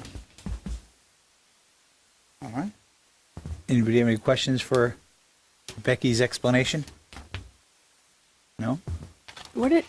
I do. The uniform method of collection, Yes. collection of liens, what does that mean exactly? Okay. All right. Well, it takes about a year and a half to get it going with the tax collector, but the abatement lien will be eventually put on the tax bill for the property. So if they don't pay that, it will make because the tax collector will not accept a partial payment of taxes. Therefore, if they don't pay that lien, then they don't pay their taxes. And as a result, after 3 years, the property is sold for non-payment of taxes. So what happens if the property gets sold before this year and a half process takes place and they It's a don't pay lien. it through taxes? Then it's just lien. a plain lien. It is that a they do at sale. lien which would go still against that property. Okay. So the new owners would end up having to pay it. Okay. But it basically, Frankie just said it right. It puts teeth in what we're doing, because otherwise we'd have liens just floating out there. In the regular foreclosure process, you're really dragging it out farther and farther. Oh, yes. So I this mean- this is light years ahead of that. So It try to is. recoup your cost as quick as possible. This was the closest point between A and B. Okay. Happy we're getting to this point. We're there. Anyway, any other questions for Frankie? Public comment? Anyone like to speak in public comment? Seeing none, we'll close that, bring it back to the council. Is there a motion to approve or deny ordinance 24-13 or any discussion? I'll move ordinance 24-13 unsafe structures. A motion by Councilor King, I'll second. seconded by Councilor Woodson. Any further discussion? Councilor King? Aye. Councilor Woodson? Aye. Councilor Safford? Aye. Vice Mayor Adderholt? Aye. And I'm an aye as well. Motion carries unanimously. Next is item I, ordinance 24-11, purchasing policy amendments. This is the second reading and final public hearing of an ordinance entitled, an ordinance of the town of Fort Myers Beach, Florida, amending Division 1, purchasing of goods and services policies and procedures of Article 5, Finance of the Town of Fort Myers Beach to transfer purchasing to the town manager or designee from the Finance Department to increase the authority of the town manager for purchases of goods and services, to clarify existing regulations, and to implement recommendations provided to the town based on the disaster readiness assessment and abatement plan prepared by the Florida Division of Emergency Management, providing for conflict of law, scrivener's errors, and severability, and providing for an effective date. Andy? Thank you, Mayor. Mayor, Council, this is just help us be able to expedite things a little quicker. Also, it lines up with the FDIM's, the Florida Division of Emergency Management's new FROC requirements, the Florida Recovery Obligation Calculation Program, which we receive more points with this policy in place. It is a second reading. I don't know that there's a lot of changes. The biggest one is the manager's authority to be able to expend funds up to $75,000. It's currently $25,000. We don't have a lot of things in that range, but that's just will allow that. And typically these things will be discussed in open meetings as well, that it's happened if it's something we had to do and move forward with. Okay. Any questions for Andy? Public comment? Is there anyone that'd like to speak in public comment? Seeing none, we'll close it, bring it back to the council. Further discussion or motion? Mr. Mayor? Yes, sir. As this is just mirroring best practices for other municipalities in Florida, I would move approval of ordinance 24-11. Got a motion by Vice Mayor Adderholt. I will second. Any further discussion? Vice Mayor Adderholt? Aye. I'm aye. Councilor Woodson? Aye. Councilor Safford? Aye. Councilor King? Aye. Motion carries unanimously. Last public hearing is item J, ordinance 24-12, elections. This is the second reading and final public hearing of an ordinance entitled, An Ordinance of the Town of Fort Myers Beach, Florida, reaffirming its prior amendment to the qualifying period for the town council candidates for the November 2024 election to noon on the 71st day, June 10th, 2024, to noon of the 67th day, June 14th, 2024, prior to the August primaries to be held on August 20th, 2024, providing for scriveners' errors, conflicts of law, severability, and providing for an effective date. Anyone have any? Pretty straightforward. Any questions? Public comment? Is there anyone that would like to speak in public comment? Seeing none, we'll close public comment, bring it back to the council. Is there a motion or further discussion? Mayor, I'll move ordinance 24-12, elections. I'll second. Got a motion by Councilor King, seconded by Councilor Safford. Any further discussion? Councilor King? Aye. Councilor Safford? Aye. Councilor Woodson? Aye. Vice Mayor Adderholt? Aye. And Mayor Allers is an aye. Motion carries unanimously. Next is the administrative agenda, a lien reduction request for 80 Avenue E. Mr. Mayor, before we proceed, I need to recuse myself from this, from administrative agenda A. Okay? And you'll fill the form section, what is it, 8 or Form 8, is that what it is? She's got it. Okay. I will do so right now. All right. Good afternoon. Good afternoon, Mr. Mayor, Town Council members, Steve Remunion on behalf of White Sand Properties of Fort Myers Beach. We had previously filed a motion to either ask for forgiveness of the current liens that are in question. The property is known as 80 Avenue E, Fort Myers Beach, or any alternative to reduce the current fines to $15,000. The motion was verified, kind of speaks for itself, but essentially just to recap, back in December of 2019, my client, in negotiations with the then town manager, Mr. Harstad, I believe, had entered into an agreement with regards to White Sands, part of it, for anticipated purchases. Specifically, there was 1560I and then subsequently 80 Avenue E, with regards to the liens that were in place as to 80 Avenue E. I think it's important to note that White Sand was not the violator of these liens. It was simply trying to purchase the properties free and clear from the liens. Pursuant to the agreement with Mr. Harstadt, my client was told that it could settle for the sum of $50,000. And in fact, he did pay the $50,000 the very next day, and that check was cashed by the city in December of 2019. The violator, Mr. Orlandini, was apparently given a $15,000 payment with regards to the full release of the liens. Unfortunately, he didn't fulfill his part of the agreement, so we're before you asking for that to be taken into consideration in the request for forgiveness, or in the alternative, my client, I know I probably shouldn't say it like this, but we're just trying to get these items resolved. My client's willing to pay that $15,000 that Mr. Orlandini did not pay pursuant to his part of the agreement with the town manager. That's pretty simply what it is. There are 3 liens in question, two whoppers and one smaller one. But in good faith, my client, unfortunately, I was not part of the process. I did not represent him at the time. Otherwise, I would have, probably done a little bit better with regards to the paper trail. But unfortunately, it is what it is. So he essentially paid Fort Myers Beach $50,000 in December of 2019, and that copy of that check is attached as, I believe, Exhibit B to my motion. So we're here before you asking for forgiveness, or in the alternative, with a way to get this resolved. There's currently foreclosure that was initiated apparently by the predecessor town attorney.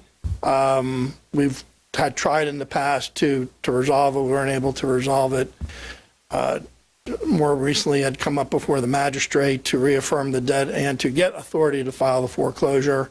But my discussions with counsel for the town with regards to the foreclosure was, why don't we just see if we can get this thing settled with the city and avoid undue delay, expense, and more fees for both ends for a foreclosure case that we hopefully can get resolved today. Thank you.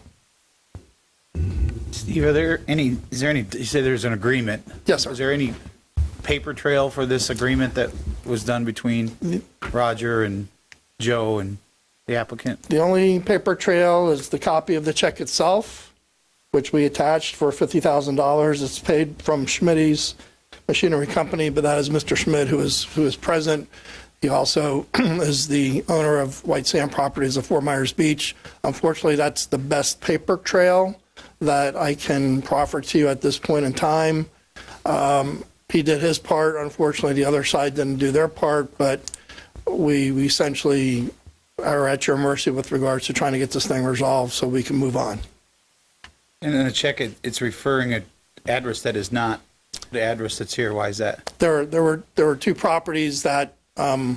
Orlandini owned, or through his entities owned, that being 1560 I Street, and the other one is the subject property, 80 Avenue E. So the intent was, from our part, can't speak to the initial violator, but the intent was from our part to clear those liens, because the way the code works, it tracks through, and like you just heard, the lien on the property tracks on the property and not necessarily to the individual himself or that entity. So. This has really been going on a long time. Yes. Yes. Like I said, we've tried to resolve it previously through the predecessor law firm, but we hit the wall. I was not the attorney primarily involved in that case, so I really couldn't speak to, but I was aware from the co-counsel that we really couldn't get anywhere with trying to get a settlement with the city. So yeah, it's been dragging on for some time. What brings it to a head now is that the magistrate, I think in February, this was brought before the magistrate to approve the liens and approve the foreclosure, which kind of opened the door, so to speak, because the first foreclosure was not, I'll say in my opinion, I don't want to speak for opposing counsel, my opinion was not brought properly, because how I read the ordinance, it has to be approved by the magistrate. The lien has to be ratified before foreclosure can start, but that was another firm, another day that did that. So when in February, the magistrate reheard these liens, so to speak, that's when I got involved and was like, why can't we just get this thing settled, in the hopes of getting this foreclosure case done completely as well.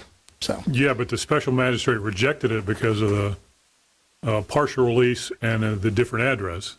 the special magistrate did not accept the proposition, so to speak, that that was for settlement, no more, no less.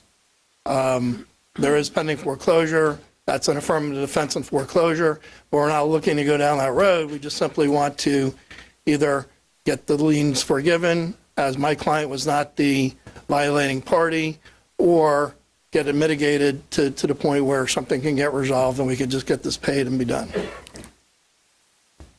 Becky. Okay. I'll give you a little of the backstory. There was a problem with the lawsuit that was filed by the previous council.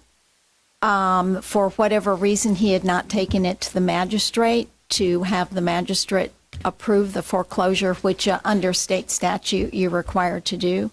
So when we took over the litigation, we did take it back. And I guess that's when opposing counsel got involved. But the history of this was that there was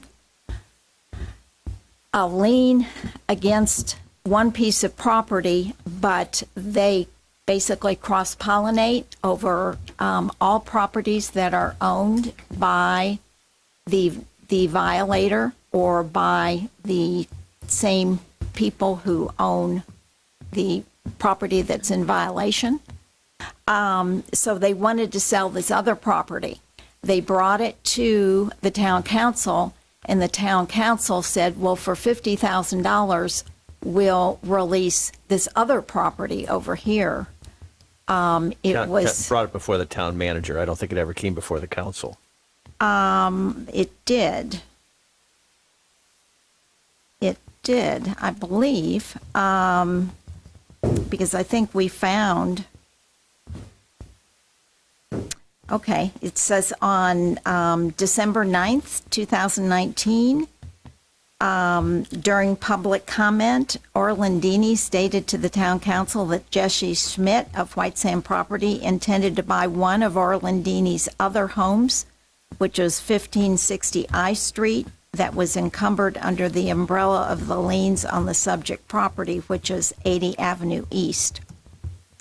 And Jesse Schmidt also, this is from minutes, also indicated that he was buying this property and pledged to pay $50,000 towards the lien on the subject property.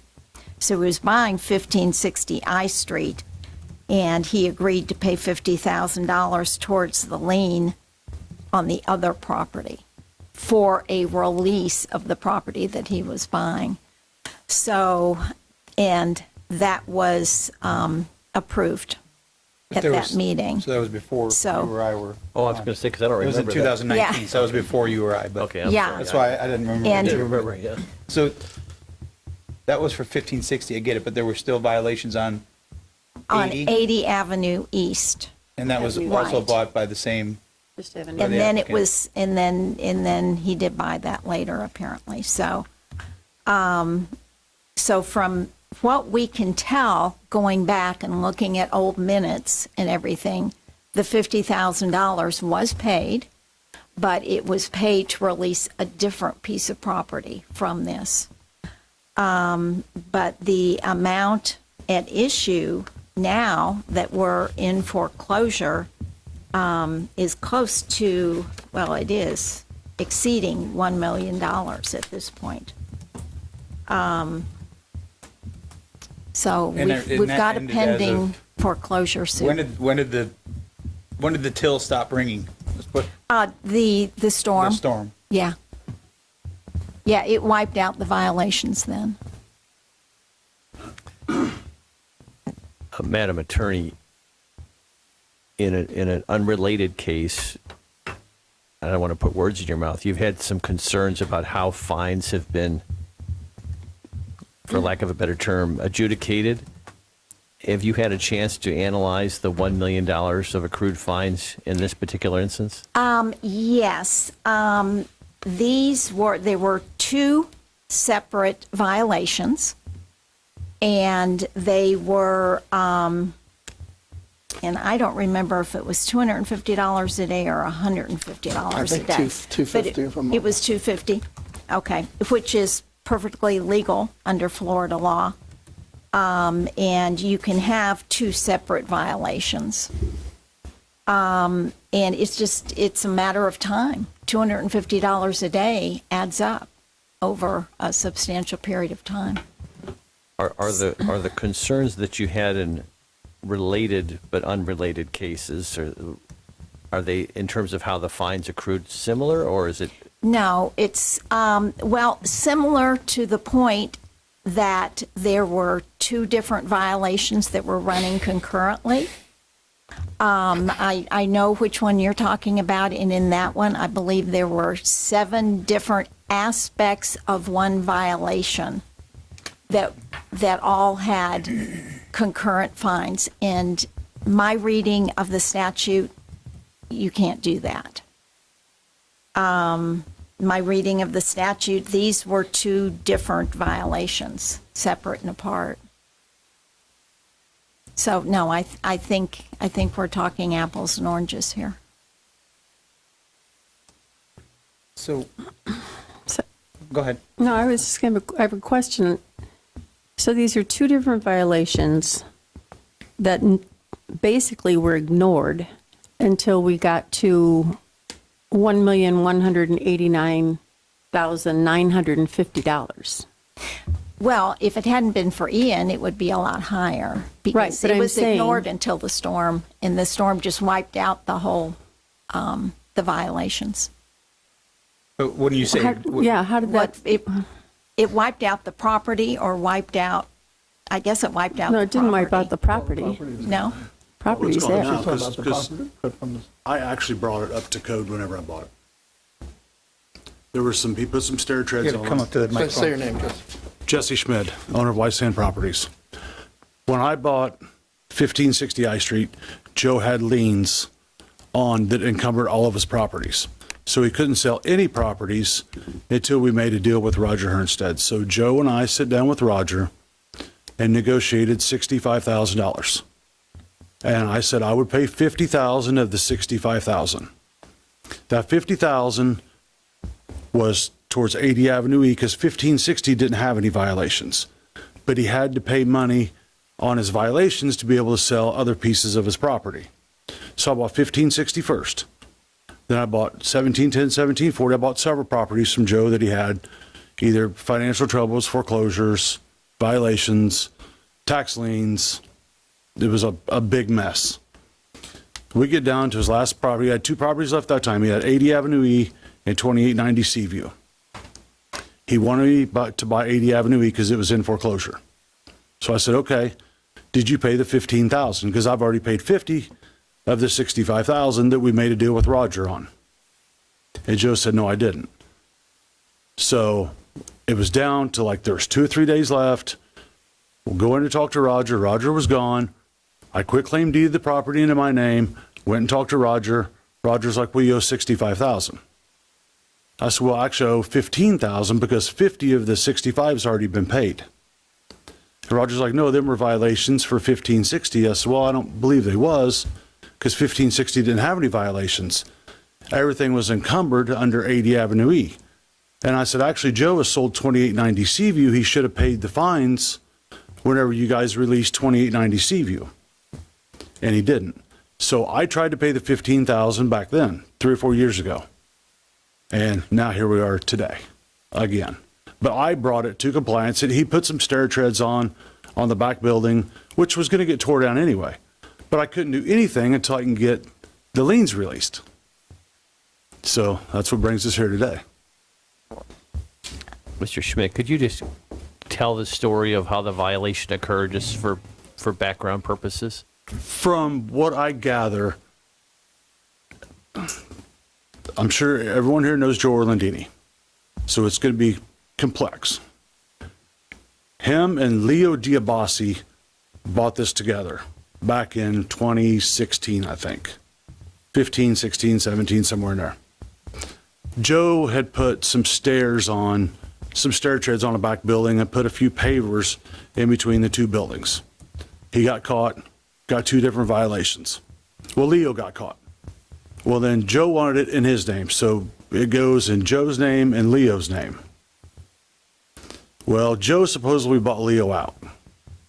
I don't know how that happened. And I don't mean to interrupt you, but it was work without a permit? Was that the issue? Yes, exactly. I worked without a permit. He put some stair treads on and some pavers.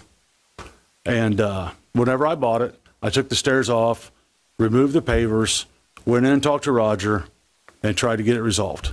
That's when Roger told me I owed $65,000. I said, well, you're correct. It was $65,000. And I tried to get a copy of the agreement that Joe, Roger, and I made that day at Town Hall. But Roger's like, they're not your fines, they're Joe's fines. I said, well, I agree, but I just paid $50,000 of the $65,000. He said, well, it's not in your name. I said, okay, I agree. So that's when I bought 1560. But I never got a copy, but Joe and Roger, sit there and signed it, and Joe agreed to pay the other $15,000. He never paid it. I've tried to pay it several times, and that's what brings us here today. So. Jesse, I guess my question is, these fines have been accruing since you bought the property. Why now? Why? I tried to do this years ago. I've sent emails. I guess my question is, you never, that I can recall, ever come before council during public comment saying, hey, I'm having this issue with the town manager. I'm having an issue with staff. They're not taking care of these fines. What can you do to help? I don't ever remember getting any formal request to do what we're doing today, so that we didn't get to this point is kind of where why did it continue to go on for 4 years? So there was another attorney representing White Sand with regards to the foreclosures. I was not involved in that process. I do the corporate work for White Sand. When the more recent hearing came up in front of the magistrate in February to affirm the liens and authorize the filing of a foreclosure is when I got involved, and I started looking at what had gone on. I had a lot of the same questions. Unfortunately, trying to track back several years has been difficult, and we spoke with counsel. We were referred to the litigation counsel, and then the agreement was, at least from my perspective, hey, let me at least see if we can get these mitigated or forgiven, whatever. Don't bother, I'm going to tell you what to do, but don't bother redoing the complaint because we just simply like to get these things settled with the city. No more, no less. So unfortunately, the going in was bad. The middle part was bad. I'm just trying to pull this out at the end and get this thing fully resolved somehow with this town. I saw in the packet that there was someone from your firm, my battery died, but there's someone from your firm that sent a letter, I believe it was to you, asking to try to resolve this, but I didn't see a response from anyone. Was there a response to that? It's in the packet. The letter is part of the packet that was sent from your office to Steve, asking to, and there was no response. I believe it was No response from whom? From me? whoever the email was sent to. I've had several conversations with Towards the bottom of the packet. Mr. Waters, who's the litigant from the firm. I believe this came from your office, Becky. Yeah, Paul Waters. Yeah. Yeah. Okay. Yeah. I might have just picked up the phone and called him because I know I've had several conversations with them, so. Okay, I'm not seeing it in the packet. Well, it's in there. Otherwise, I didn't make it up. No, I know, I'm sure. Yeah, it's at the bottom. At the bottom of the From Steve, from Paul Waters to Steve Ramuni, Yeah. What date April 16th. of this year? Yes. Yeah. Yeah, because what happened was we were in front of the magistrate in February. She adjudicated the liens. And then I had subsequent conversations with him. So I didn't respond by email. I just picked up the phone and called him to say, hey, how can we get these things settled? And that's when. 741. Oh, okay. Okay, yeah, it says,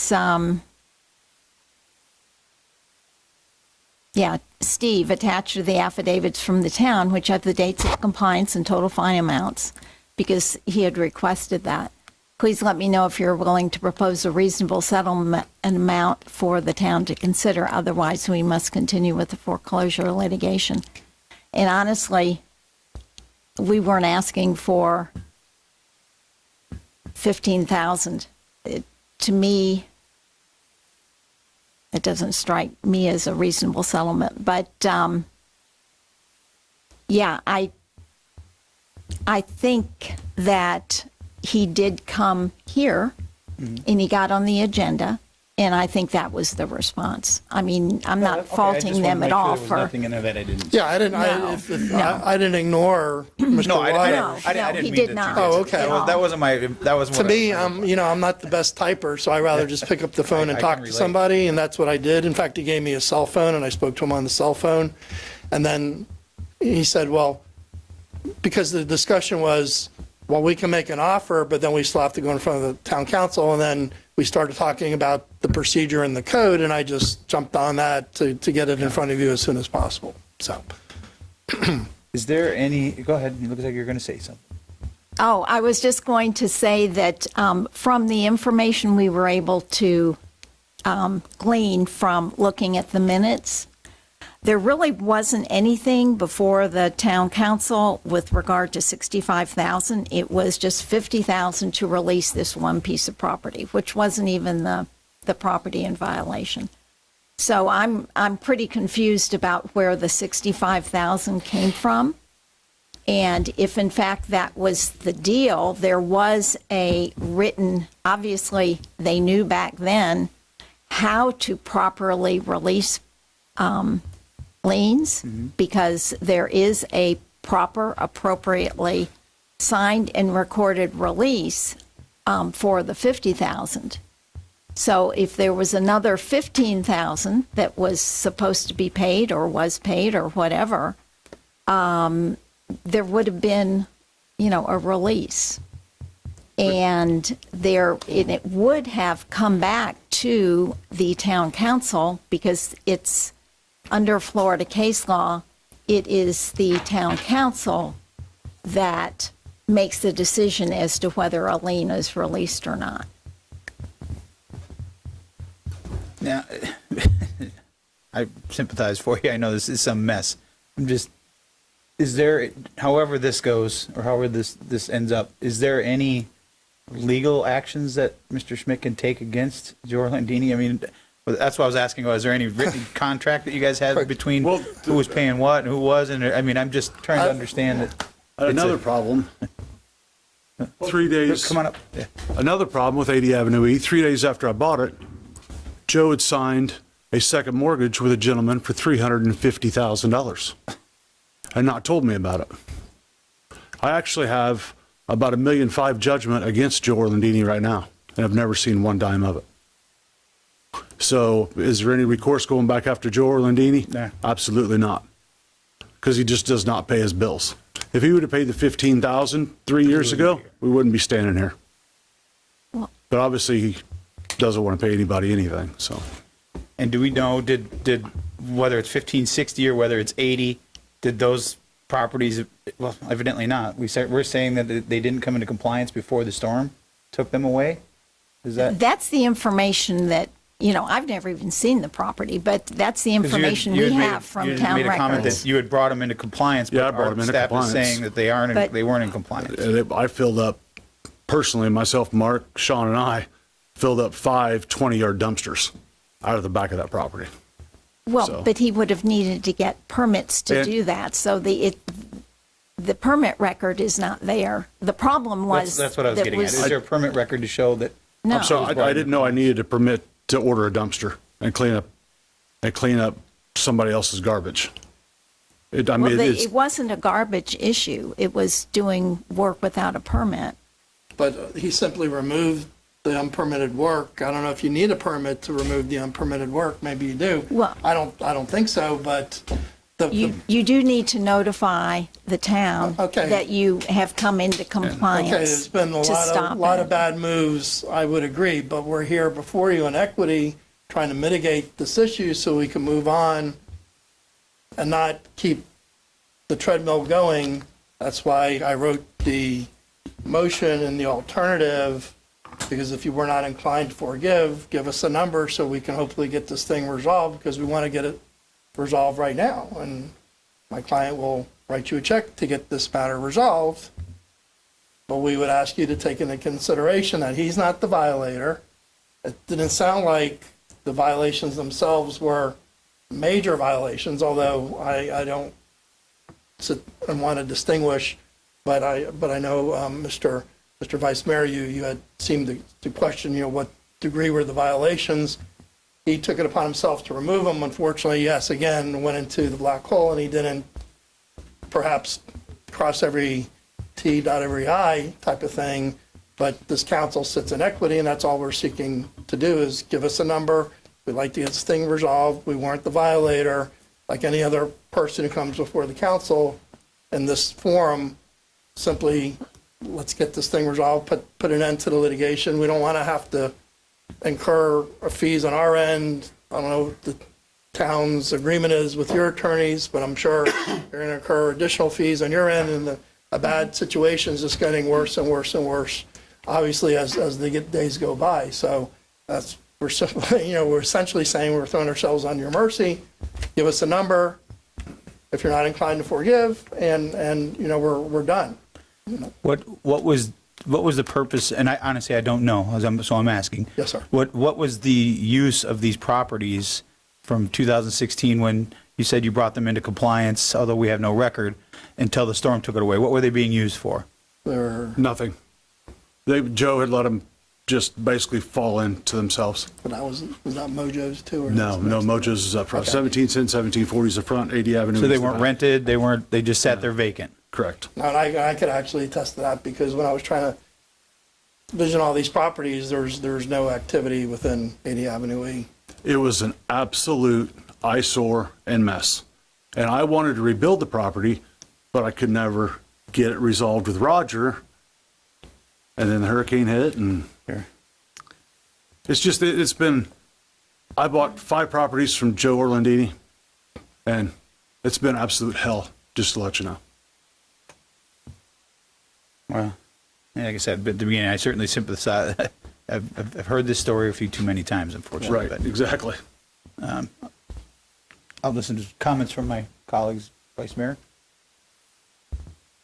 Jesse, and I'm just searching my memory here, but it seems like you and I and our local realtor had a meeting 2.5 years ago about this issue, if I remember correctly. Yes, that's correct. And I approached the town manager at the time, and he said that there were some other properties in violation, et cetera. And you and I think, talked further about it via the phone. And I believe I asked you just because it's a complex issue and there were other properties involved. I said, gosh, Jesse, could you put together a chronology for me to sort of, because every time we talked, we'd kind of get off on tangents. And I said, could you give me a chronology of what happened so I could present that to the town manager? And I don't remember ever receiving anything, and the issue just sort of went away. And I'm just curious, did you think it was just going to go away? Or No, I believe I sent you an email. I believe I sent all the town council an email at that time. Okay. And I believe I sent more than one email. But in actually. fairness to you, what you told me 2.5 years ago is exactly what you're saying today. So That's correct. Yeah, I'm not disputing that. Yeah. I mean, I'm not. This is the honest to God's truth. This is what happened. He was supposed to take care of it when he sold 2890 Seaview. He was supposed to pay us $15,000. He never did. I was talking more about the communication with you and Oh, yeah, Roger, exactly, yes. our town manager at the Sure. time. It's consistent with what you're saying today. Correct. And it was difficult. I think I forget the person who was in charge of zoning at the time. Daphne. I think Berkshire. there were some awkward conversations with her as well, if I remember correctly. Yes, that is correct. Yeah. so my part was, and then unfortunately, I wish I would have maybe at the time been more involved. But I was not the attorney that was primarily handling, I'll say, the original foreclosure action, because now we're going to have an amended foreclosure action. But that's when I stepped in and said, let's just get in front of the council, let's get this thing settled. That's been my posture all along, is just to get the thing settled. Have you had a chance to talk to our town attorney to discuss settlement negotiations, and Well, did that not result in anything? we talked about it. He's like, you got to give us a number. I'm like, well, you have to take into consideration, we've already paid $50,000. So we didn't necessarily have a meeting of the minds as to whether or not the 50,000 was going to be honored. And forgive me, but I mean, are you talking about our new town No, council? Mr. Waters. And Mr. Waters is with Oh, your he's, firm? he's one of our Oh, partners. I'm sorry. Yeah. Okay, very good. Okay. Yeah. So the approach to me, what's the quickest way to get it in front of you all? File the motion that I filed and get it out there and get on the agenda ASAP, as opposed to giving him an offer, which then has to, and then we're in a And that's fine. You have every right to come before us, but I guess the answer to my question is you were not able to reach a settlement with Mr. Waters then? we didn't talk any tangible numbers because he's like, well, it's got to be a number. But I'm like, well, do you acknowledge the 50,000? I don't want to get into the specific conversation, but I was like, we in good faith paid 50,000 on something, albeit he bought the property, but it wasn't his lien, so he's not the violator.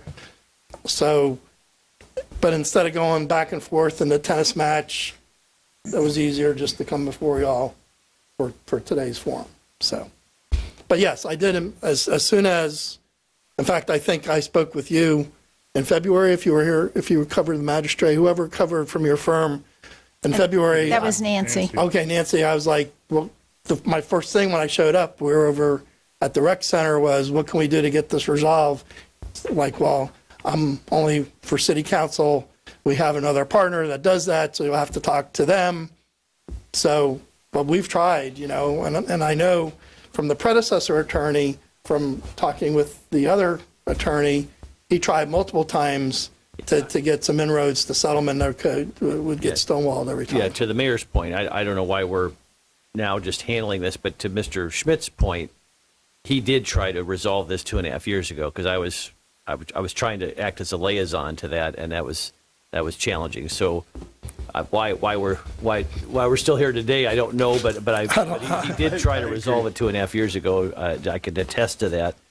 I don't know who was right or who was wrong, but I do know he certainly presented his case, and why he didn't come before the full council, I don't know. In retrospect, I wish I would have just stepped in at the time and just come before y'all and bring it to a head, but I deferred to the other attorney that was handling it, and turns out to be a mistake as well by doing it like that, but. Well, and the relationship between Mr. Schmidt and the town manager and the Daphne at the time was strained, to be kind, yeah, on both sides. Yes. Yeah. Councilor Woodson, Councilor King, got any input? Everybody's just sitting back. Councilor King's leaning in. We'll see what he is. Well, is this a forum we want to negotiate in, I guess, is my question. You could refer it back to me. I'm willing to do that, but I don't know if how everybody else is comfortable with it, but. We have active litigation going on. We could set a shade meeting at the next town council meeting, and the five of you and I and Andy could talk about it.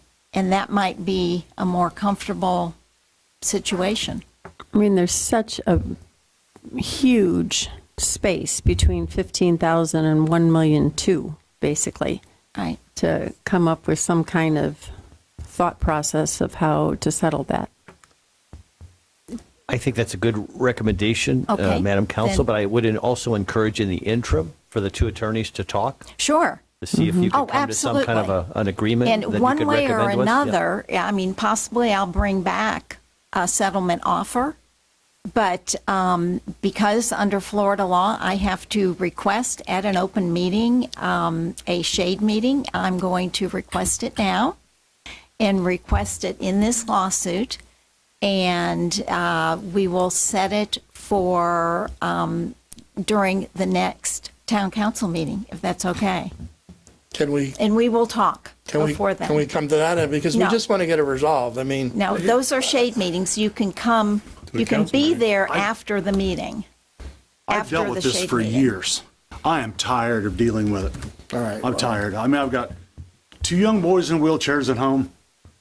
I don't have time for this anymore. I'm done with it. I'm serious. Well, I mean, You know, I had it with the last we're trying to find administration. a I've done with this conclusion for you. administration. We're trying to find a conclusion for you to get this to an end.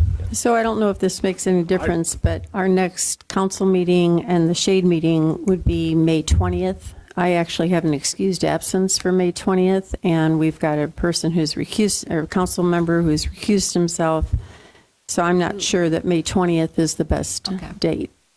If we want to resolve it today, that's fine too. I understand your frustration. I really do. I am, and I'm sorry, I don't mean to be frustrated, No, guys, but I I am. get it. I've dealt with it and dealt with it and dealt with it. I've got 30 employees in Illinois, I've got 300 trucks, I live in the Keys. I don't have time for this childish stuff. I don't. I mean, I've got 3 boys I need to take care of. I mean, We'd this be is- fine if somebody would just make a motion for a number, see if y'all can agree. And it could be as simple as that, and we can be out of here in 5 minutes. So, Right, I agree. well, I don't know, maybe, I don't. just take into consideration, we're not the violator. The intent of code enforcement is to get compliance. There's apparently no dispute that my client, once he got a hold of the properties, perhaps didn't do what he needed to do to notify whoever he needed to notify, but he did comply. And we're just asking this council in equity to take these into consideration. You know, if he was the violator, it would be a totally different scenario. It's a lot of mistakes were made along the way. We just simply want to put a finality to it today if we could. And I certainly understand, and I've talked with Jesse before about, you know, after the storm, the issues that he was facing. So I completely understand, but you have to also understand, although we understand, or at least I understand that, it never did get brought into compliance until the storm took it away. It's been well over 2 years that this could have been resolved. Understand the previous, but it still could have been resolved, and it didn't. So, I mean, as much as it's not your fault, some of it is your fault, and I think you've admitted that. So, personally, I don't think 15,000 is the right number, and I don't necessarily agree with the top number either. But there's a lot of things in there that could have been handled differently to get us to a different point. What that magic number is, I don't, Becky, I don't know if you can make recommendations or not. I know you've seen these cases. What is something like this that's, because the 50,000 was paid, but it was paid for what we claim and has been, if I'm understanding this correctly, has gone before the magistrate, and she feels that this was for a different violation for a different property. No. We're not getting credit. That's not at all correct. No, we're not getting credit for the $50,000 to begin with. You will be getting credit for it. That's part of the amended complaint that we've already drafted the amended complaint. Oh, so the 50,000 has been credited against into the, this. Okay. I don't know if it was credited. to or whatever. I don't know if would it was be. credited on Either the way. compliance affidavit, but the whole intent was paid on that lien, let's be done. If it's possible to lean on you're the expert here. You've seen these cases. We have not seen cases like this. Understanding what you heard, can you make a recommendation, or is it not something that you're comfortable with doing? I could. I'd rather do it in a shade meeting. And I certainly understand, because if 2 of you are gone, that's not going to work. Right. How about we have the shade meeting in, Did we do it Wednesday First. before the M&P?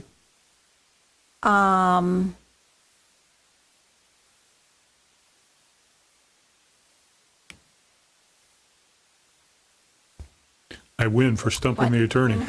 No, I'm trying to figure, because Nancy's covering that, and I'm trying to figure out if I'm going to be someplace else. Sure. I'm comfortable. Let's get to a number, whatever that number is. And if somebody's got a number to put out there, put out there. I will Please, just- go ahead. I'll just throw out $250,000.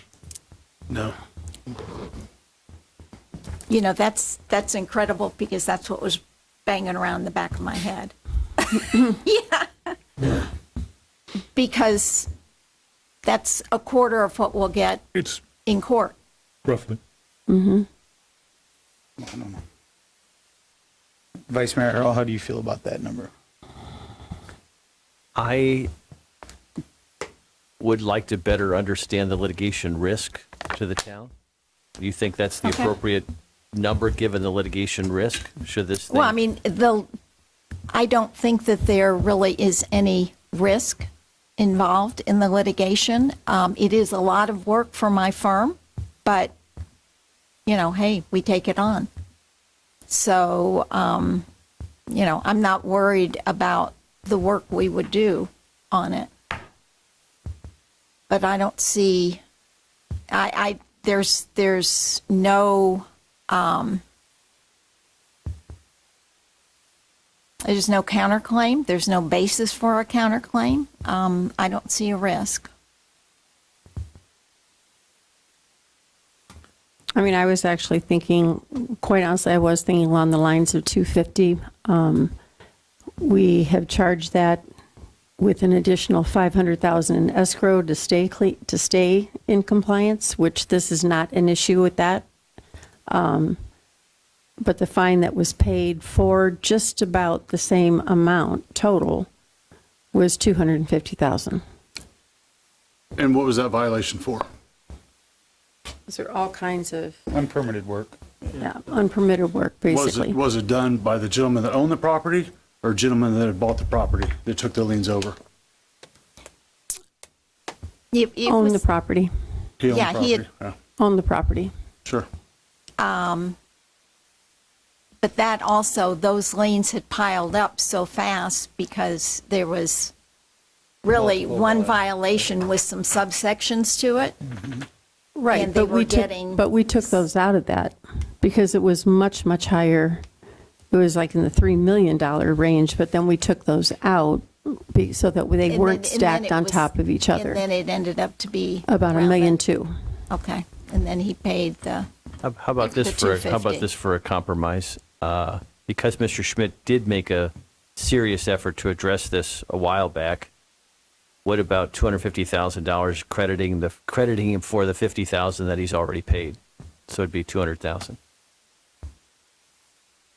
Well, That would make sense because he has paid 50. But you just said that that had already been added into what potentially was, so it hasn't been credited into the amount that's in our packet, or it has? It's in the amended complaint. As we started out here, we're no, it's not. It's not in here. It's not in Got here. it. Well, It's not in here. I think John's first, that is quite the compromise, if you ask me. I mean, And that's more than fair. we're dealing with unpermitted work that was a potential safety hazard, and And it said I completely understand you didn't 3 years. you didn't create the issue, but you didn't fix the issue either. I've tried to fix the issue I- several times. I'm I've not got saying- emails, I've got everything you guys need. I mean, I've talked to Mr. Adderhold. I believe I actually talked to you, Dan, about this too at one time. Yeah, it was after the storm. It was after the storm when you and I met. No, it was before the storm, I think. It was after the storm because it was at after, Wahoo okay. Willie's, and they didn't Okay. open until after, so. Yeah, whatever. Well, I mean, yeah. So, Okay. a couple thoughts come to my mind. If the compliance date that you're looking at currently with the big number is a date that's probably 2 years post the actual compliance, according to Mr. Schmidt testifying what he brought when he brought the property into compliance. So, the number itself, I think, is not a true number. Factually, I think that could get taken into consideration by the court. The court also does equity as well, and I think there's several avenues to that, and there's favorable case law with regards to taking property, especially when you're not the violator of the property. But that being said, that's not the mode what we're trying to achieve today. I think a fair number, quite honestly, and I think what Mr. Schmidt would be willing to do is $100,000 of credit for the $50,000, so he would pay the city another $50,000 this week, and we're done. Well, I'll go to you, John. You're the one that made the initial number. Is that something you can live with? I guess I heard what you said, but then I could also argue about some of the things you said too. I mean, it's been brought into compliance. Does anybody really know that to be true? And we've got nothing to go off anymore. I mean, that's your word saying that you brought it into compliance. I don't know. This is all new to me anyway. The storm brought it into compliance. Well, Yeah. no, but it was Storm brought took in, it well, away.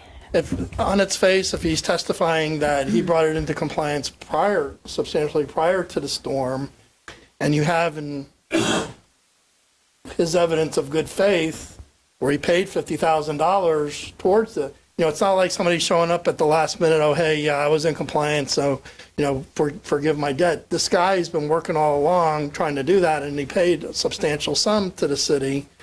So, with all due respect, I think those things should be taken into consideration. I'm not very good at math, but what I've figured out is from 1.189950, a quarter of that is 297, a little north of 297.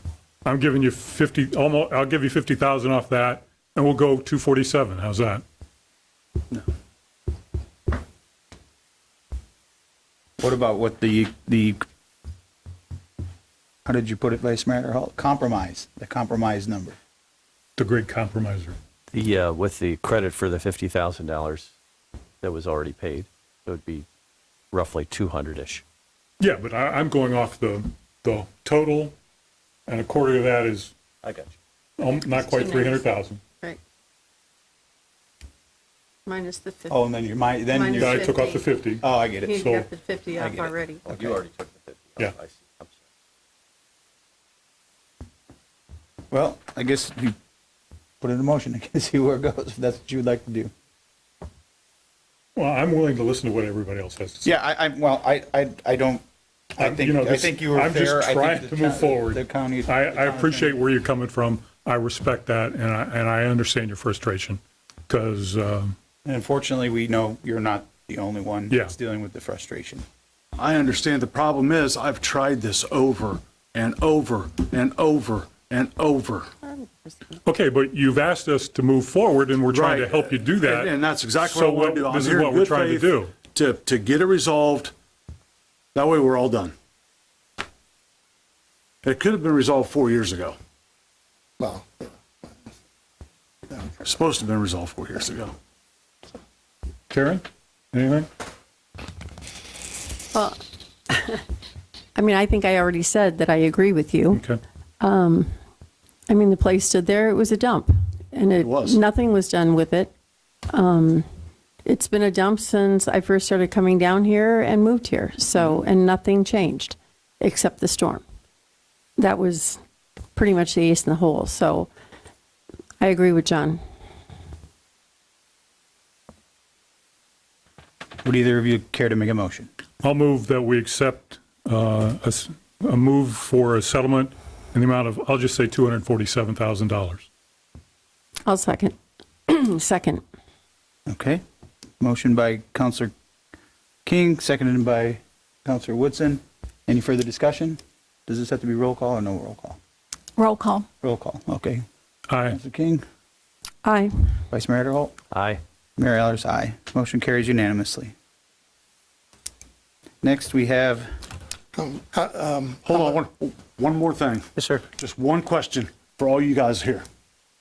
Margaritaville, the cigar hut, got destroyed after the hurricane. You let them build a building with no DEP, no LPA board meeting, or anything else. Explain that to us.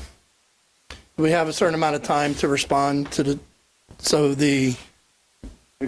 offer is 247. 247. A lot of explaining. Do we have time to respond? What's the number? I mean, You can just get back with me. Okay, Yeah. thank you. All right. Thank you. Next is item B, award ITB-24-03-EN to Aetna Marine and Construction as the lowest responsive and responsible bidder to construct the Estero Island Beach Nourishment and Hurricane Recovery Project. Is that Frankie? It's Chad, actually. Chad? Wait, as soon as he finishes. We basically had a RFP out, and we selected the lowest responsive bidder, and that's where we are at this point. Chad? Hey everybody, Chad Sheets, environmental staff for the town of Fort Myers Beach. So this is a really exciting moment for me. It's been about 5 years working on this. 2019, after the first sea turtle season, got a couple of handwritten sheets of notes from a county meeting, beach renourishment project. Here you go. So we're here to award that project, placing 946,000 cubic yards of sand out on our beach. Aetna was the lowest responsible and responsive bidder. So that is the ask today, for y'all to award that bid to Aetna. There needs to be 2 provisos. There was a bid protest on this, a notice of intent to protest.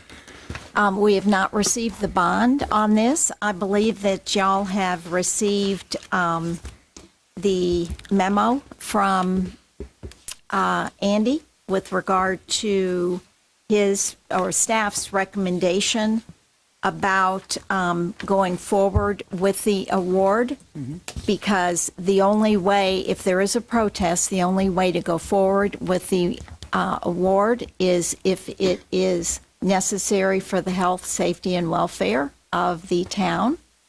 And the import of the, I think y'all have read the memo, is that hurricane season is almost on top of us right now, and we need to get this done. So that is sufficient. It's legally sufficient to allow you to proceed in the, in light of the protest. Now, your approval needs to be subject to both the approval of the intergovernmental agreement with the county, and I think that's going on their agenda tomorrow. Tomorrow, yes, ma'am. Okay. And also the resolution of the bid protest. So if you could make your motion subject to those 2 things. And can you restate that again, just so? Okay. Yeah. So whoever makes a motion knows. Yes, subject to approval by the county of the interlocal agreement and the resolution of the bid protest. All right. Well, Chad, a lot of hard work. I know you've worked really, really hard on this, so thank you for all your hard work, and Mike as well, and anyone else that's helped you get to this point, and it needs to happen quickly. We understand that, so. Yes, sir. Thank you. Any questions for Chad? No, but thank you. You're welcome. Yes, thank you very much. Anybody like to make a motion? Mr. Mayor, in the interest of the health and safety and welfare of Fort Myers Beach, I move approval of award ITB 24-03, subject to the approval of the county and resolution of the bid process. Protest. I'm sorry. Protest. Okay, got a motion by Vice Mayor Adderholt, I'll second. got a second by Councilor Woodson. Any further discussion? Would you like a roll call vote on this as well? Yes, please. Okay. Vice Mayor Adderholt, Aye. Councilor Woodson, Aye. Councilor Safford, Aye. Councilor King, Aye. and I'm an aye as well. The motion carries unanimously. Thanks, Chad. Thank y'all. Item C is Resolution 24-80, authorizing bridge loan to fund the fiscal year 23 lost revenue. Joe?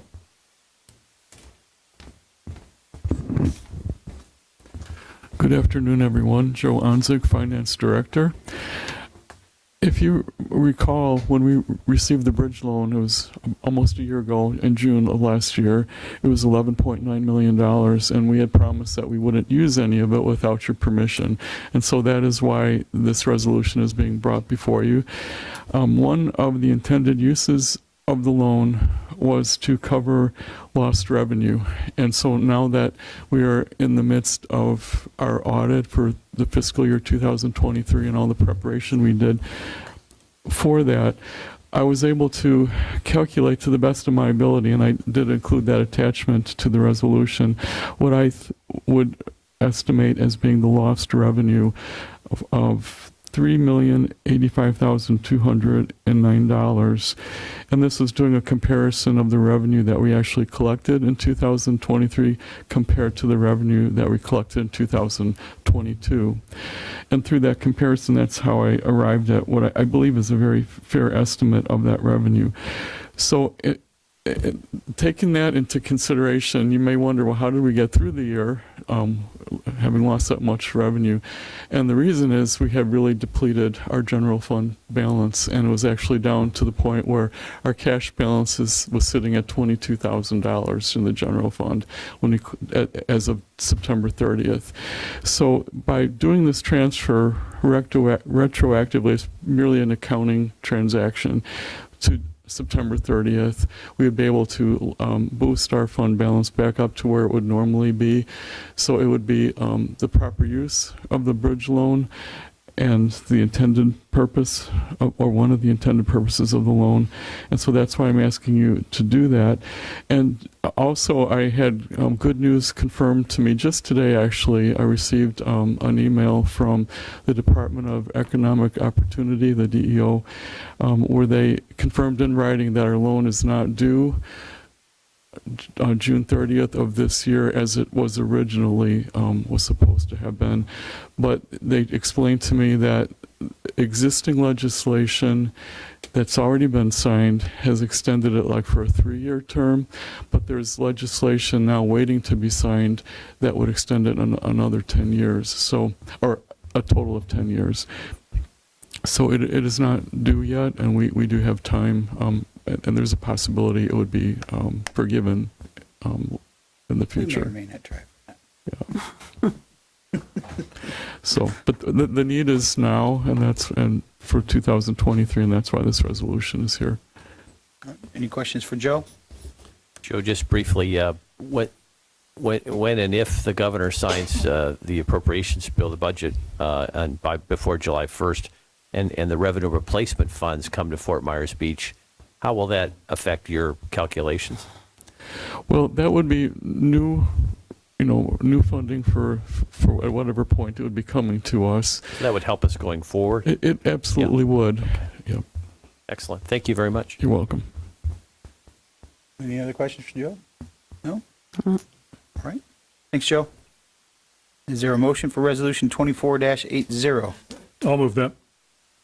I will second. Got a motion by Counselor King, seconded by Mayor Allers. Any further discussion? Counselor King? Aye. Aye. Vice Mayor Adderall? Aye. Counselor Woodson? Aye. Counselor King, or Safford? Aye. Motion carries unanimously.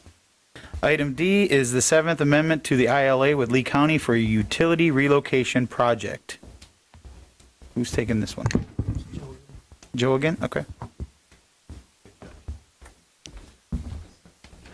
This resolution goes hand in hand with the Tier 1 project, and what we learned by working closely with Lee County Utilities is that there is this interlocal agreement that needs to be approved that would allow the town of Fort Myers Beach to invoice the county for their portion of the expenses that may be incurred in the Tier 1 project. And this would be anything, any type of repair, replacement, or relocation of the sewer lines that may be involved with the stormwater and the water project. The estimated cost would be not to exceed about $900,000. So that's the amount that we'd be at risk at if we weren't able to invoice the county for their share. And so this is simply to update the interlocal agreement that we already have with them to incorporate this Tier 1 project invoicing. Okay. Any questions for Joe? Thanks, Joe. I'll wait for Vice Mayor to get back. Take your time. What's another couple minutes? We're going to have dinner delivered. Yeah, right. Is there a motion for item D? I'll move, I'm sorry. No, go ahead. I'll move 7th Amendment to ILA with Lee County for utility relocation project. I'll second. Got a motion by Counselor King, seconded by Counselor Woodson. Any further discussion? Counselor King? Aye. Counselor Woodson? Aye. Counselor Stafford? Aye. Vice Mayor Earl? Aye. And I'm an aye as well. Motion carries unanimously. Final public comment. Come on up. Didn't see you hiding back there.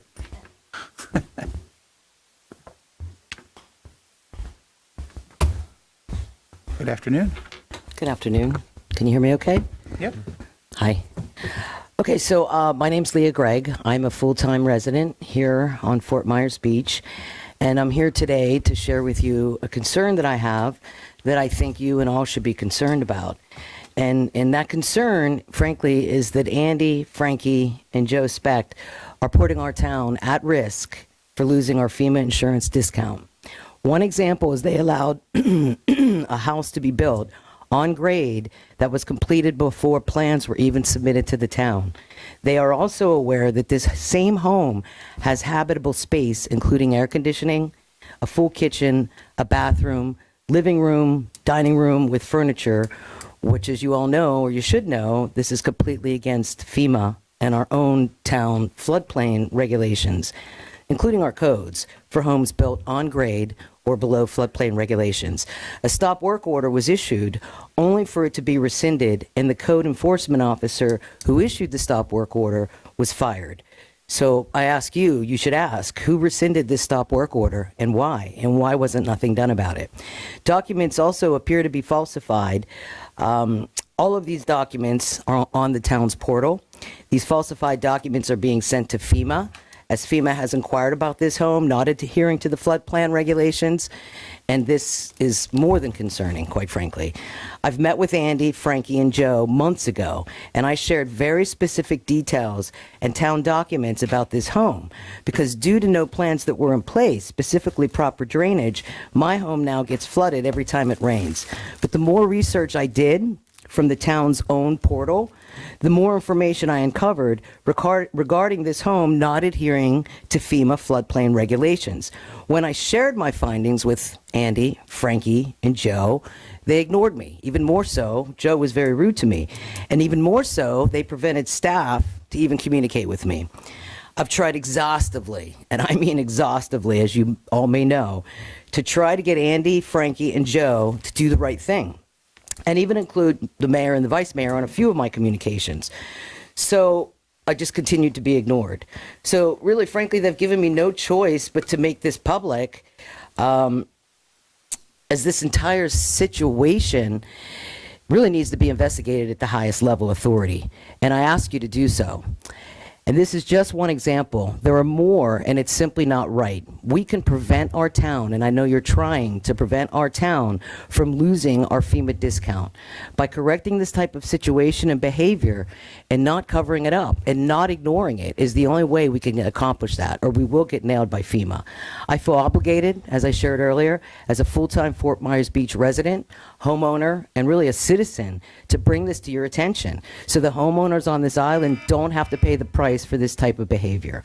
This is behavior I shared with all of you, and it's not in the best interest of the town.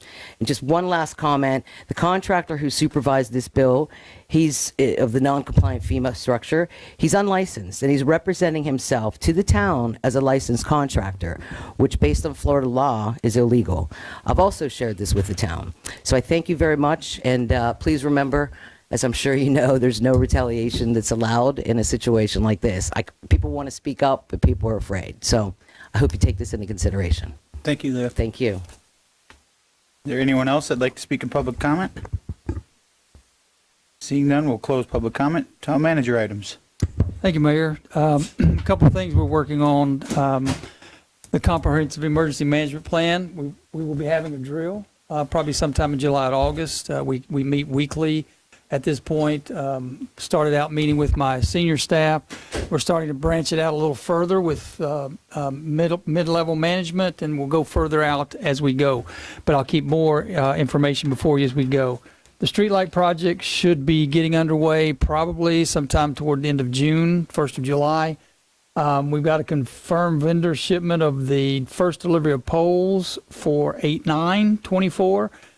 Having said that, the process will start with putting undergrounding with conduit and electrical lines, excuse me, to make sure that, they do section by section. So when the poles come in, they'll start going up. The second delivery is 9/13.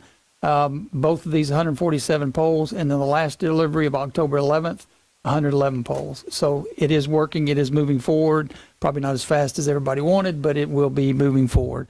The other thing is we continue to work on the strategic plan. As you know, I'll be giving you more information, but I want to follow up with our instructor from the other day.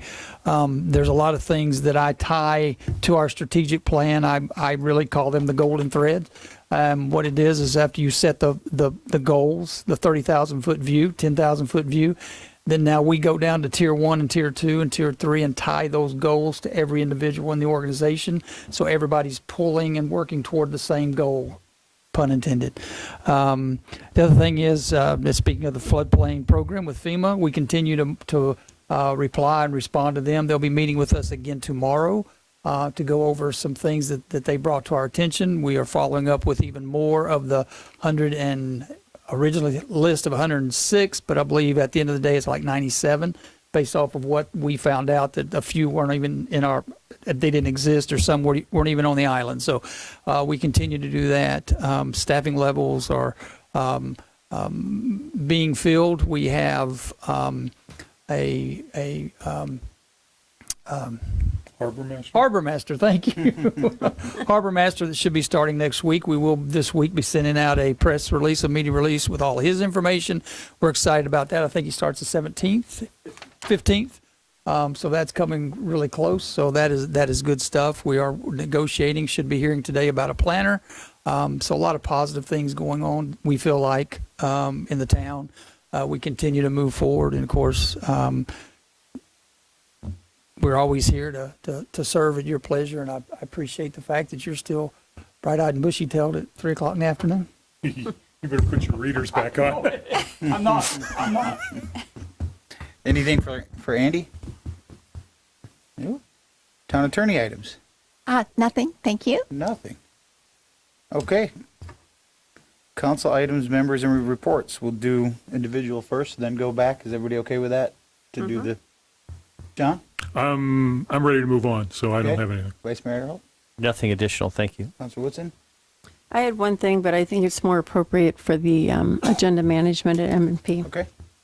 Councilor Stafford? I do not have anything at this time. Okay, and for the sake of time, I don't have anything pertinent either. So, yearly review of the town manager.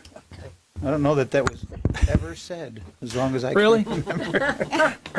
Well, Lucky you get to be the first. Well, the good news is, the bad news is, everybody should be reviewed, right? And we're here for that. And the bad news is it's almost 3 o'clock. We'd kind of hoped you'd have been a little more alert when we got to this, but It is what it is. Because I hope you put only because your mind's tired and you won't put your full energy into it. I fully expect to be evaluated just like I will every other employee. That's important to me. And on April 1st, 2024, Talisa sent you and by the way, Talisa is not here due to a personal matter. We all can imagine she's expecting a baby any day, so we've given her an excuse not to be here, but she was to be here to kind of talk about the process that we went through. We're contractually obligated based off of my contract to do a review. I think it's important to do that. It's always uncomfortable to speak about the manager in public, but it's always even more uncomfortable for him to receive, good or bad or good. It's just not my thing. My thing is to just do my job and to keep going and keep coming in. I think I'm a day-to-day employee. I say that everywhere I go. Contracts are important, but they're only as good as the paper they're written on. At the end of the day, you do control a lot of things. So I appreciate the year that we've had. I think we've grown a lot. I think we've seen a lot. I think this group right here has done a lot. We've had some changes. We've had some improvements. People have come and people have left, but the people who've left, we've had a good reason for the reason why they left. I take this very serious. It's very important to me. I've been doing this for 20 years, and I think if you look back at where we were in April of last year and then where we are today, you didn't know what you were getting. I didn't know what I was getting. But I think we see that we've kind of gelled as a pretty good cohesive team. I've got a good crew that works with me. Don't ask them anything about me, but no, I would feel very comfortable if I left the room and you had a chance to talk to them, that whatever they said would be heartfelt and well thought out of. But we try to work together. Nothing's perfect, but we try to make it as perfect as we can, and we do strive for excellence. And as I say to staff, we try to get a win every day. Sometimes it doesn't seem like we did, but if you look back over the last 365 plus days, we had a lot of wins. We have a lot more in our future. These trailers, that was a win. The new town hall is going to be a win. The park and some of the little things add up over time. But I appreciate our relationship and looking forward to the next year. And I think all we need to do is recognize that we completed your assigned task. And I don't know, Becky can opine on that. I don't know if you need to approve or accept the evaluation. They've already done the evaluation, Correct. so. Completed. Yeah. There you go. Well, maybe somebody would like to say some comments. You don't have to. Yeah, I do. Motion to Go ahead. I have to. I know this is weird, but in the short time since I got elected, I've had 5 town managers. And now some lasted longer than others, but it's always been an improvement from each one to the last one. And I'm very happy and proud of where we are today, and I thank you for that. Oh, And the interim. That's right. That's right. That's right. I forgot about the 1 week town manager. Right. Who was a huge improvement over the previous one. Jim. Yeah, Jim was. Jim Steele. Jim Yeah, Steele. Jim Steele. He Yeah. was in for a week before Keith came in. It's Jim. Vice Mayor Adderhall? Keith and Chris. I would say this: the culture shift under your leadership has been tremendous. The concept of you and your team working for the residents and the business folks of our island, as opposed to the other way around, I think has been transformational. I would say the way that you delegate your authority to people like Frankie and your division heads demonstrates a comfort in your own skin. It demonstrates a humility. It demonstrates leadership, and it demonstrates what I think is most important, which is servant leadership. So I think you've established your footprint for this town, and it's been well established, and you and your team have. And I encourage you as you go forward now, because you clearly have established the trust of this counselor, and I think my colleagues as well. I encourage you to use all of your years of experience to begin to more aggressively lead. And when I say aggressively lead, it's not as if you haven't been leading, but to work under the assumption that we're all on the same vision and path together, and you can start making these smaller decisions without worrying about the council. And obviously the broader policy decisions, we would love to make those in concert with you, but I encourage you now to lead and not worry about some of this. You've been so gracious in communicating a lot of the small stuff, but I think now you've got the trust where the small stuff you move on, and then the big picture stuff we work together on. That would be my only suggestion, and it's based upon the wonderful record that you've already established. So I'm so thankful that you are here. I'm thankful for the team that you've established, and it's just a joy to be part of this operation, and an honor and a privilege. So thank you, Andy, for your service. Councilor Woodson? Excuse me, I'll piggyback on what Vice Mayor Adderholt said. I think now is the time to take those additional next steps. I mean, the team that you have brought in, the people that you have hired, all looking at camaraderie, culture, personality fit, along with expertise. But I think the culture being the most important part as we've shifted and going forward. So I think your team that you've established is phenomenal. I think the internal hiring that you've been able to promote and latch onto, and then bringing other people in from the outside when needed, but you always look internally first, and I think that's really important for the organization. You know, as I've said, I think we have a great relationship. I think this whole team has a great relationship, and you're kind of spearheading that from the internal perspective. And so I say great job and move forward. Well, I've got a unique experience that you're my only town manager.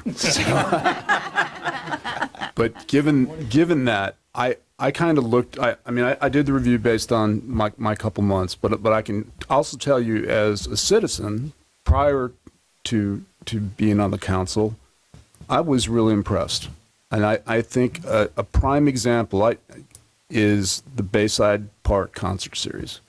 You had a vision, and you worked well with the community to come up with a plan. You executed it, and that thing was just supposed to last a couple months. And people plan their weekends. Hey, I'll meet you down at 5 o'clock or 4 o'clock on Sunday. It's almost a natural thing now, and I think you see what you've done there. And not only doing it, but gosh, first couple weeks, you and Frankie were picking up garbage. You're helping fold chair. I mean, you guys were involved, and that's what this town wants as a leader. They want somebody engaged, somebody with a vision, and somebody that, you know, I love that you know, every day, let's get a win. That's a great attitude to have. Since I've been on council, you and Frankie had made it real easy for me. And I've learned a lot, and you know, I think as we said, we're all headed in the right direction. Keep going. Thanks, Pat. You ready for this? No. No, I think everyone said it very well. I won't reiterate a lot of what they said. You know, when you first came in, you were drinking through a fire hose, to say it lightly, you know. And I think you quickly realized that you had to assemble a team that you could delegate to, which you did and continue to do. You know, you and I were attached to the hip quite for the first 6 months, every hour of every day, and it wasn't because I had to be there. It was just to be answering questions. You had questions about where's Bayside Park, you know, Details. yeah, details. Like just trying to find out where's the water plant, you know, things like that. So, and very quickly you picked it up, and I think now you've gotten to that stage where, you know how we think, you know how, you know, our expectations, and you know the vision and the road we're trying to go down, and to Vice Mayor Adderholt's point, I think going forward into the next year, I think taking that next step of just picking up the ball, if you will, and running with it, and making the decisions, knowing that you have the support, and anything that you feel, that's one of the best qualities about you, is if you feel it could be something, you know, controversial or something that is very important, you make sure that it gets out to the public. You make sure that they know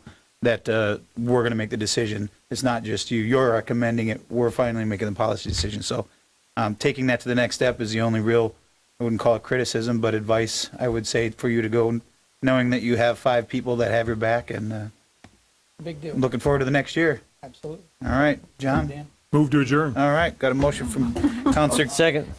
Counselor King, seconded by Vice Mayor Adderholt. All those in favor signify by saying aye. Aye. Aye. We are adjourned at 3:09.